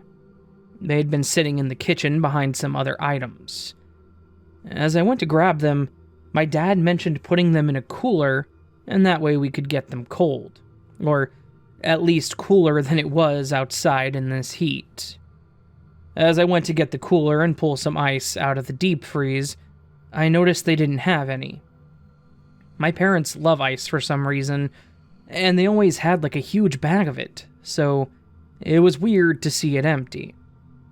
When I went up to ask them about it, they said their deep freeze had actually quit working, so they had to move what they could to their freezer and try to save the rest in their little cooler, which included their ice. They had just gotten it fixed the day before and apparently forgot to go get more.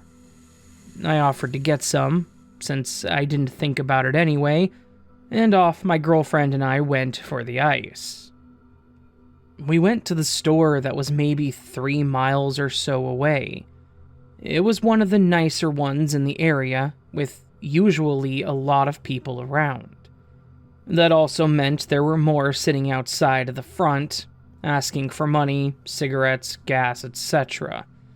This is nothing new to me. However, as we approached the store, there was a woman sitting nearby with a sign that just said, "Stay safe." She was wearing a mask and sunglasses. She had her hair in a messy bun and was dressed like she had just come from church. At first glance, you would think it was someone doing the normal, but she wasn't asking for anything. She was singing. I couldn't tell you the song, but it sounded gospel-like. As people walked by, she waved at them or nodded. A bit different to say the least, but not the strangest thing I've seen. As we approached the entrance, though, I noticed that she had stopped singing and pulled her sunglasses up and just stared at us. From the moment we got to the sidewalk and walked in, she stared, like she recognized us, maybe, but couldn't remember who we were. Once it finally registered that she was staring at me, I just smiled and tried my best to not make eye contact. But you know that feeling when there's eyes on the back of your head? I knew she was watching me still. I made a hard dash around the corner once in the store, and I turned to Angie to ask if she had witnessed that too, and she laughed.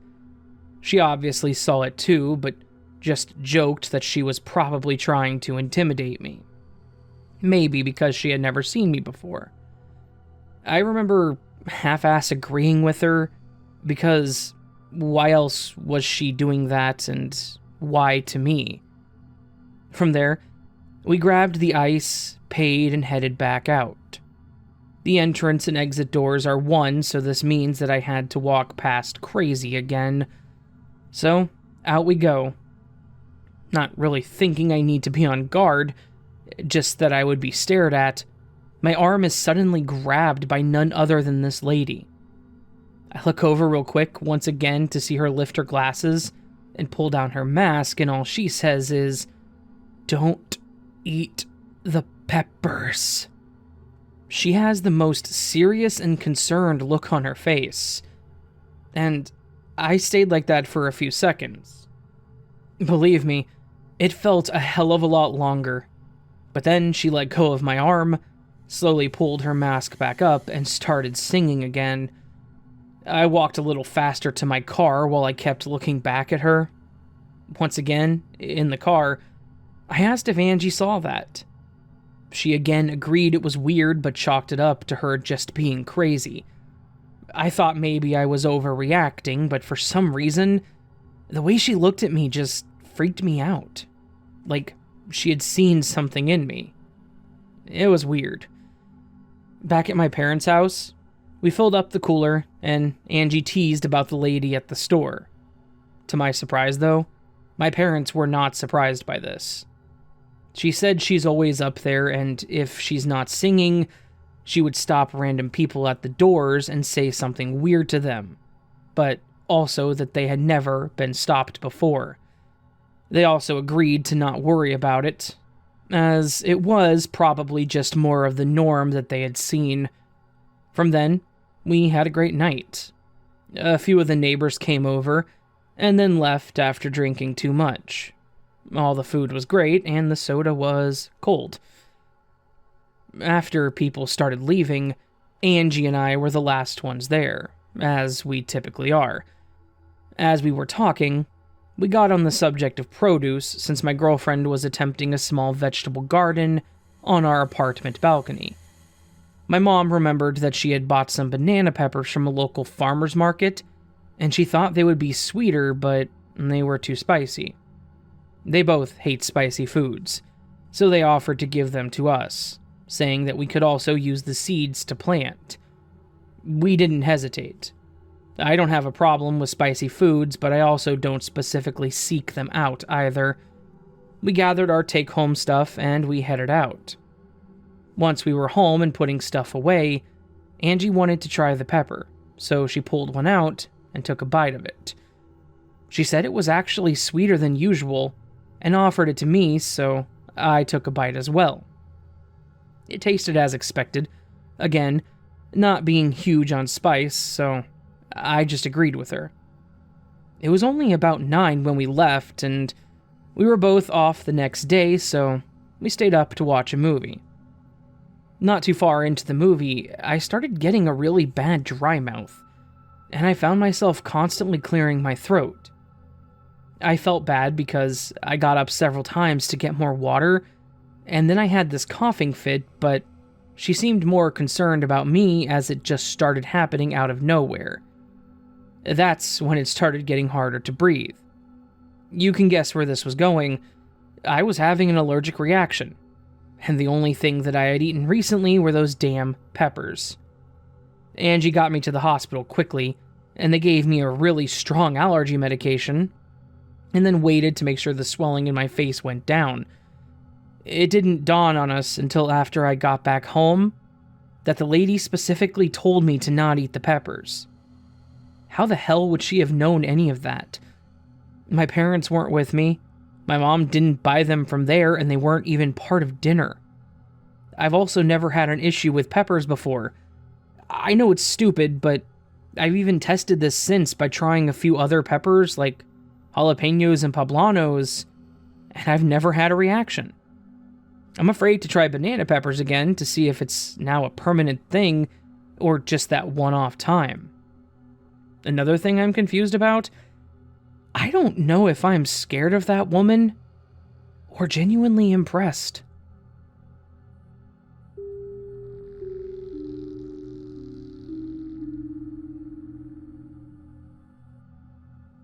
When my parents got a divorce, me and my two brothers had to deal with the custody trade-off.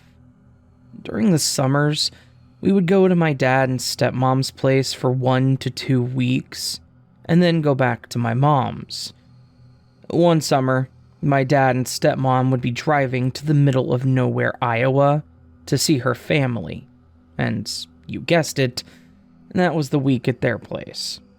I didn't care much to be around her side of the family, but I did enjoy the long car rides.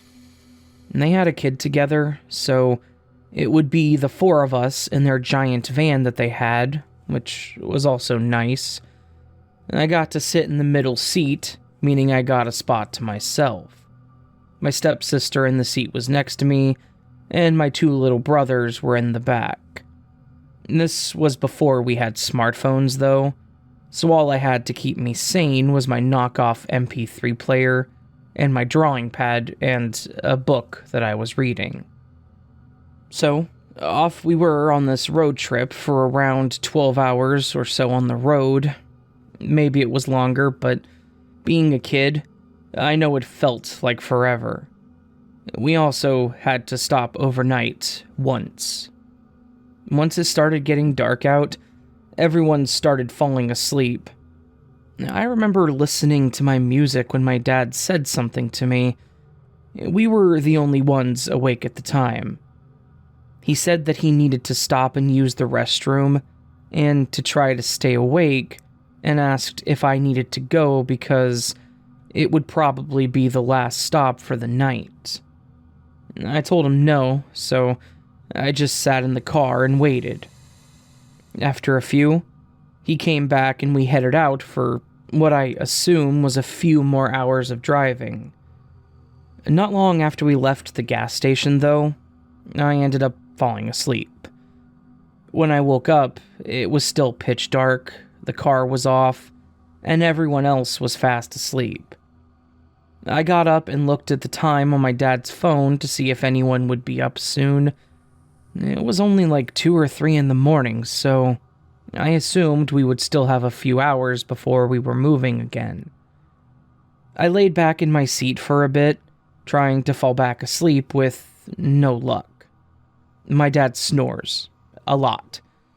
So I more so sat looking up at the roof, waiting to eventually pass out.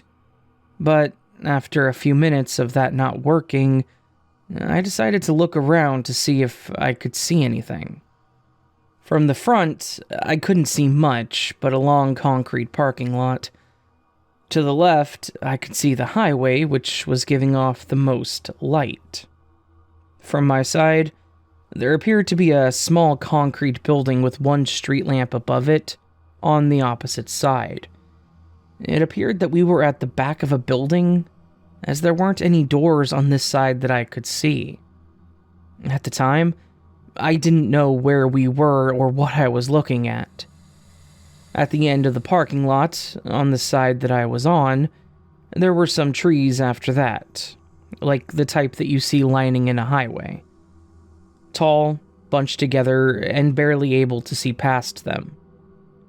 I decided while I couldn't see much, I would try drawing the trees, in hopes that it would make me tired. As soon as I started drawing them, I looked back over to get a good reference, when I noticed 2 particular shorter trees that looked dead. I started staring a little harder to try and focus and get a better idea of what I was looking at. At this point, I had my head to the window, hands cupped around my eyes, staring out at these trees. That's when I finally realized I wasn't looking at trees. The 2 shorter ones appeared to be legs. They weren't swaying and bending, even slightly with the wind. They stood perfectly still until I saw them all move like they were going to walk away or readjust how they were standing. I couldn't see much of the head, though, as it led right up to the dark part of the trees. I thought, okay, so this is just a really big deer or something. So I continued to watch for a bit, and then I tried to add a deer to my picture. When I looked back up, I didn't see it at first. Thinking it had just moved, I started looking around for it. It didn't take long to find it as I saw something small fall from a tree that the creature was standing near. Then, I watched it practically crawl down that same tree. It was actually pretty unsettling.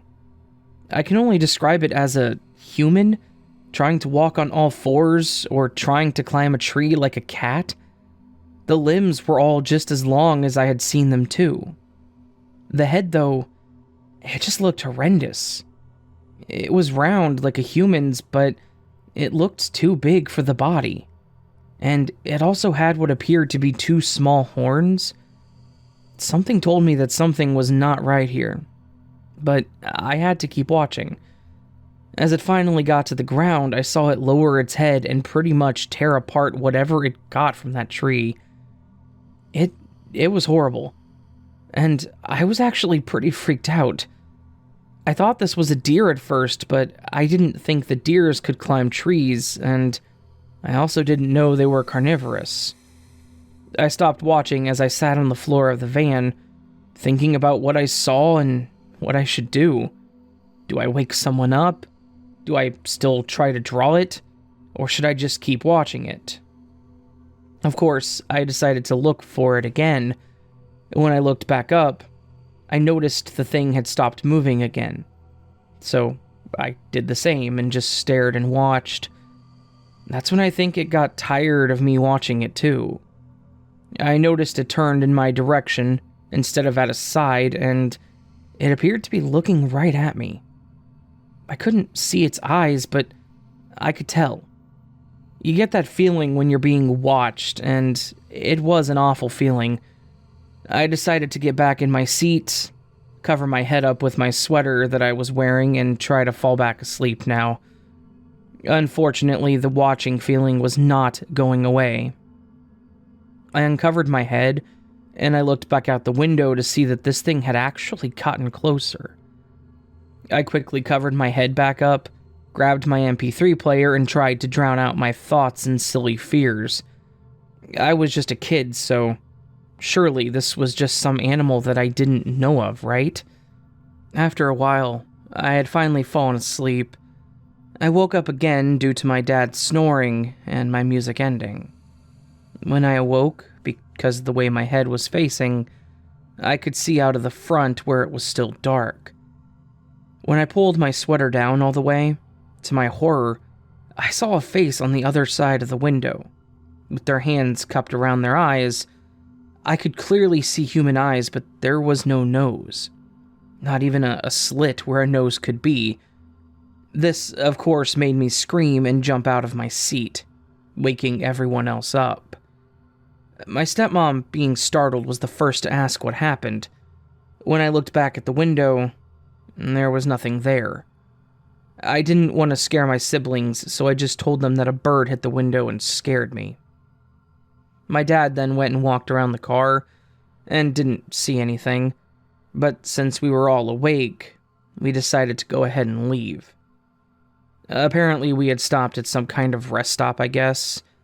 The building we were parked by was a restroom, but there was not a single other vehicle around us. I didn't get out to use the restroom as I was too scared, and I decided to hold it in until we stopped somewhere for breakfast. I still haven't told anyone other than a good friend of mine, because I feel like maybe I was just seeing things. And I didn't know if anyone would believe me. One thing that I do know that was real, though, was the drawing that I did that night, that I actually just recently found. Trees, darkness, and a deer-like creature with no head.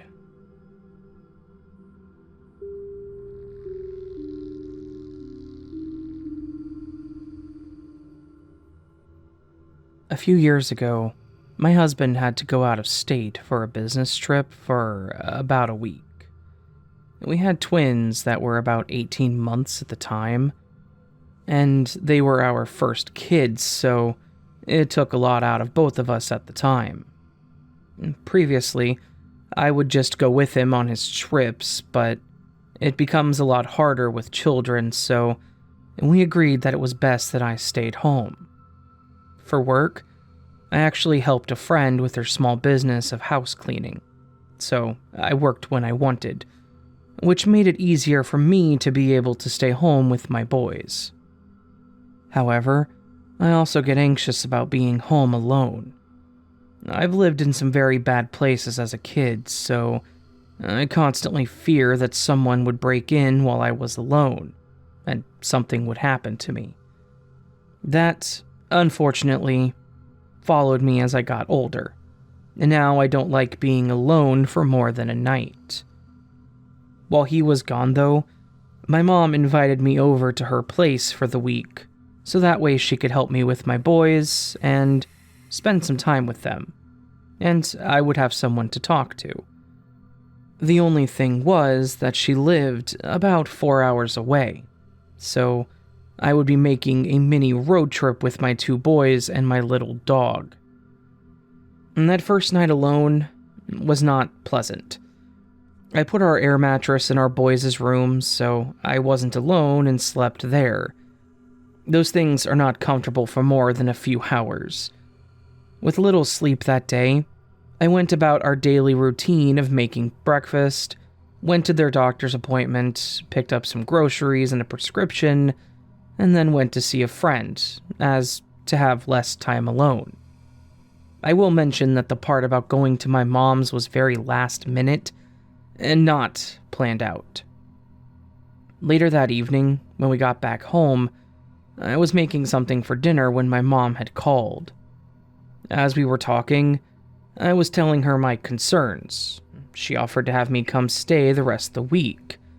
I had plans to go out there first thing that next morning, but I figured it wasn't too late, being around 6 or so, and after eating, I called my mom to let me know that I would head out there tonight. The anxiety in me thought 4 hours alone tonight was much better than 6 more whole days off, so to packing I went. I got a few outfits for myself and my kids, since I'd be able to do laundry. I got the car all packed up with our stuff, and then the dog, and then the twins.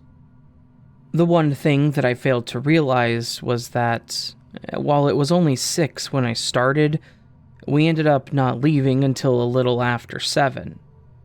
I also did not sleep too well that night, so I knew I was going to need more caffeine. After picking up some coffee, we were on the road. We were probably about 2 hours in or so, or close to it, when I had to stop to use the restroom and grab something to snack on to keep me awake. I remember coming up to this gas station that had a small bar and grill attached to it, so I felt comfortable knowing that there were going to be people around. I let the dog out first while I stood next to the car, and then after putting the dog back in, I pulled the boys out, locked the door, and headed inside. There were a few rowdy people on the other side, most likely drinking, so it was pretty loud. Random laughing, yelling, and clapping echoed into the little gas station. After I checked out, I started getting the boys buckled in. I find it easier to carry one in a sling while carrying the other in the car seat, and that way I have at least one free hand. So, I sit Evan down on the seat while I put Ian back in his. I have a little hatchback, so I find it easier to walk around to the other side rather than reaching over them. As I went over to buckle Ian in, I heard the music from the bar getting louder as someone opened the door. Out came 2 people, a man and a woman, arguing very loudly. I can't remember what about, but they were loud enough to make me look over. I continue buckling him in, and then go around to the other side to get Evan strapped back in. From there, I hear them yelling again, and I look over to see her punching him in the chest.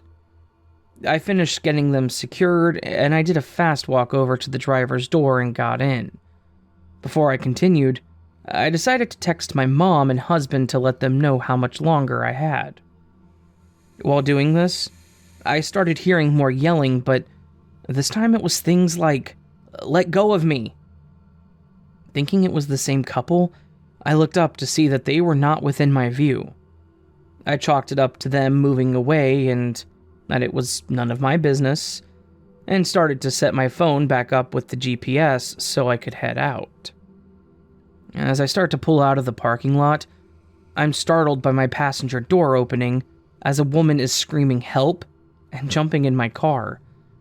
She quickly locks the door and starts screaming at me to go and crying. I didn't know what to do at first and screamed something back that I probably shouldn't have, but then took off. The gas station was right off the highway, so it didn't take long to get back on. I didn't know what to do, so I just drove while this woman that I didn't know sobbed in the seat next to me and screamed every once in a while. My boys were wide awake at this point, also on the verge of tears, so I tried comforting them the best that I could.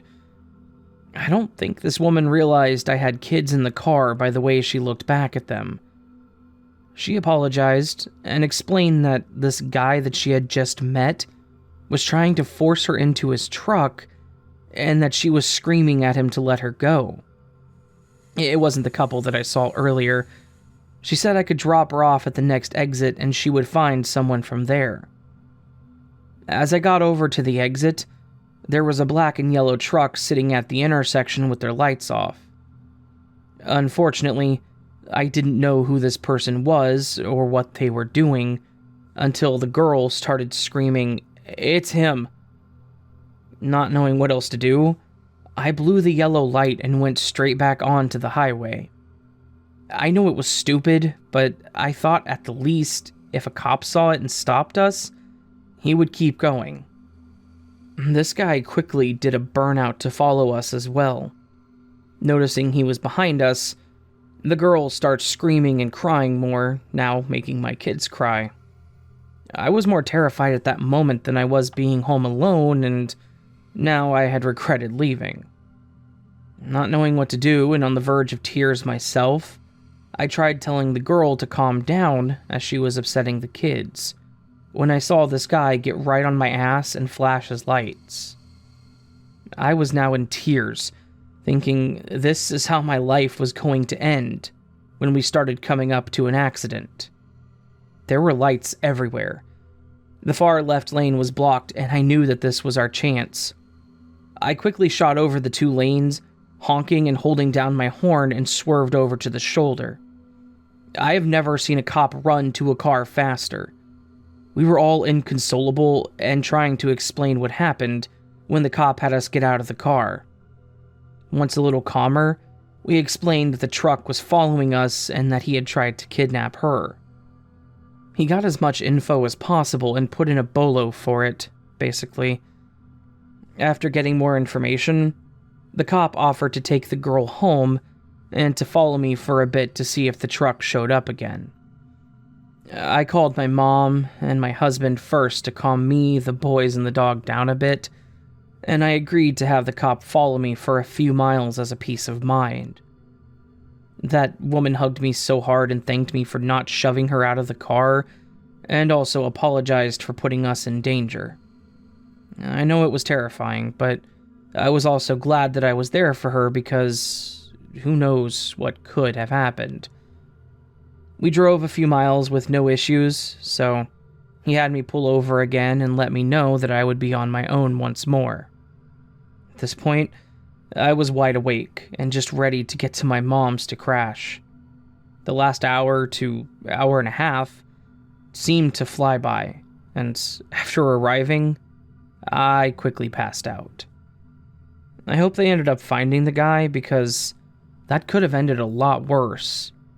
And I'm thankful the police were where they were at the time to save us from something worse. Unfortunately, now I also have a slight fear of driving at night.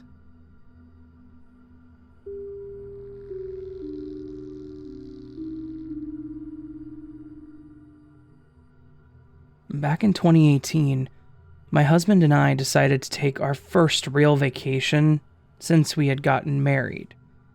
We had a small wedding with just close family and friends at the park.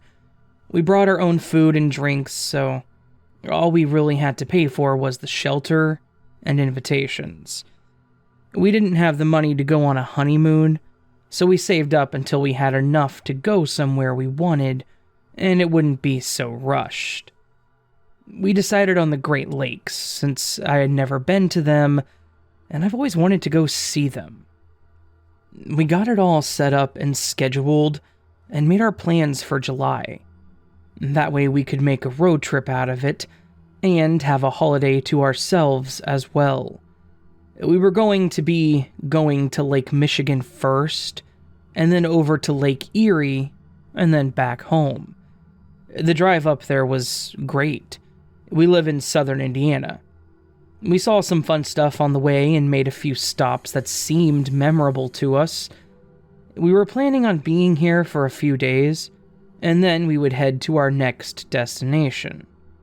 Once we got there, we checked into our hotel and hung out in our room for a few hours unpacking and just looking at all the little pamphlets they give you with visitors information, and we started making plans for what we wanted to do.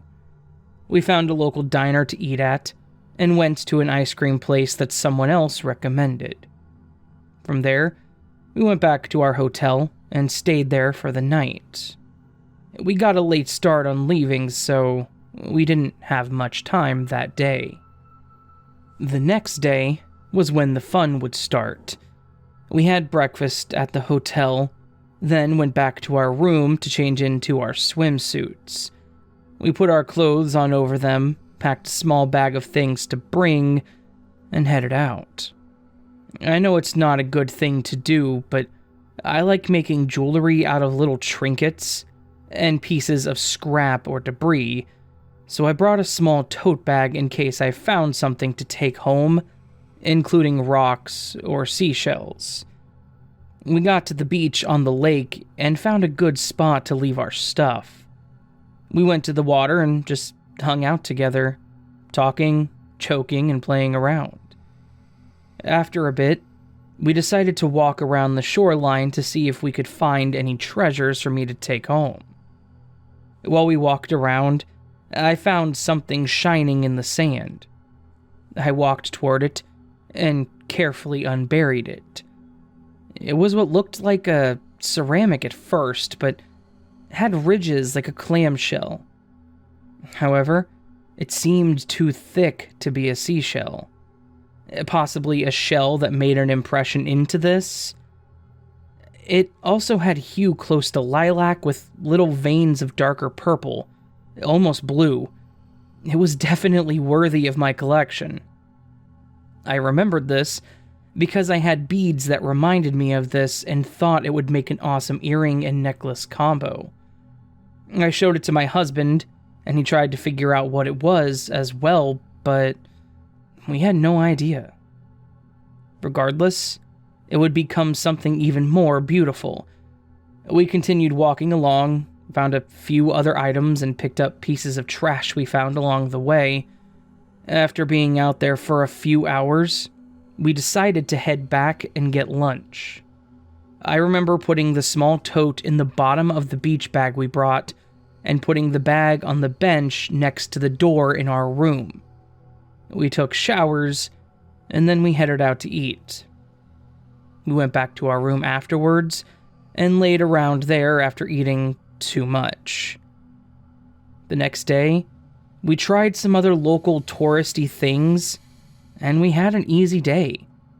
We went to have drinks that night at the bar in the hotel, and then went back up to our room. While my husband was watching TV, I decided to pull out my bag of items and look at them again, and clean them up. I was interested in the ceramic-like one specifically, but I couldn't find it.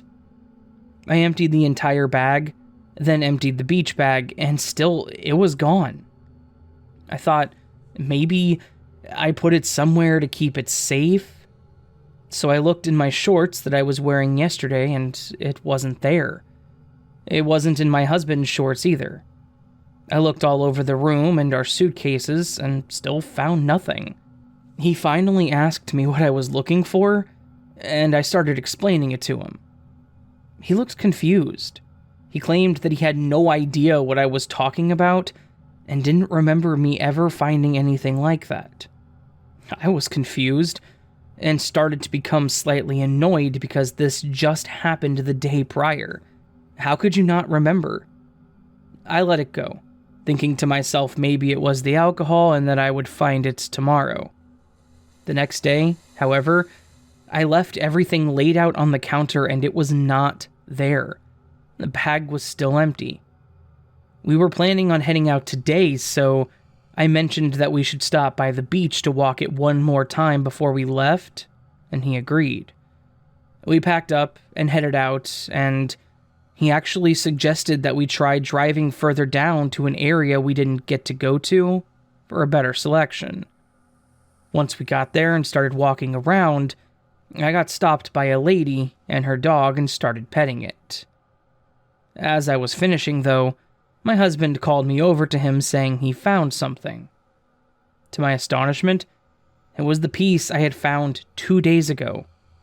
I knew it was that because I remembered the shape and that it had a crooked hole on one edge, which made me think it would be perfect as a necklace.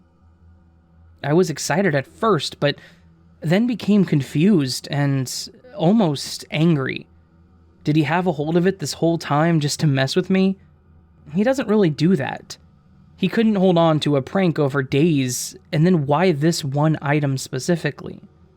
So I asked him if he remembered me talking about this the day before, or finding it the last time we came out here, and he said no. He even explained what it could possibly be, and 2 days prior, he had no idea. I was confused but happy to have it back. I put it in a small plastic bag that I had and put it in my pocket, so I knew it was on me. I wish I could say that this was it, but it got even stranger. We drove over to Lake Erie, which was a few hours away, and we found a little hotel to stay at that was close to the port. We would end up staying 2 days here. On the first, we stopped at a convenience store to get something for our room, and while we were there, we decided to grab a few energy bars for our drive back in a few days.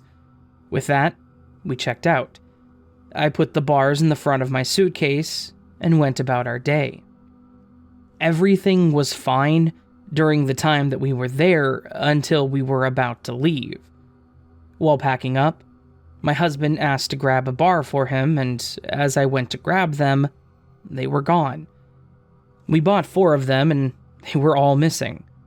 I asked him if he moved them somewhere, and again he said no, and he agreed that he watched me put them in the suitcase.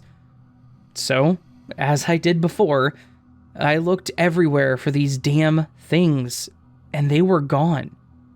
I even tried finding the receipt knowing I took it from the cashier, and it was nowhere. Now, I'm explaining to him that this was the exact same thing that happened with that thing I found on the beach that he found for a second time. We just dropped it, both of us confused, me a little more than him, and headed for our path home. Just to add one last thing, when we got home, we took the day to just be lazy, and the day after, I started emptying all the bags and suitcases. My little purple thing was still with me, but what else was with me when I opened the suitcase? Those energy bars, in the front zipper, with the receipt. I took a picture of it, and I sent it to my husband, and he again was just as intrigued since he saw me check there. He still does not recall me finding that item first, but he does think something happened since I felt so strongly about it, and since it also happened with the energy bars. I'm curious if this is a normal thing for those lakes, or did we just get lucky for a glitch in the Matrix to happen close to both of them?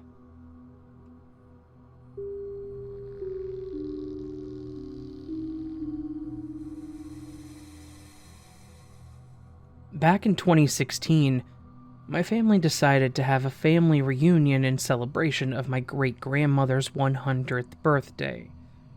I have quite a large extended family with many aunts, uncles, cousins, and great-cousins, so we agreed to have it at a park and do a cookout.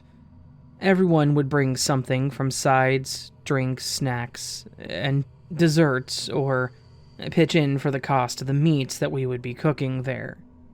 I was pretty excited myself, as I hadn't seen most of them in several years. I used to be really close to some of my cousins, so I was ready to see them and finally catch up. The time came for the party, so my parents, myself, and little sister with our baked potato salad made our way to the park. There were already several people there by the time we arrived. Of course, it was a public park, so there were other kids and families on the playground, which was next to the shelter we had rented. As more and more people showed up, I had to go around and say hi, tell everyone how I was doing, and introduce myself to others. Some of the adults started cooking the hamburgers and hot dogs, while the rest of us all sat around talking. When some of my favorite cousins showed up, I quickly ran to hang out with them. I was 15, close to 16 at the time, so we decided to go hang out at the playground since my little sister and younger cousins were over there. On the playground, there was a swing set for 4 kids. One of them was a little toddler-like seat. There was a rock wall that led to the top of the jungle gym, where you could walk across this little bridge to a slide, and something else. And on the other side, by the rock wall, were the monkey bars leading into a sand pit. There were some other little nearby things for the younger kids to play with, but this was the main area that we stayed in. Upon walking over there, my mom and sister were in the sand pit playing with buckets that were in there to make a castle. After my mom and cousin talked for a few moments, she asked me to watch my sister so she could go back over to where my dad was. I agreed, since me and my cousin Tasha wanted to walk away from the adults anyway. So, we stayed with my sister and helped build a sandcastle. We even partially covered her in sand, up to her waist per her request. She liked doing that and then trying to climb out. She's weird like that. After a few times, we decided to go sit on the bench, which was opposite the sandbox. And that way I could still see her, and we could just talk a little more privately. We told each other just about everything, and not being able to see each other meant that we had a lot to share. Her mom, my aunt, ended up moving out of the state, and they didn't have a phone so we could talk freely on, so we sent messages through Facebook occasionally. While sitting there talking, we also observed some of the people that were at the park that were not part of our family. Like, there was a little boy sliding down head first, licking the slide on the way down. I can't make this stuff up. All the while, his mother was arguing with someone on the phone, standing next to the slide. We saw a few other kids that were running around together, and 2 that started playing with my sister in the sand. Then, we started seeing the strange ones. There was an older bald guy that showed up, but he stopped and talked to some of my family, so I assumed he was with us, and just another person that I didn't quite know yet. After a while, he walked over to the park and sat on the bench on the opposite side, looking at his phone.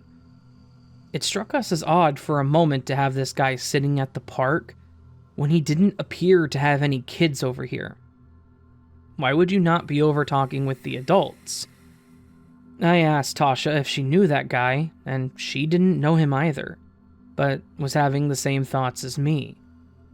So, we continued what we were doing, all the while people watching, including that guy.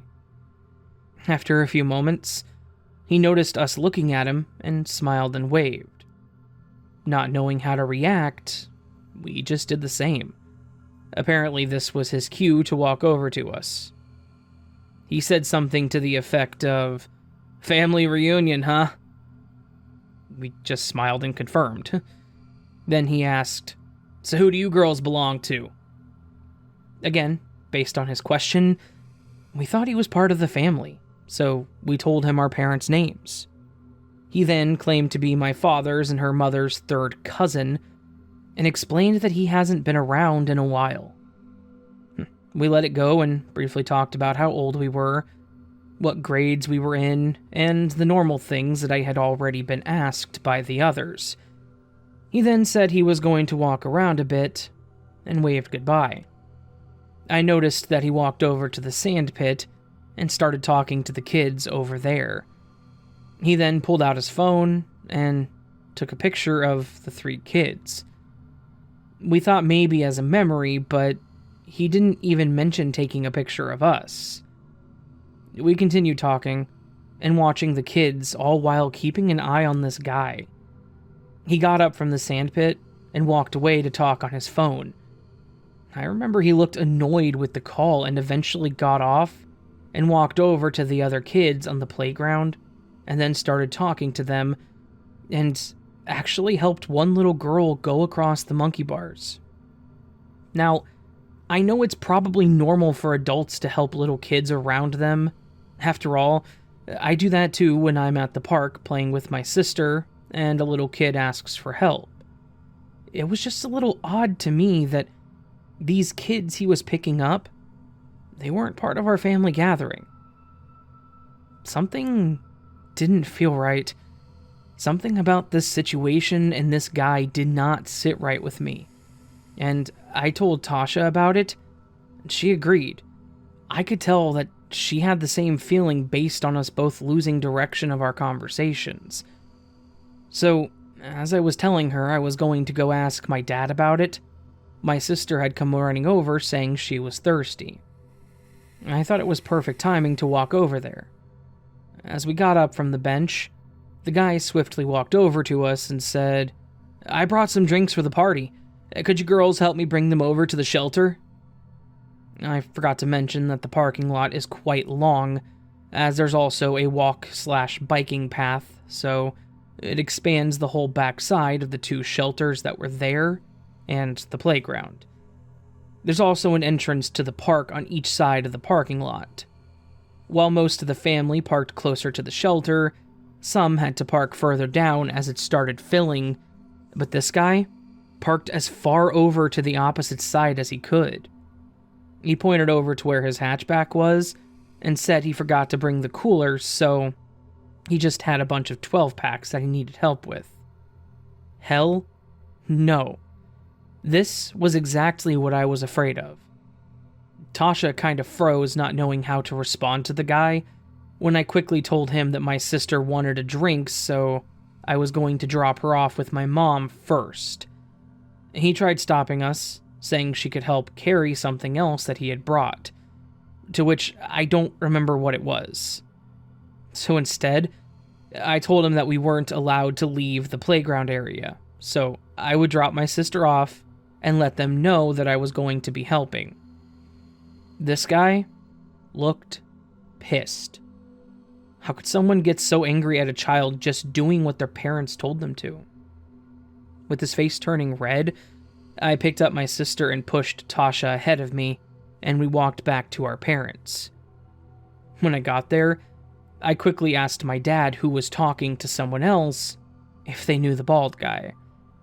He looked confused at first, and I told him that he claimed to be his cousin and explained everything that had just taken place. My mom looked worried, and right as she was talking about calling the cops, my dad joked that he'd just take care of the guy himself.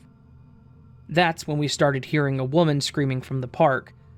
A lot of us looked over to see what was going on when the woman started shouting, "He has my kid!" Several adults in the family started running over to see what was going on and to round up the kids still on the playground. We were told to stay at the shelter while they figured things out. Shortly after, the cops showed up and several of us had to give statements, including me and Tasha, because, you guessed it, it was the bald guy. Apparently, when we started walking back, he ended up snatching the girl that he was helping on the monkey bars, but he let go of her as someone caught up to him and tackled him. He barely got out of the parking lot when another cop was able to finally stop him. I heard all this from my father as he was talking to other people about it. I was incredibly thankful that Tasha and I stuck to our gut and refused to go with this guy. We have no idea what his plans were after he got one of us, but it's a terrifying thought that I try not to think about.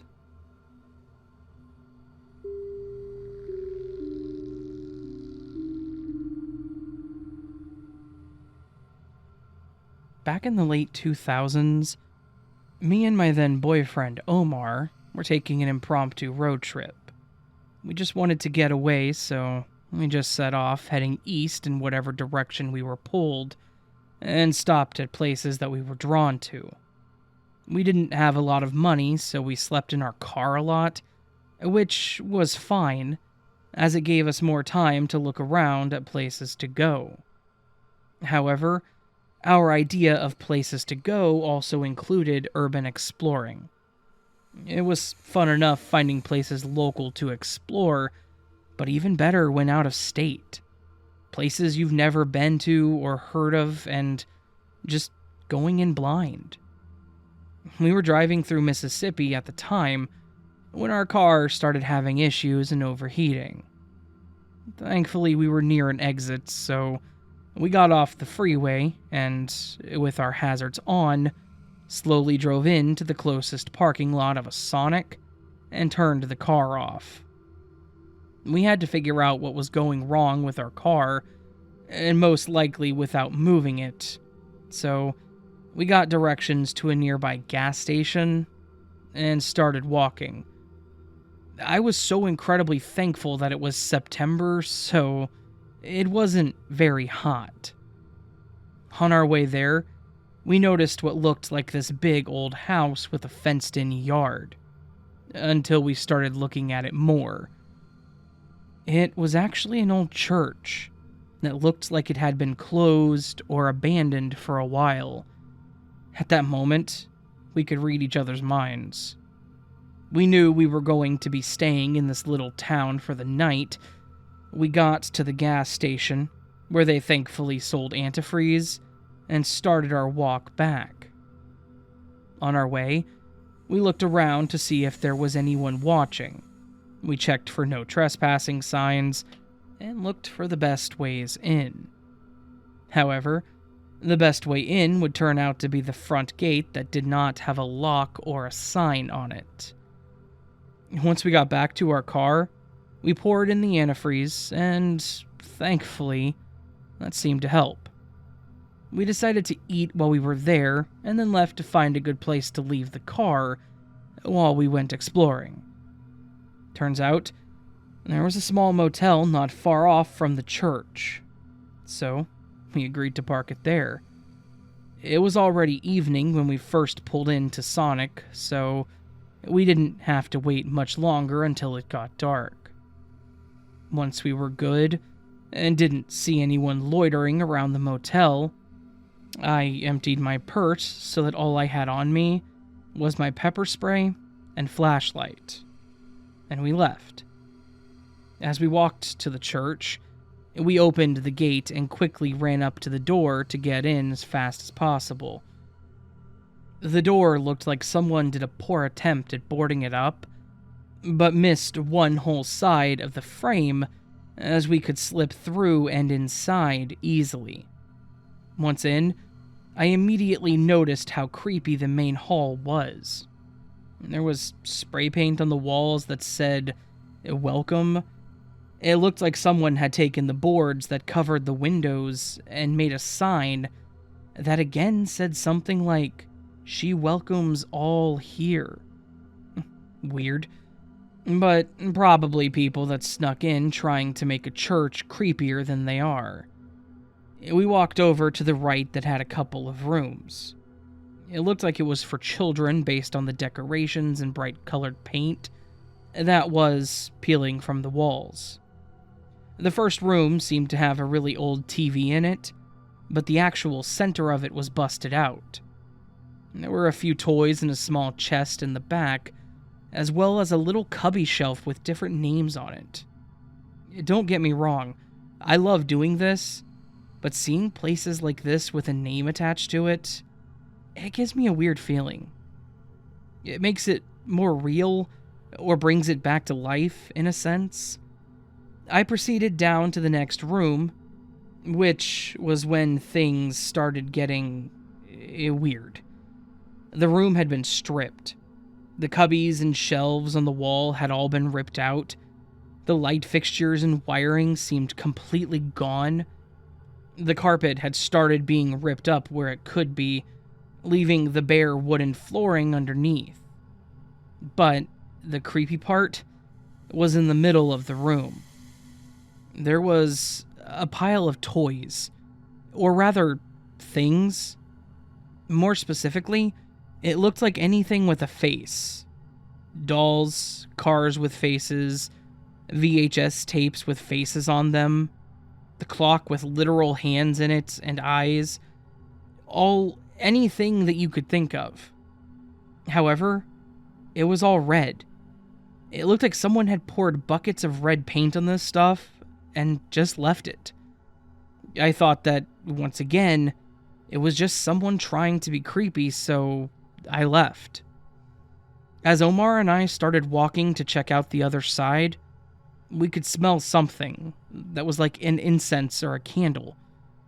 Going further in the hallway, though, we couldn't smell it, and we definitely couldn't smell it on the other side either. Curious to know what it was, we decided to go to the only other place left, which appeared to be the main chapel area. We slowly creaked the doors open, and we went in cautiously. This is where we became a little more on alert. At the altar, we could see what looked like lit candles. Omar was hesitant to continue at first, worried that someone could be in here, but it wasn't that big, and I couldn't see anyone from where I was, so we agreed to walk further in together. As we did, I started to notice weird symbols on the walls, and they appeared to be written in that red paint, just like the room that we first saw. Omar then pointed at the pews that also had the symbols all over them. I was starting to get some really weird vibes from this place at this point. I had never seen these symbols before. I was far from being well versed in different religions, but these seemed more cryptic.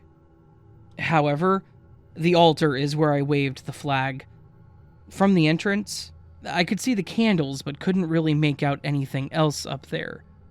Once we approached it, there was a pew that was up there but still facing the same way. I was startled at first because there was a tarp over it, and it looked like someone was under it. Omar softly kicked the pew to see if whatever was under there would budge. When nothing happened, he slowly pulled the tarp back. I almost got sick. It looked like a pig that had been dead for a very long time, which explained why we couldn't really smell anything. The podium, though, had a disturbing framed picture on it. It was a naked woman that looked like she had a long cut from her neck to her belly button. She looked like she was sitting on one of these pews, legs straight down and crossed at the ankles, her arms stretched out across the backrest. However, she was alive and smiling. The podium also had what we were smelling. It was an incense that was almost out, and the candles that we saw were those fake battery ones. At this point, we were on edge. This meant that someone had to have been here, and recently. Omar didn't want to stick around anymore, and I certainly didn't want to get to know anyone that did this, so we bounced. We quickly, and as quietly as we could, went right back out the front door. Omar had me go out the door first, and when I turned back to hold the board open some, I noticed he was looking to the left. I told him to come on when he finally walked out, and pushed me toward the gate. Once we got out, we took off to our car, and when I thought we were just going to chill for a bit, he actually drove off. He said he would feel more comfortable if we got away from there. He didn't talk much while he was driving, so I did a lot of the talking, trying to make jokes about what we saw to lighten the mood. I think we went a few more exits before we ended up at another hotel. After we slept that night and headed off the next morning, it was at that time that he finally told me what was wrong.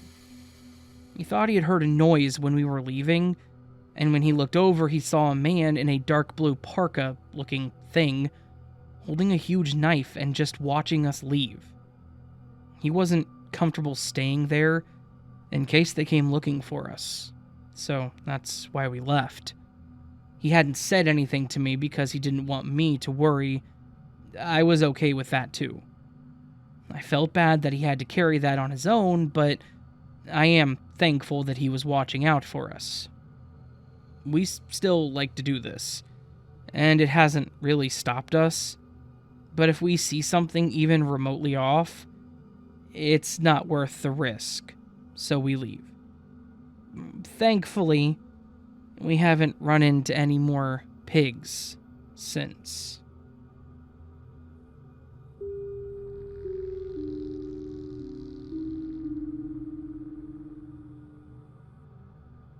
And this story takes place a few years back when myself, my sister, and her 2 kids were all driving to a surprise birthday party for my older brother, Matt. It was a bit of a drive, and we were actually going to be on the road for probably 10 hours heading east, but the drive was worth it, because it was his first birthday back after having been deployed overseas, and he'd only been home for around a month. Basically, we knew it was going to be a pain in the ass to get all the way out to our parents' house, but it was 100% worth it to see Matt, since it had been somewhere close to a year since we last saw him, and it seemed like he should be able to celebrate his birthday with the whole family. Like I said, the drive out east was going to take around 10 hours. My sister and I were both adults, and my nieces were around 4 and 7. My sister drove for the first half, and I said I would take the second half, as I knew that at 5 hours in, she would likely need to be in the back seat keeping the little ones calm and collected. 4 and 7 are old enough to enjoy these kinds of car rides, but definitely not old enough to sit in the same place for 10 hours straight. And I honestly don't blame them. If it weren't for Matt, I wouldn't have sat through the trip myself. We got through my sister's half without any issues, and by the time I was getting behind the wheel, it was starting to get dark out. My sister sat in the back, as expected, with the nieces, and somewhere around an hour or 2 into my half, she ended up falling asleep. The younger of my 2 nieces also fell asleep, but the older one, Courtney, was wide awake, and watching all the things that we were driving past. And while it may not sound like a thrilling adventure to drive with 2 people sleeping in the back seat, all the while having a random passing conversation with the 7-year-old, I thought it was fun. We were about an hour away from my parents' house when the actual event happened. And that's honestly what I have to call it. An event. Mostly because I don't know what actually happened. So, as stated, my sister and the youngest were sound asleep, and we were about 9 hours into a 10-hour drive. I was watching the highway and my speed and just basically having a nonsense conversation with my niece. I think it was about some cartoon that she was really into at the time. As I'm watching the highway for the most part, every once in a while I glance back up at the mirror to look at her. This is actually when the whole thing happened. I looked up in the mirror, I said something to her, and then I glanced back down, and I see what can only be explained as an absolutely blinding white light. As soon as my eyes hit forward, I saw this seriously bright and all-encompassing flash of white. My first thought was that it was an oncoming car or something like that, but I just remember that immense and horrible sense of panic flooding through my body. What was weird, whatever it was, I never hit it. I thought we were going to smash into it, and I even remember screaming. Hell, I recall hearing my niece scream, but it apparently never happened. It kind of felt like whatever that moment in time was, when I saw the light, it kind of hung there for a moment, and then somehow reset me back onto the road, driving like normal. I didn't swerve, I didn't slam my brakes, I apparently didn't scream because the other two never woke up. I went from staring down an alarmingly bright and close light in front of me, going 70 down the highway, certain that I was on collision course with whatever the hell it was, to driving like normal, with nothing anywhere near me. Of course, that feeling of terror didn't pass. I was still running high on adrenaline when I came back to reality. I pulled the car over to the side of the road and tried to take deep breaths. When I stopped the car, my sister obviously woke up asking if we were at the hotel yet. I told her no, and that I just needed to take a moment to catch my breath. She asked if something happened, and before I could even respond, my niece starts telling her that we were talking about the cartoon, and then there was this really bright light in the middle of the road that suddenly disappeared. Her version was probably cuter and more detailed at the time, but that actually made it worse, though, because this 7-year-old child just confirmed what I saw. I saw all of this unfold, and she saw it too, which again confirmed that I didn't fall asleep or have one of those micro nap things that you can have while driving. I legitimately saw this huge white light in the middle of the highway. Unfortunately, there was no way for me to explain the whole resetting thing, so I just left it at what my niece said. I told my sister that I wasn't sure what it was, and that it just freaked me out a little bit. Nothing else happened the rest of the way. We all stayed awake and chatted for the last 40 minutes or so, and we got there and had a great time. And while the party was certainly the highlight of the whole event, that was seriously a road trip that I am not likely to forget anytime soon.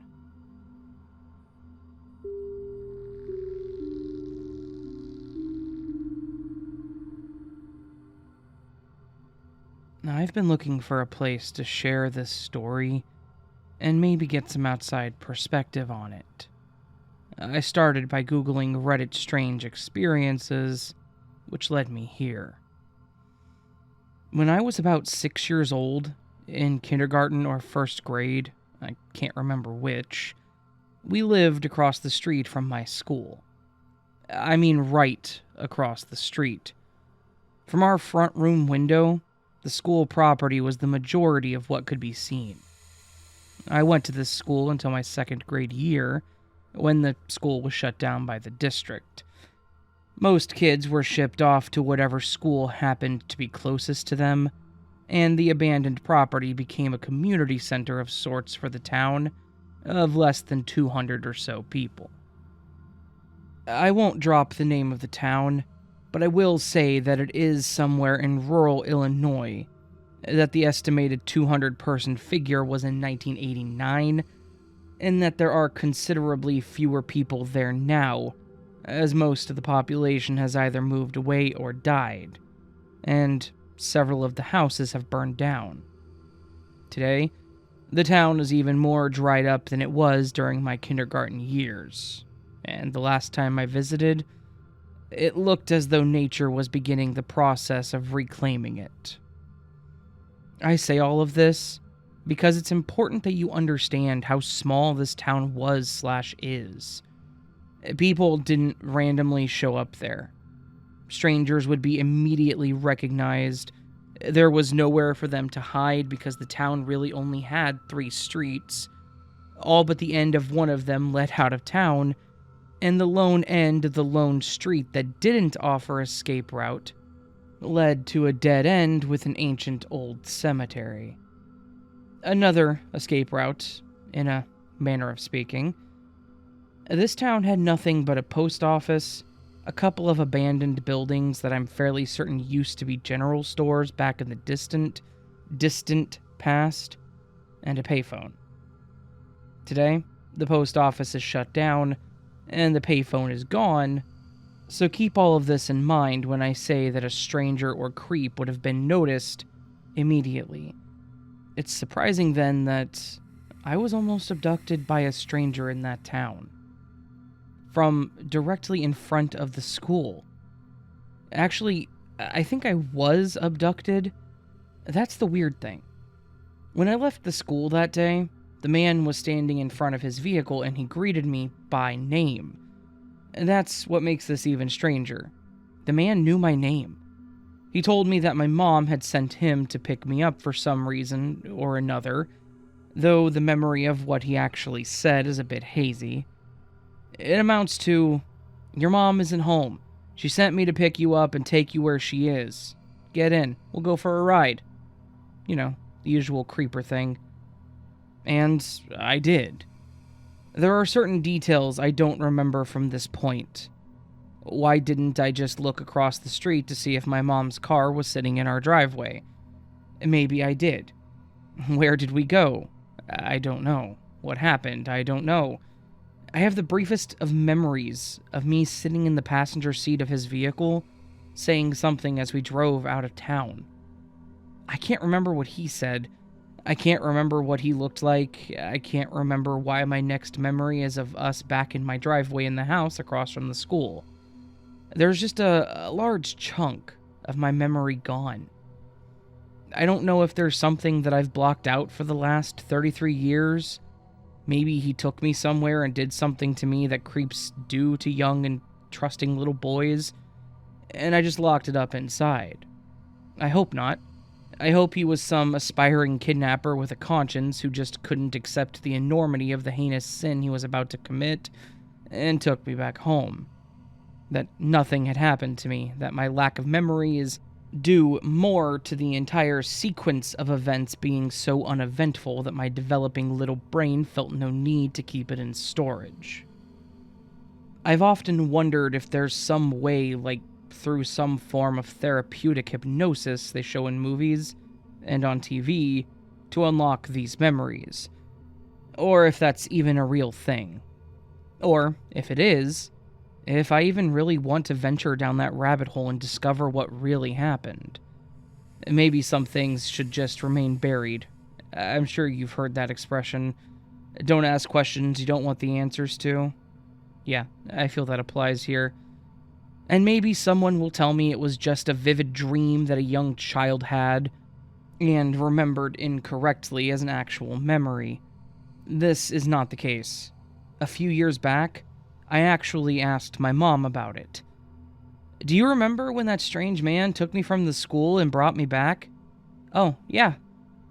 Apparently, I told her what happened, because she told me about how she went over to the school and raised a bunch of hell over it. And that's all I have to prove, even to myself, that it ever even happened. Up until then, I had wondered if I had imagined the whole thing. This is, unfortunately, no longer something I can even attempt to convince myself is true. Who was this man? Why did he take me? Why did he bring me back? And what happened that day? I'm a big fan of horror. I love a novel or a movie about monsters. I'm an avid fan of Stephen King and creepypasta, but it isn't Pennywise the Dancing Clown or Slenderman that keeps me up at night sometimes. No, it's the real monster who almost gobbled me up when I was 6 years old, and then lost his appetite. Thanks for listening. A quick update. For those of you asking if this was possibly my dad, I just called him and I asked him. His response? He said, "If it had been me, I wouldn't have taken you back. I would have kept driving and you would have gone to name of state with me." That may sound like a joke, but it wasn't. So much for that theory.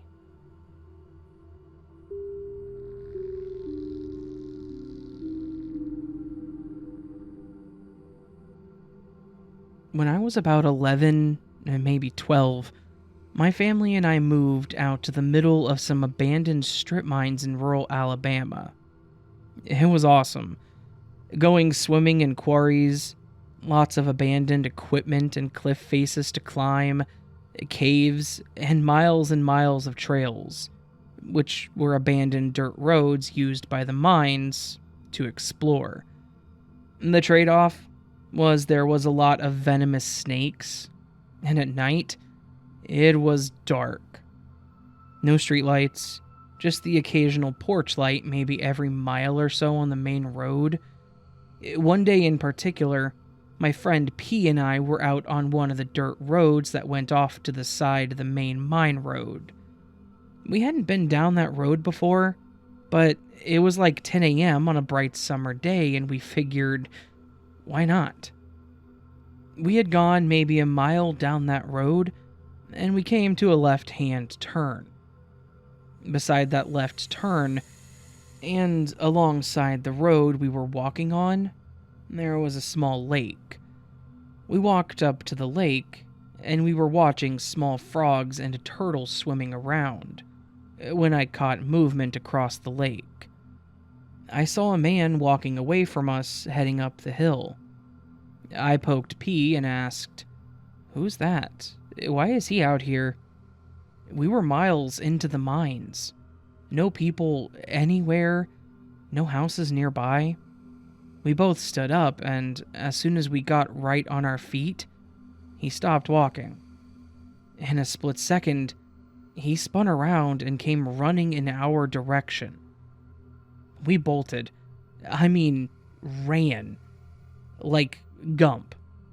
I looked back and he was running faster than any human I had ever seen.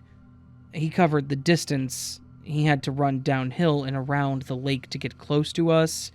That route was easily 300 yards within seconds. And P grabbed me, and we jumped off the road and into a ditch behind some bushes. I peeked out, and he was maybe 30 to 40 feet from us, spinning around in the road. He was making this god-awful grunting sound. And weirdly enough, I swear he had an entire cooked chicken in his hand. He was wearing destroyed overalls, dirty boots, and he had what I can only describe as a Cro-Magnon brow. It was huge. My memory might not be super accurate given how long it's been, but it seemed like his forehead stuck out a good 4 inches over his eyes. He was the scariest thing that I had ever seen. He spun around in the road and started running back the way he came. We stayed there, in that ditch, for almost an hour, afraid to move. Listening, watching in case he was hiding and waiting. We crawled along the roadside all the way back to the main road. From there, we walked, but we stayed in the tree line until we saw the main paved road, and then we ran. We ran all the way back home. We got home, told our fathers, and both of our fathers and P's older brother loaded up and went looking for him, but never found a thing. All these years later, and it still haunts me. And oh yeah, my girlfriend recently took me out to her grandmother's house to meet and spend time with her family, and where does the dear old granny live? Right on the edge of those old same strip mines. I told her the story, and she looked really serious and said, "Y'all are lucky. There's all kinds of bad things that happen in those mines."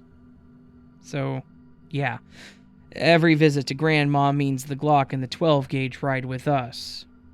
Anyways, that's my creepy encounter story. The OP added an update. I forgot about this. until I was telling my dad about writing this here on Reddit. He reminded me of something. I had gotten beaten up really badly my last day of summer school. So, to make me feel better, and for passing summer school, my parents bought me a Kawasaki motocross bike. My dad had an old Honda racing bike, so we tried to ride out there any chance we got. One day, we're out deep in the mines, and I saw a wooden crate/box off the side of the road in the bushes. It looked about 6 foot long, maybe 18 inches high. Me, being a nosy kid, walked over and looked inside. There was a ton of hay, a blanket, and an old pillow. I called my dad over and showed him.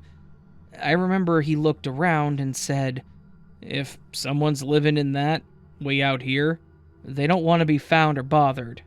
Let's go home." We hopped on the bikes, rode home, no problems at all. But the weird thing is, my dad sat out on the porch with the lights off for most of the night, just staring at the edge of the woods. He never said why, and I cannot believe that I never put the two incidents together. But now, I think I know. Apparently, he never saw anything or anyone because he came in late that night, went to bed, and never sat out there again. Oh, and the worst part to me now, they've built a huge subdivision out there. Houses everywhere alongside the main road, butting right up to the edge of the woods. There is no possible way I could live there again.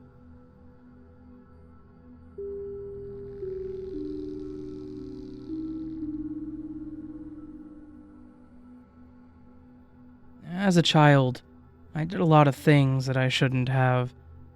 I skipped school, smoked, drank, argued with my parents, and snuck out. I know what I did was wrong, and I don't really have a reason for it either. I know now that my parents did their best, though, and I understand that now, but at the time, I thought I knew what was best for me. Whenever I had fights with my parents, I would just leave.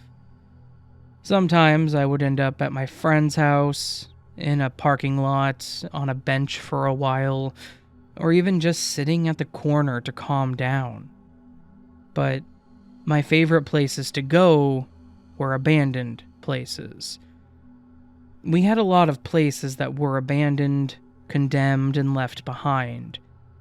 Usually my friends and I would find a place to call our own and smoke there, and just hang out for several hours.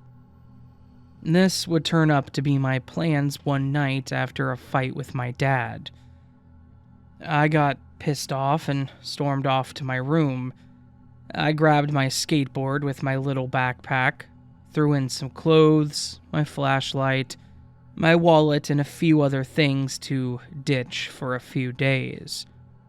It was summer at the time, so I figured I would be out for a few days and come back home.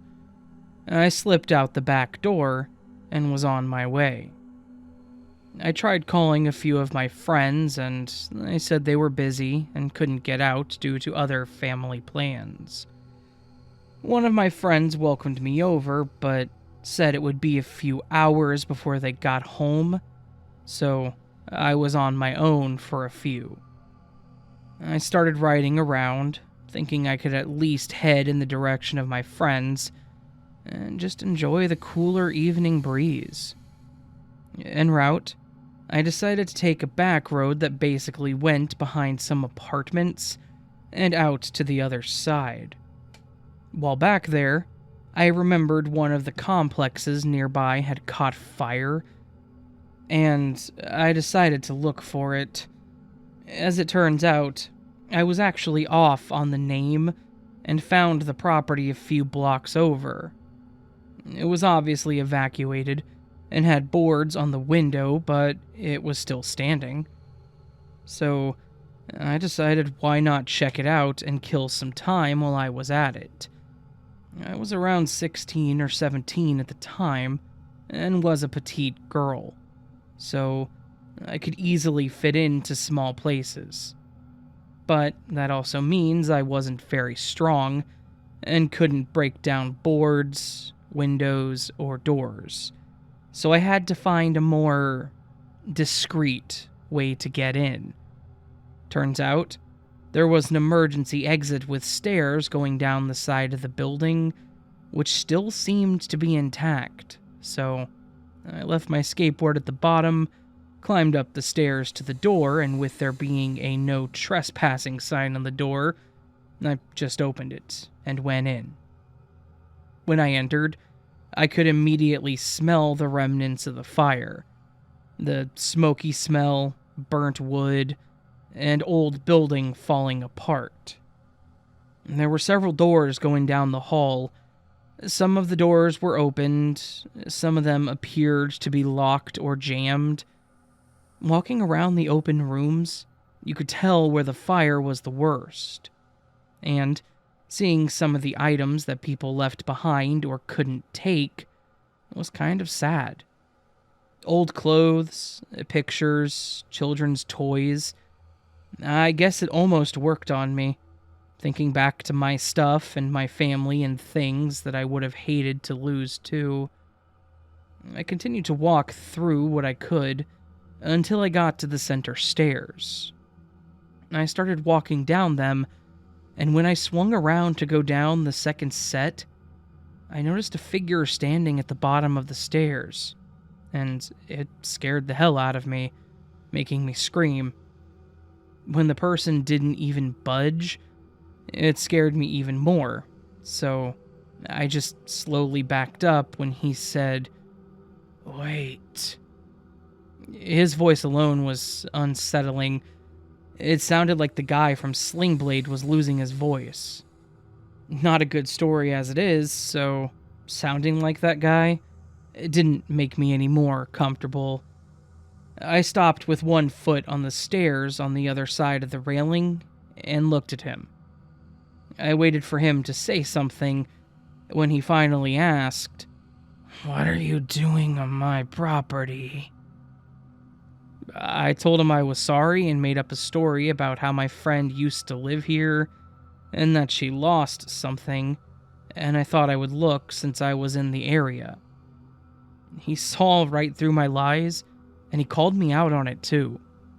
I didn't know what else to do other than apologize and said that I didn't mean to disrupt him or disrespect his property, and that I would leave right then. However, he stopped me again and said, "I'll make a deal with you. If you do me a favor, I'll let you go, and I won't call the cops on you for breaking in." A little curious and dumb, I asked him what the favor was. He let out a chuckle and slowly started unzipping his pants. I flipped out. I quickly ran back up the stairs as this guy ran after me. I got to the door, and as I was leaving, he managed to yank me back in by my backpack. At this point, this guy was in my face, smiling, and said, "So, should I call the cops?" I don't know what got over me, but I said something along the lines of, "Well, my friends are right outside with cameras, so if you'd like them to record what you're asking a minor to do, be my guest." Right as he started loosening his grip, my knee went straight up, and he went straight down. I ran out the door quickly, down the stairs, grabbed my skateboard, and ran down the street. There was a 24-hour fitness center a little further down, so I went in and asked to sit in their lobby while I waited on a friend. They finally picked me up, and I told them what had happened. They were impressed at how I was able to get away, but I was still freaking out inside. I didn't tell anyone where I was. Not my parents, nor my friend that was picking me up. If I wasn't so lucky, who knows what may have happened to me. From then on, I don't explore on my own. and I'm more aware of how much I take with me in those places as well. Travel light, pay attention to your surroundings, and always tell someone where you're going to be at all times.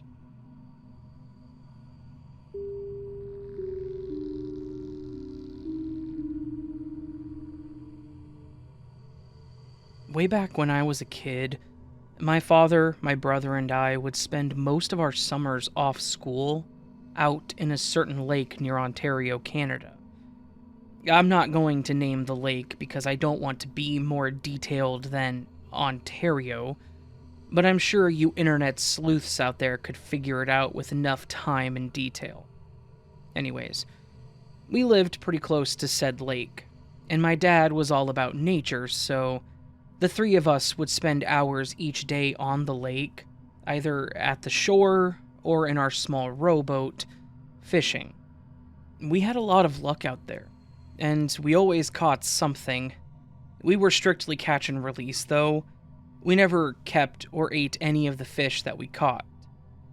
After my dad passed away when I was about 15, my brother and I wanted to keep the traditions alive and wanted to keep going out to the lake to go fishing in his honor. I know that sounds weird, to honor someone with a fishing trip, but it was the closest we ever were to our father, and it was some of the best memories that we had ever created. Basically, it was kind of like being there with him, without him being there. It was a bit emotional, but it was nice. Now, with the backstory of my dad and why we were there out of the way, I think I should kind of explain how this lake was situated. It's a fairly small lake, situated in a number of larger lakes, in that it's part of its own grouping of lakes, and is kind of off on its own. It's got a few areas that cove off, and there's actually one section that almost looks like an underwater cave. Like, it goes under the land that's been lifted a little bit over time. Because of this, it's actually a really good fishing spot for the bottom dweller type fish, namely catfish and bass. We typically would take our small boat onto the lake and fish in the center, but sometimes we would fish off of the edge. Near where the cave-like area is, there are a lot of trees, and it leads into a decent-sized forest area. Now, this all seems like it's completely boring and irrelevant to the whole thing, but I think it's actually critical to know that this lake is by wilderness and areas that aren't commonly traversed by people. This story is actually the last time that my brother and I ever went to that lake, mostly because of what happened. This happened around the time I was 17, so 2 years after my dad had passed, and our third year of going together. Everything went as normal. We got out onto the lake early in the morning, we got our small boat into the water, and we were ready to catch some fish.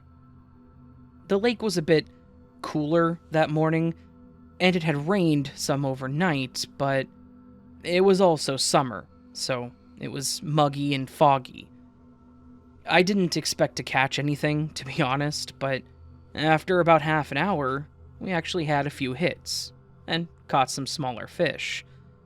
About 2 hours into the morning, so somewhere around 7:30 or so, we were floating in the lake and came up near where the cave area was.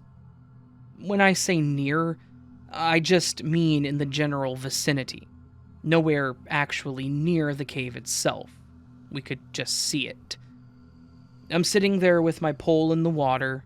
My brother is dozing off behind me, and out of nowhere, we kind of start hearing this weird gurgling noise. We both kind of perk up and look around, just thinking, what the hell is that? When it slowed to a stop. By this point, we were both invested, searching around us for bubbles, and then we hear it again. After doing this back and forth a couple of times, we decided that we should probably head away from whatever it was that was making the sound, mostly because it sounded strange, kind of creepy. Really, it was just weird.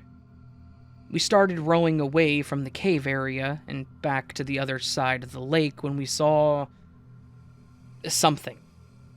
We saw it crawl out of the cave area, and when I say crawl, I mean crawl. This thing was acting like a person would if they were super tall and lanky and living underwater. It grabbed onto the mud at the top of the cave-like area and pulled itself up onto the shore. Then, it started crawling towards the woods. The best way I could describe it? Take a mental image of a 7-foot-tall person, slim down any and all fat or muscle so that the skin and bone are touching directly, paint it mostly dark brown to black, and then remove all of the hair. I have no idea what the hell it was, but it was terrifying. Both myself and my brother saw this thing pull itself out of the water and up onto the shore. Then we watched it as it crawled out into the woods. As soon as it was out of sight, we got our back ends out of the lake and into the car. We talked over what it was and what we should do about this thing, but really neither of us had any idea. He said we could call the police, and I told him that we would sound like we were crazy, trying to describe some monster crawling out of the lake. He agreed. My thoughts? We should just leave, and never come back to the lake. Ever. Like, at all. Because that thing scared the living hell out of me.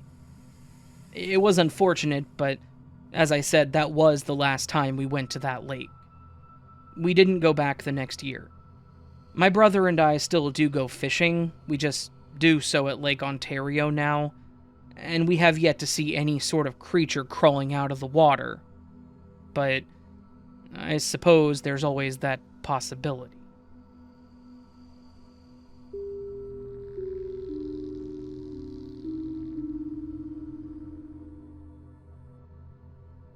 I'm not even sure quite where to begin, but I'll start with giving some background information. I'm now a 25-year-old female, but when I first moved into my apartment, I was only 21 or 22 at the time. The apartment complex I lived in was very quiet for the most part. Lots of younger families and old people lived there. It was also in a golf course community in my hometown. Smallish town with moderate crime rate when I moved in. I didn't know the neighbors to the left of me, but about 2 years into my lease, a middle-aged couple moved in. I never got their names, but somehow the husband knew mine, which wasn't too odd because the old people there are super chatty, and I'm sure in passing they learned my name. I'm a very intuitive person, and can usually pick up cues when someone isn't good people. My first few instances with the husband, I immediately got really weird vibes from him. In hindsight, he didn't do anything out of the normal at first. It was just a gut feeling I had. Whenever he was with his wife and I would try to talk to them, really just to pet their dog when I saw them out walking her, the husband would cut the wife off and talk for her. It was weird, but okay. Well, after a year of my boyfriend moving in with me, he fell off of a golf cart on Christmas Eve and suffered from a traumatic brain injury. He wasn't allowed to drive for 6 months, so I was responsible for taking him to and from work during those 6 months. He is a workaholic and works late most of the time, so I was alone at the house until 10 or 11 most nights. Somehow or another, this creepy neighbor next door finds out, probably from the neighbors, that my boyfriend had a TBI and wasn't driving. This guy knew that I was alone most nights and decided to purposefully do things to screw with me. The one instance that sent chills up my spine and still does that really sticks out in my memory and makes me thankful we moved out of that apartment and into the house in the country 20 miles away. So, one night, I get home from the store or hanging out with a friend, and like always, I sat in the car in the parking lot playing on the phone. Doors locked, of course, because I'm paranoid. And after maybe 10 minutes, as I'm about to turn the car off and go inside, I look to my far right and see my next door neighbor standing in the breezeway of the building, directly across from ours. It's maybe 9 p.m. by now, so I just assume he's walking his dog, or taking the trash out. I resume to playing on my phone, and I decide to look up once more. He hasn't moved.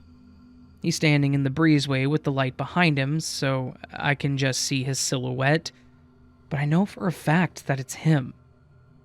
I was taught to stare back at the person who's making you feel uncomfortable so they either break eye contact or speak up about whatever the hell they're staring at you for. So, I'm staring back at him and he just backs up further into the breezeway out of my sight. I'm slightly creeped out at this point, but decided right then that I wasn't getting out of the car and going inside until my boyfriend called me to pick him up from work. I turned my phone brightness down to hopefully give him a less clear view of me sitting in the car in the dark. Not even 5 minutes later, he's walking from the far side of the complex, complete opposite side from our building. I see he's not walking his dog, and he's got no garbage can, so I assume he didn't take the trash to the dumpster. He walks on the sidewalk right in front of my car, stops, and stares straight into my soul while pointing at me with his index finger and middle finger. Kind of like a peace sign, but in a pointing motion. He finally continues on his walk and walks to his work van, parked 2 or 3 spots away to my left. There's no cars in between mine and his. He grabs some empty grocery bags out of his van, takes a suspiciously long time grabbing them, and proceeds to walk back into the direction that he came. He stops in front of the car again, stares at me for a second, and then continues on. There's a sidewalk perpendicular to the one that he's on, and at the end of that sidewalk, there's another that's parallel to the one he's currently on. From an aerial view, it's in the shape of the letter H. Our building is to the left. The one he was standing at earlier when I first spotted him was to the right. He stopped maybe 5 more times between my car and our apartment building, turning back to face me every time he stops. This sent chills down my spine, and I immediately texted my boyfriend to let him know the weird neighbor was being a creep, and that I felt like he was purposefully trying to scare me. I go pick up my boyfriend. We arrive back home on edge from this creep. My boyfriend leaves something in the car, so as I'm approaching our front door to unlock it, he jogs back to the car, and lo and behold, my creepy-ass neighbor is walking up and says, "Hello," insert my name. Again, I've never introduced myself with my name. I'm guessing another neighbor said it in passing, but it still freaked me out after this interaction while I was sitting in the car. There's 6 other things this guy has done both before and after this night that gave me the creeps. My boyfriend walked with me to the dumpster and to the on-site laundromat because he was too creeped out. He's much more naive than I am, by default. But he's not too naive to write this off as an innocent run-in with the neighbor. As I'm writing this, I feel like I can't even paint the picture of how creepy it really was.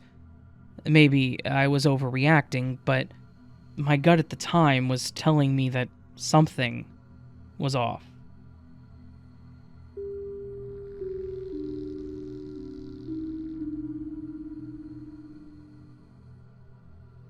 I just wanted to share one of the traumatizing things that happened to me when I was skipping high school when I shouldn't have been.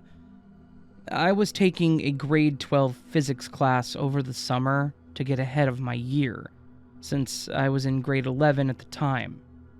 However, the teacher ended up sucking, and I decided to drop it and just take it with my actual year.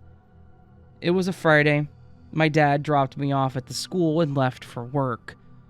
I walked into the main office and asked to be removed from the class, which they did. It was 9 a.m., and I realized my dad wouldn't be picking me up until 1 p.m. But I remembered there was a strip mall right across the road from the school, so I decided to kill some time there. This mall opened at 9 a.m. as well, so when I was walking into the area, the parking was essentially empty, except for the workers' cars. It was a very quiet and gloomy morning, not a person in sight outside. I saw a drug mart and decided to check out some makeup or something there. While I was walking, I was busy looking for music on my iPod and I slowed down. I noticed it seemed to be too quiet. I didn't care to look around then, but when I started walking again, the quiet was gone. And that's when I saw it. A red car driving just steps behind me, as slow as ever. When I walked, it drove slowly and silently behind me. When I stopped, it stopped. When I saw the car doing this, the man inside must have freaked out a little bit as he revealed himself. Come here. Where are you going? Let me give you a ride." I ignored it. He wouldn't stop. 5 to 6 times the same question, and now he was driving right alongside me. I ran for the drug mart's door. Finally, I thought, safe inside the store.